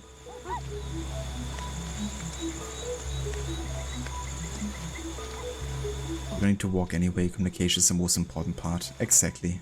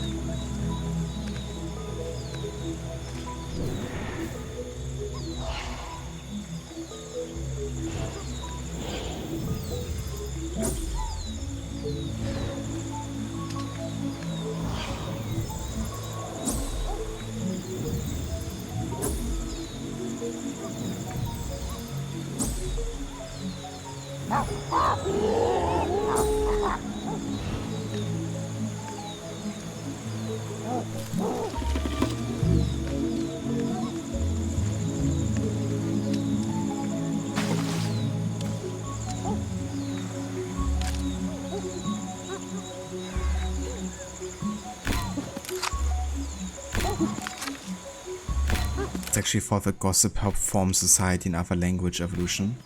It would make sense. you know, any reason to kind of like use language more consistently and more often. And I mean, you know, telling stories, which gossiping in a way also is, would make sense of it to be kind of like one of the major causes of like language evolving.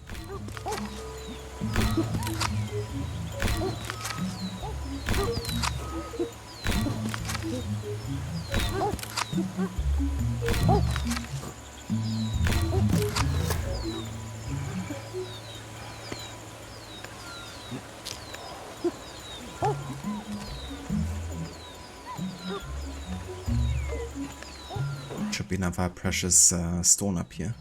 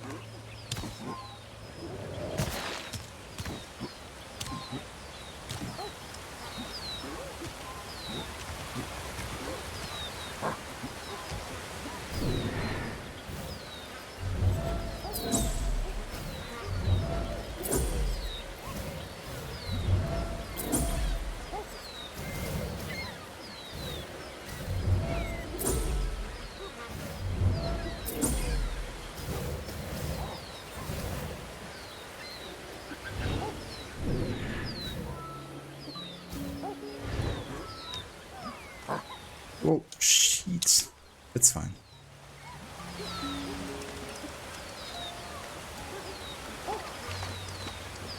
Okay, let's give a precious stone to one of the clan members here.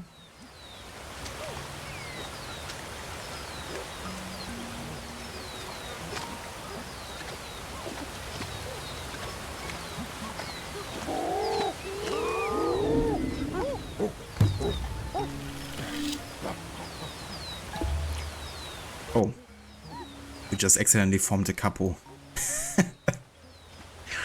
That's funny. Just by giving a precious stone, he was like, "You wanna marry me?"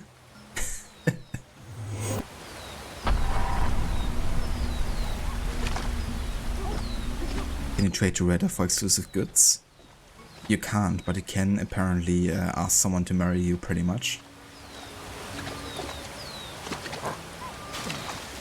Also, hey, the Gislek, welcome, dude. Thank you so much for the raid. How is it going? How was the stream today?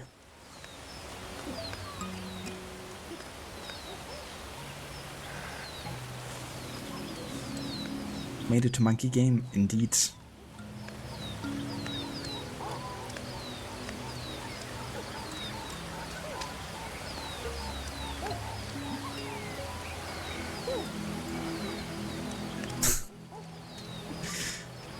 Yeah, how's it going? I hope you had a good time with Gravity Rush. Also, hey there, Catisaurus, welcome in. How is it going?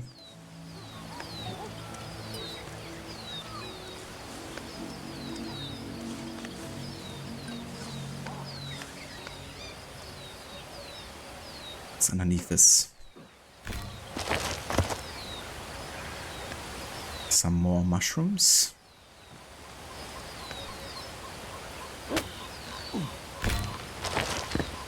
Whoops.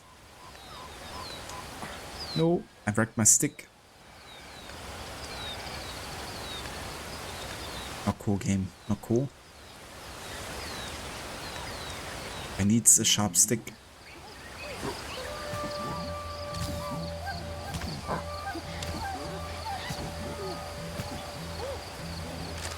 Don't wanna make me angry.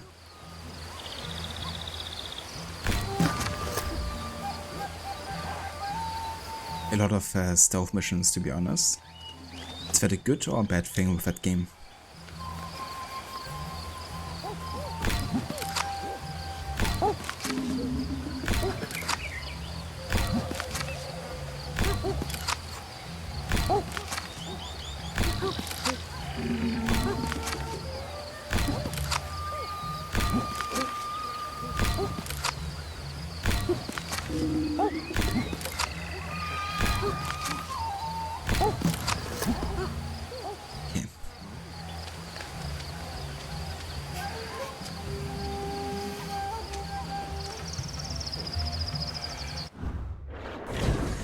just need 4 skills here.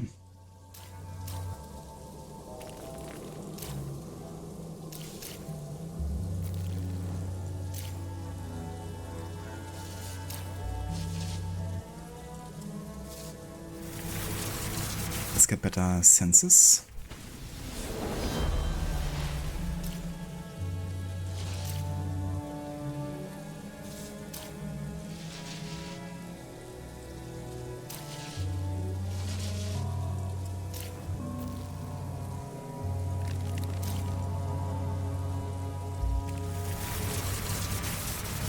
Not sure if it reaches fully here. Okay, it does. I'll just need enough for 2 more skills and we can do the generation leap here.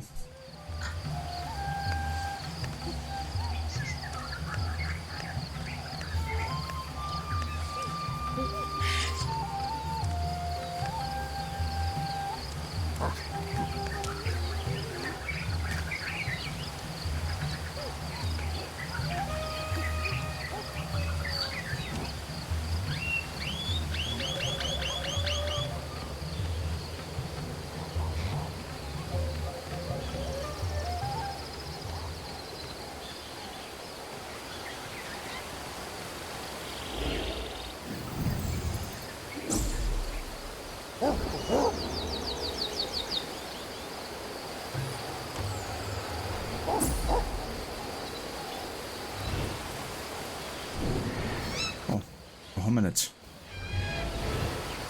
Let's see how we can help a person.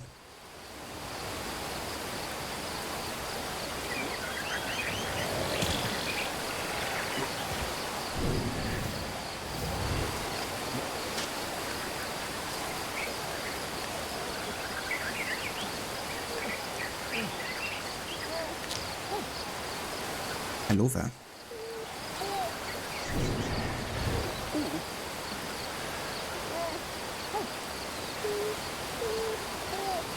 Seems like it has a broken bone or something.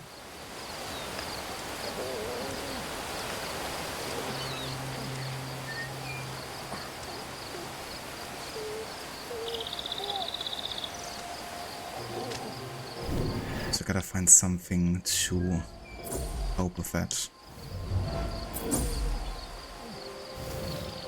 It's a bit unfortunate I just lost all of my skills basically by doing the evolutionary leap there.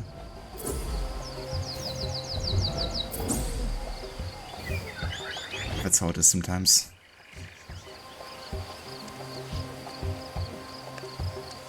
Still relearning some of the mechanics and how they work in this game.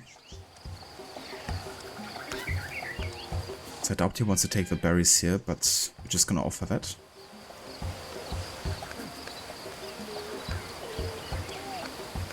Obi-Wan Shipnobi. A distant cousin of Chimp Lee. Yeah, we don't want that.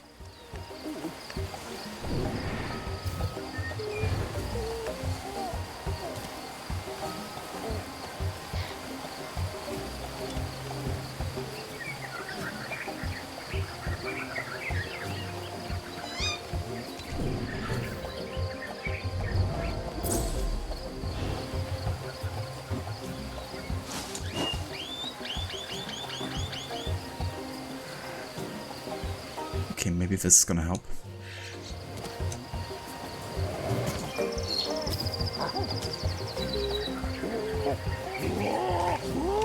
Nope. Oh, let me just apply that to myself then. If you don't want it. Anything a Missus could do for you.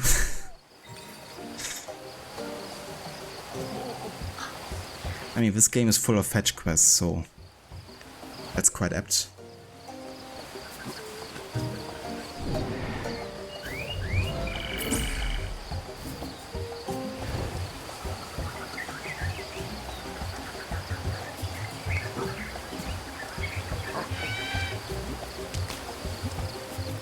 Okay, how about this?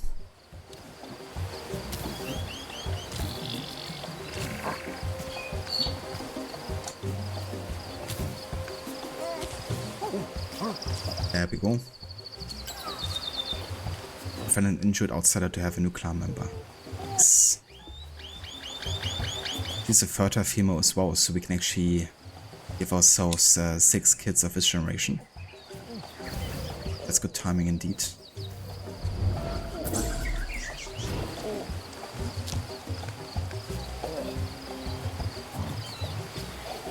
She still has broken bones, right? Yeah.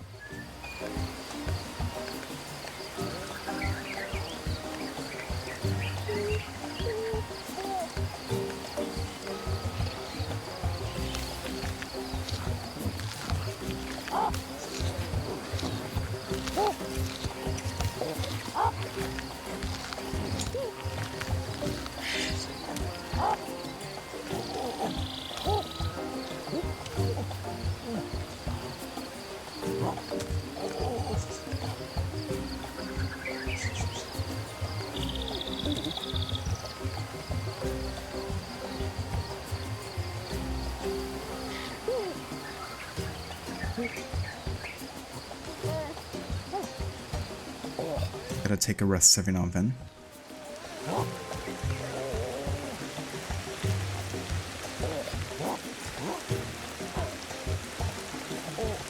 And this is gonna be a risky jump.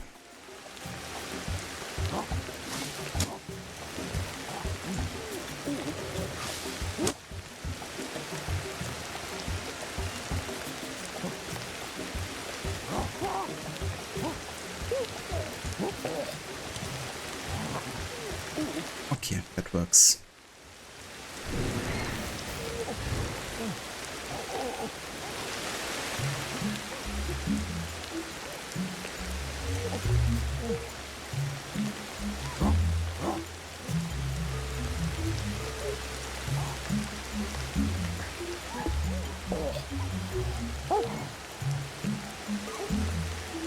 Okay, so you is still an adult male with a single, so we can definitely bond here.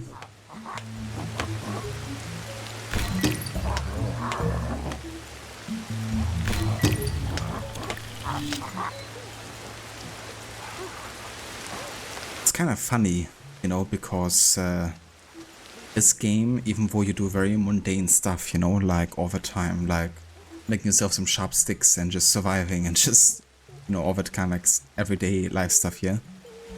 And still, the time flies playing this game, I have to say. Like more than playing Odyssey for me, for instance. Because I'm never sitting there and just, you know, kind of like feel like, okay, I just want to get past this part now of like a cutscene or whatever and do something extra fun. This game kind of keeps you constantly engaged, you know. That's actually something that was quite important to the creative director of this game. Also with the early AC games as well. They never wanted you to stop playing in a way, you know. They did it with AC1, for example, with the enemies. Or at least with AC2, they did it with the enemies loading. Where I could actually move around and still play, technically.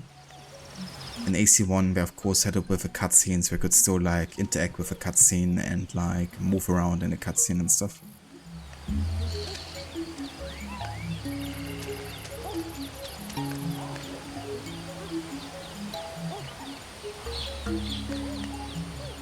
I think this like constant engagement in this game is kind of like something that makes the time fly much faster, and also the amount of stuff you have to think about and do.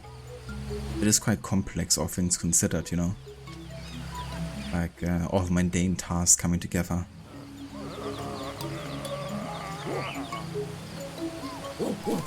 But yeah, enough of that. Let's have some sexy time.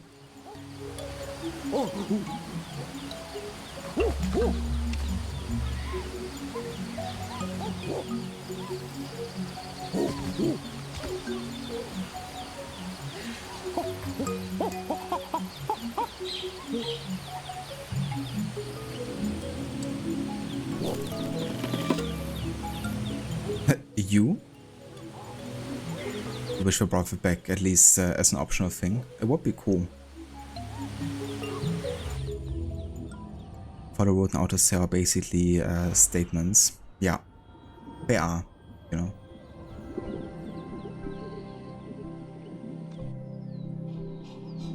Because you don't really want people who to kind of like actively do the traverse anymore. You want them to have like a sandwich in one hand, the controller in another,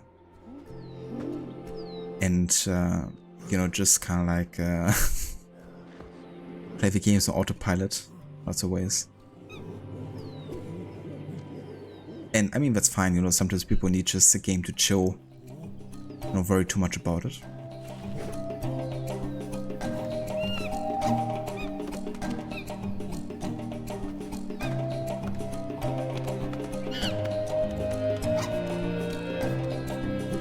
But to enjoy moving cameras in games, even if it's just to have different angles and something, like especially when a character is speaking about certain things, it's good to see their face, for sure.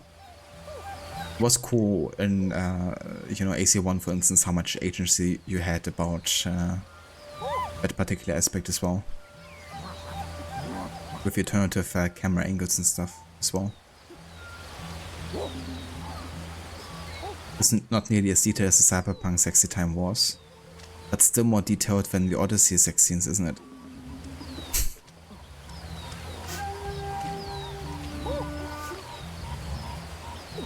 You at least see something of the screen. It's not like entirely blacked out.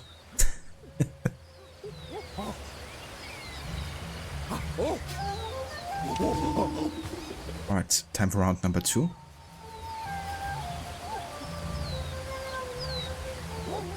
It's like fade to black and done. That's how it is.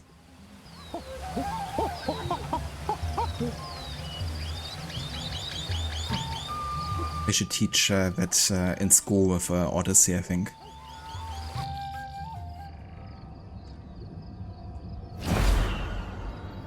Okay, not gonna watch that cutscene again.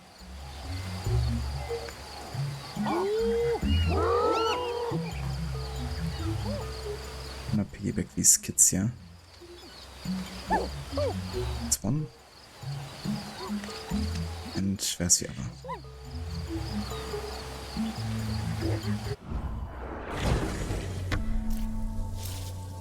So now that I have 6 kids, I now need 6 skill points to reinforce here.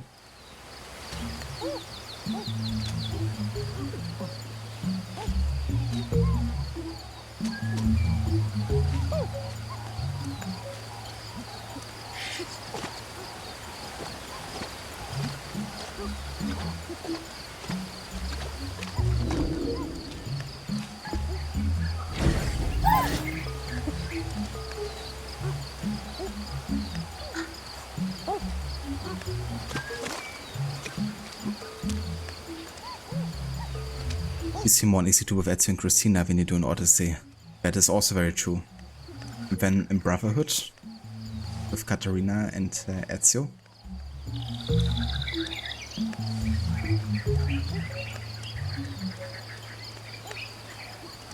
I mean, to be honest, I don't really need that in AC games. But still, you know, the fact that they chose actively to have romances and lots of, like, you know, romantic encounters like that. And kind of like, you know, just make it like as a gimmick of sorts, like why even have it in the first place, right? I just don't straight up need it. Like that at least. I think it was good in Valhalla, like it was a good step in the right direction, I think, to like make it more like relationships with characters you kind of like start to care about. And have like at least a few missions with them, you know, like that are kind of like focused on building a relationship with them personally. And just like fling of sorts. But even then, in Valhalla I didn't really need it either. Just make it like part of a story if it's supposed to be.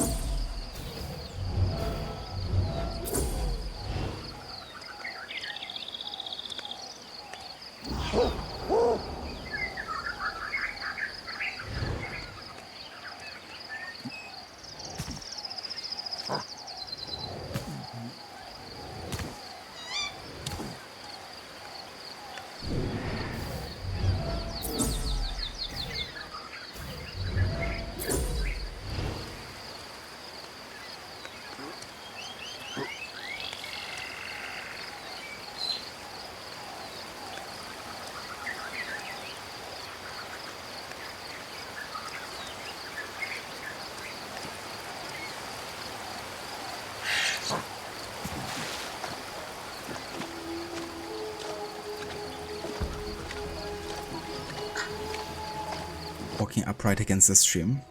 If that isn't a proper workout, then I don't know what is.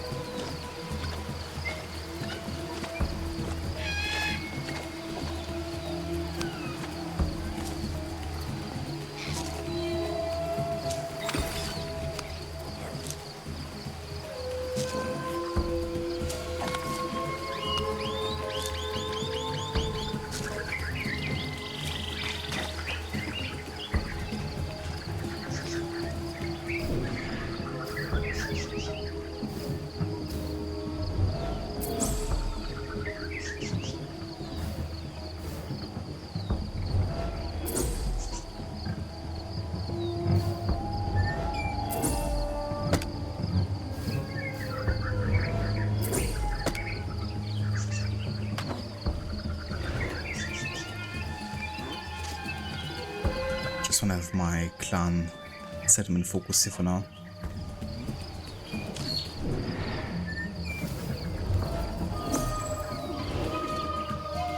Something new here.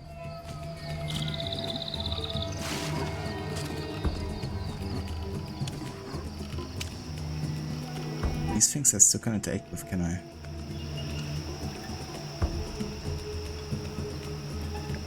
Also, it's like thorns on them. I don't remember exactly how we could use these.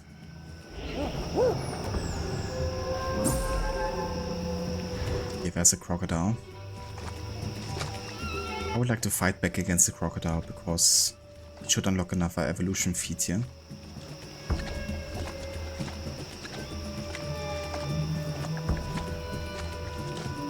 I'm gonna actively seek that croc out here.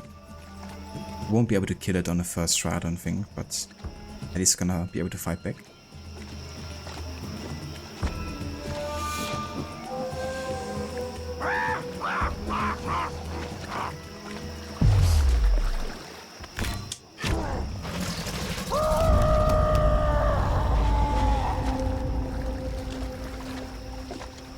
Oh, never mind. It seems I already have attacked the crocodile before. I forgot. Requiescat in pace. Requiescat in pace. Oh, it still survived for now.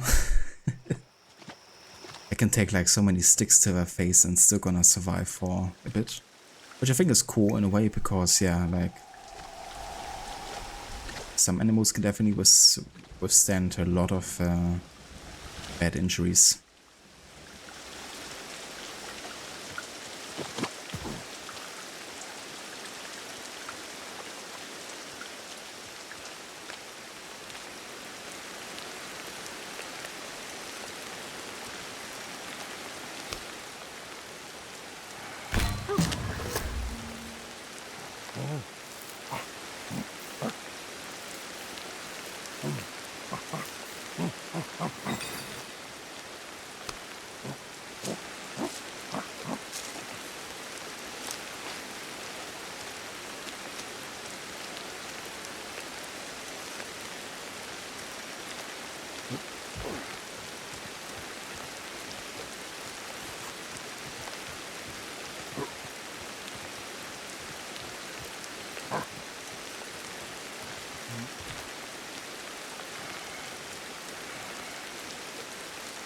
Mirage was refreshing not to have romance options. It definitely was, you know. I didn't really wanted to have to worry about that in another AC game as well. I think twice was enough for now.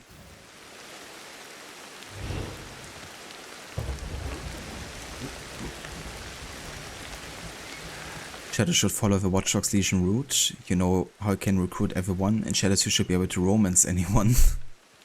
Imagine that though. I wouldn't put it past you back to kind of like make it a whole like romance simulator or whatever.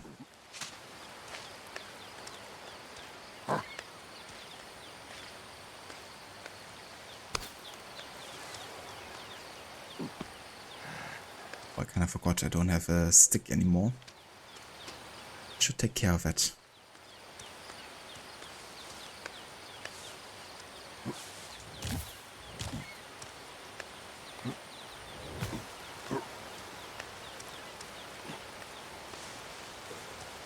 Requiescat chimpanzee.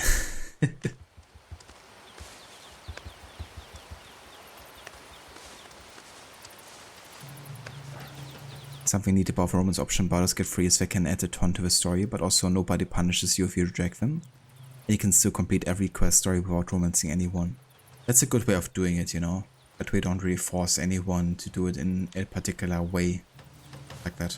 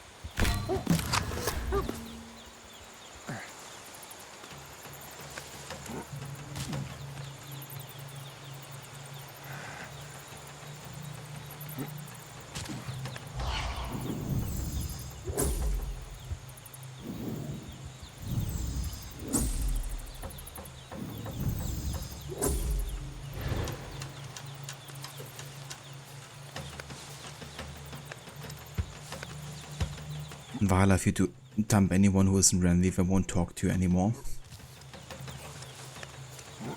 Yeah, at least in regards to that, right? I guess thinking about Brodir and Broda, whatever they were called. One of them, I guess you could reject and then they would still appear to help you later. But definitely more of a rare case, isn't it?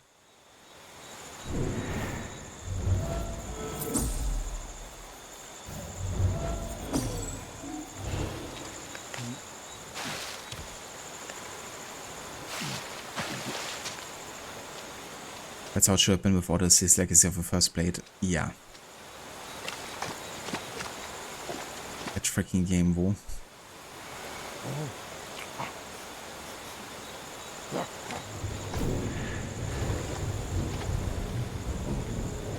Is that another fishing opportunity?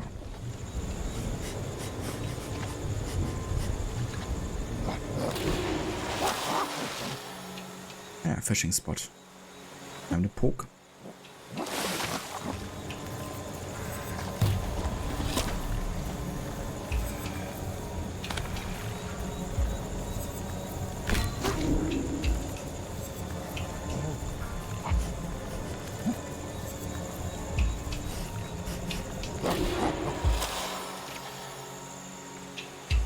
Bass.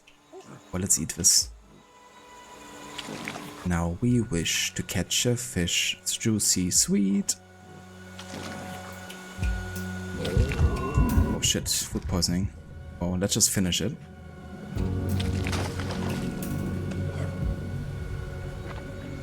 I'm gonna trip out on some fish here.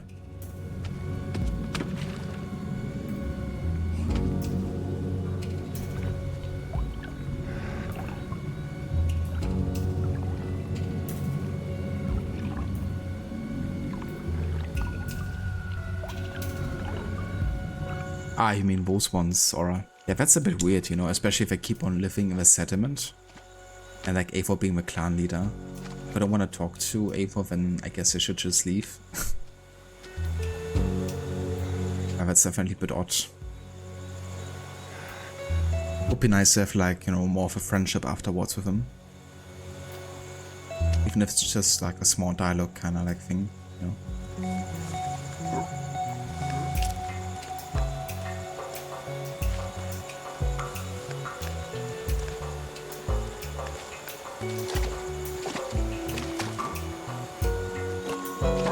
No 170 will have Alpine-inspired shores and shores of Roman province.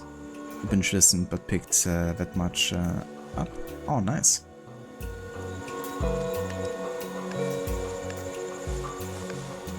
That game is supposed to come out next year, isn't it?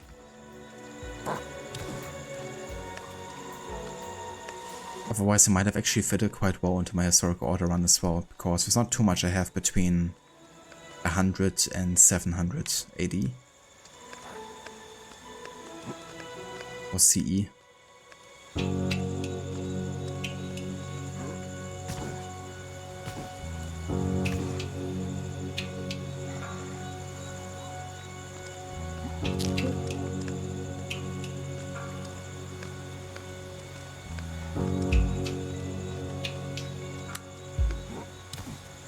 Gislek, I was actually meaning to ask you, but have you played the Total War games?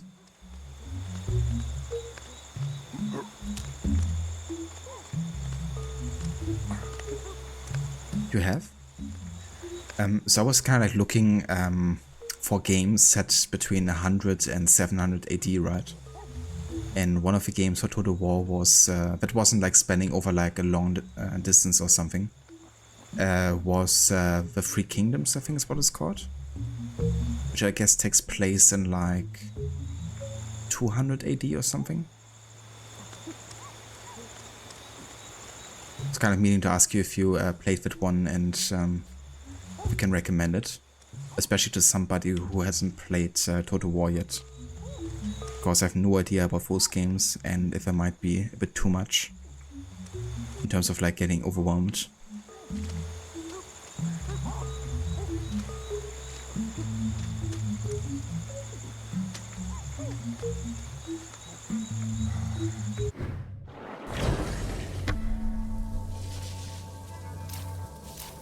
I'm gonna get some basic skills that hopefully don't take too much energy here.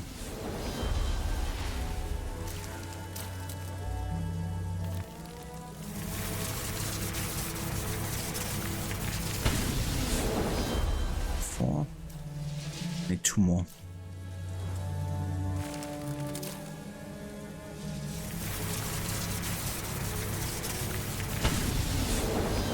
That might actually work.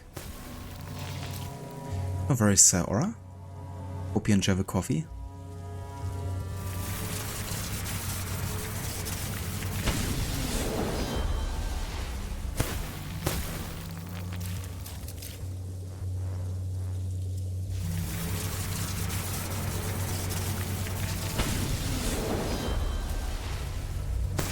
Right, time to lock some points in.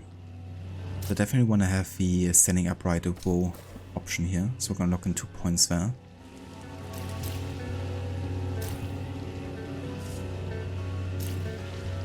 Let's lock in this one too, evaluation speed.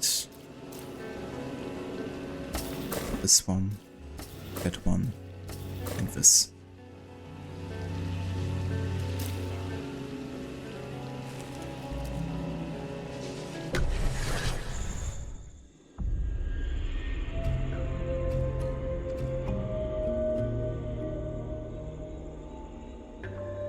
It's inspired by the novel, it's simple enough to get into. You think you'll probably be fine, probably. Every day has a bit of a different playstyle. I see. I'm gonna look a bit more into it. Because unfortunately in that time, like late classical era, I guess, like leading over to medieval times, there haven't been too many games, I guess, set in a very particular setting that I was like, oh yeah, I gotta play this. But that certainly looked interesting to me, so...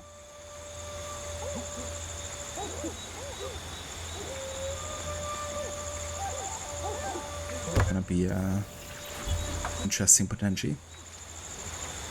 Okay, so the adults have become elders. And the kids have become adults.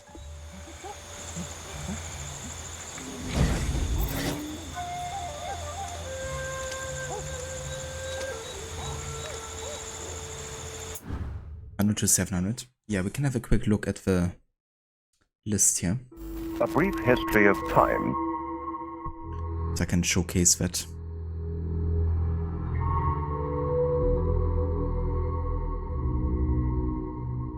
Okay, so We have at 10,000 BC to 0 B or 1 BC kind of covered quite well, I would say, with primarily Egyptian and Roman history. And then the last game is kind of like in 100, I guess, with Horrible Histories, Ruthless Romans, which is based on a comedy educational TV show from the UK. And then the next game after that would be in the 700s with Hellblade. So there's quite a gap I have here. At any game I kind of looked up in that time frame, I don't know, wasn't really something I was like particularly interested in. Except of course for the Total War game. The Kingdoms. Hold up. Copy that.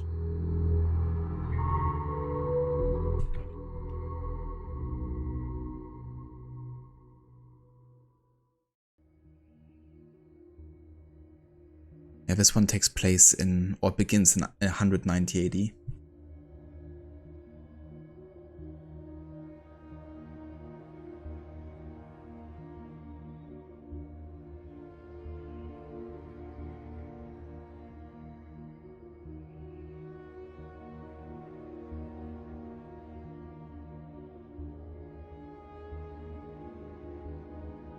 Rod, there's an old NES game called North and South about the Civil War.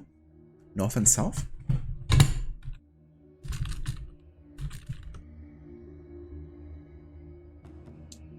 The blue code's not North and South?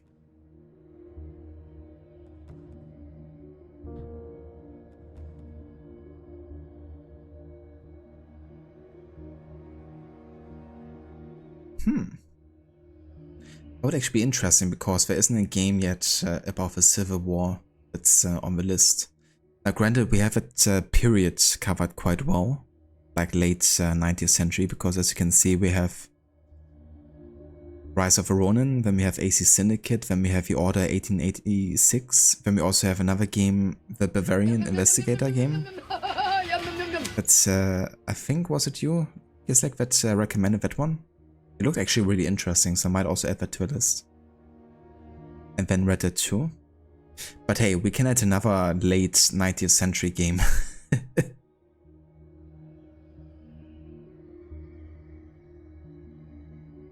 Haven't thought about the game for years, remember renting it as a kid? Nice. I haven't heard ever about that game. 1989, so that's quite old actually. But yeah, I'm gonna check that out for sure.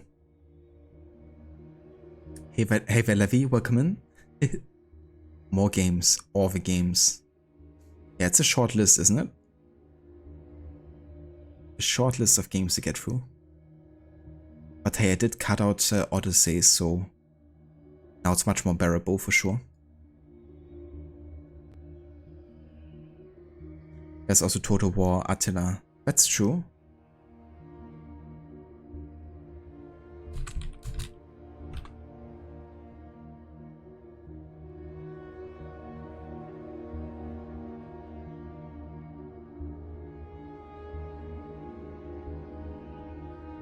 Begins in 395.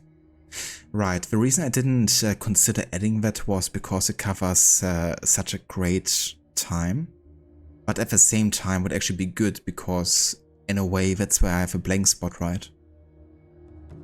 I mean, yes, technically this is in the 700s, but it would technically fit in quite well in that gap for the War Attila. Yeah, the thing is, I'm not really that big into strategy games, you know? So I'm kind of like thinking about how many I really want to have on that list if don't want to spend like too much time with it. But maybe, you know, who knows, maybe I'm gonna fall in love with these types of strategy games. It could be. But given it's really about a transitional period from classical Rome to Middle Ages, it's exactly what I'm kind of like missing. So this could be definitely something I could consider, maybe instead of Three Kingdoms, considering this one takes place over a short amount of time. Or maybe I'm gonna play both Total War games. I'm gonna make some research and think about it. But yeah, I think both are great great candidates here to fill in that gap that we have, for sure.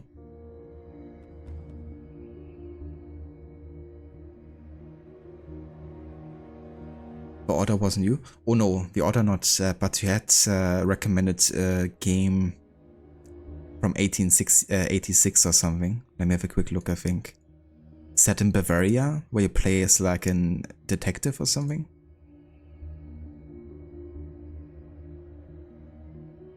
I think it was you.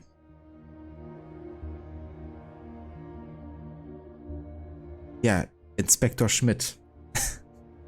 A Bavarian Tale. That's it, 1866.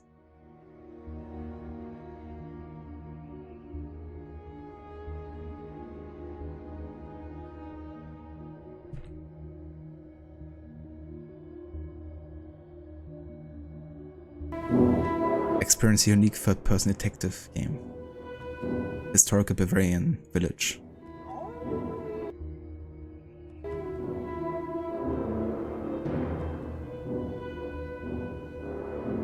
Use your skills.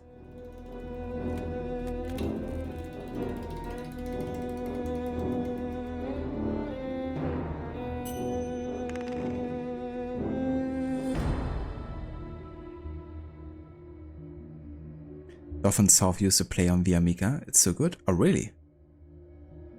Nice. I'm gonna definitely check that out as well.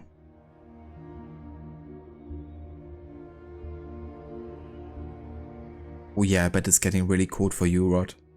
It's like basically on the pinnacle of coldness currently, isn't it? Meanwhile, over here it should be super warm, but it's actually quite mild. Which I don't mind personally, because, I mean, it's like decently warm, of course, especially in the sun, but for like summertime here in June, July, you know, it's like pretty decent.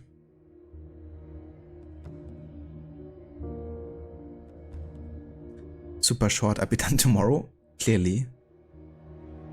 I'm gonna be done in no time.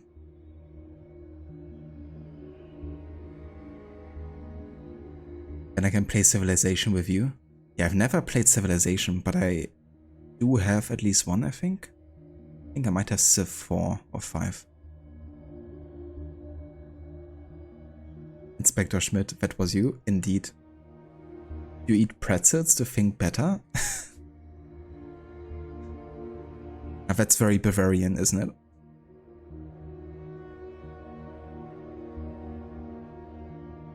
It's like eating Käsespatzen to get smarter. Confirmed. Exactly, Levi. I mean, if someone can confirm it, it would be you or Kobe.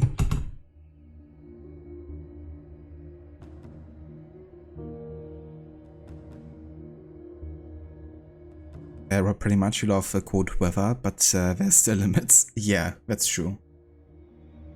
Don't want to get to a point where you really feel like you're shivering or something, you know? That isn't pleasant whatsoever.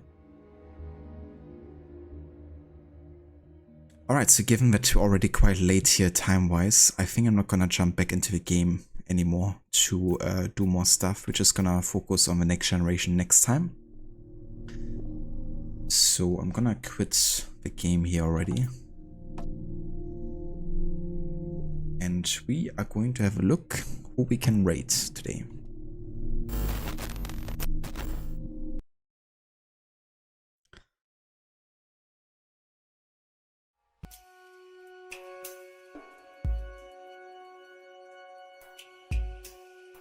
Can't think of any games set in medieval China that aren't either high fantasy or free kingdom based.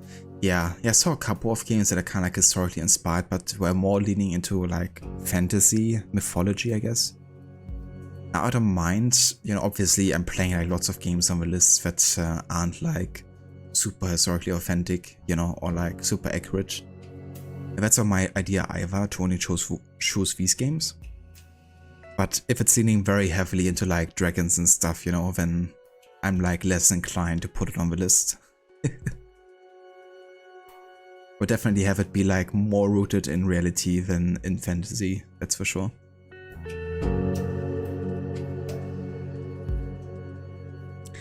No worries, Rod, thank you for being here, dude. Thanks also again for the raid earlier. Thanks also for the raid, Gislek as well earlier, and Miso.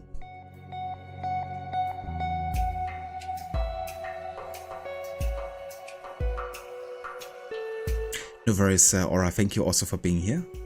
Catch you next time.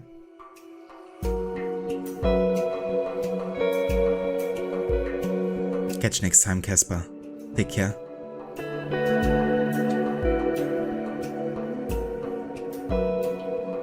What do you mean dragons aren't real? Hey, maybe they are. Just the next evolutionary stage.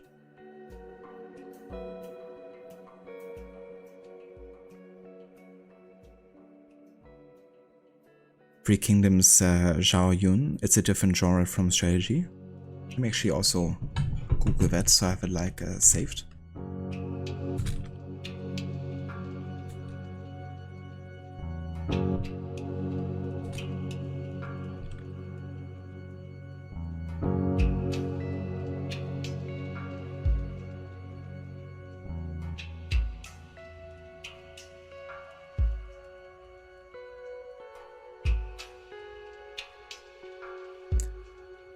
Oh yeah, also Eastern and Dynasty. Alright, cool. Thank you for the recommendation, Gislek.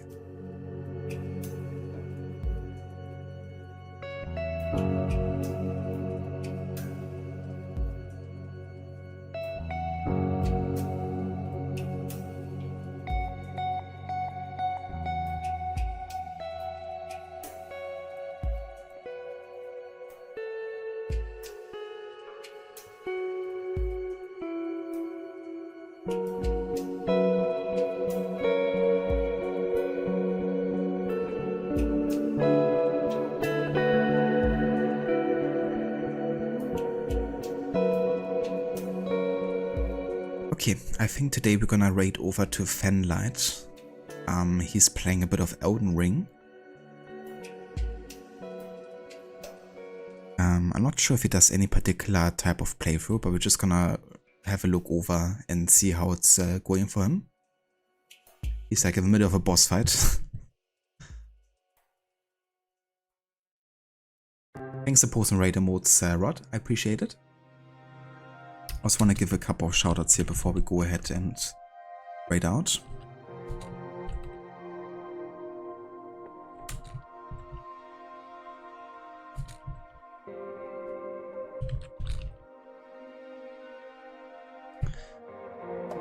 I want to highly recommend checking out Rod, Gislek and Miso Soup. Rod has been playing some AC Chronicles India. He's working on finishing his 100% playthrough of that, and he's also going to be playing Chronicles Russia next, I believe. Gislek has been playing some Gravity Rush too. He's also a big fan of AC games as well, and anything in regards to history. And Miso Soup is also playing Assassin's Creed. As you can see, there's a theme.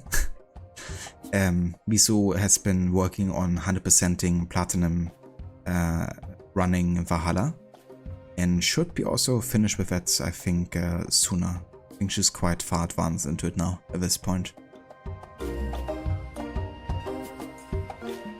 Boss fight, a game about fighting bosses at work. Now there's an idea. Gotta pitch that to Rockstar. Who knows, maybe it's gonna get funded.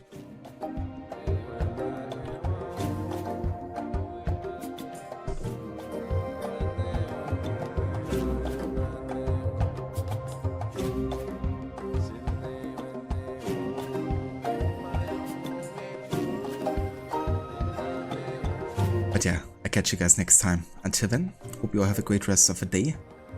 And yeah, thanks again so much for being here as well. Until then.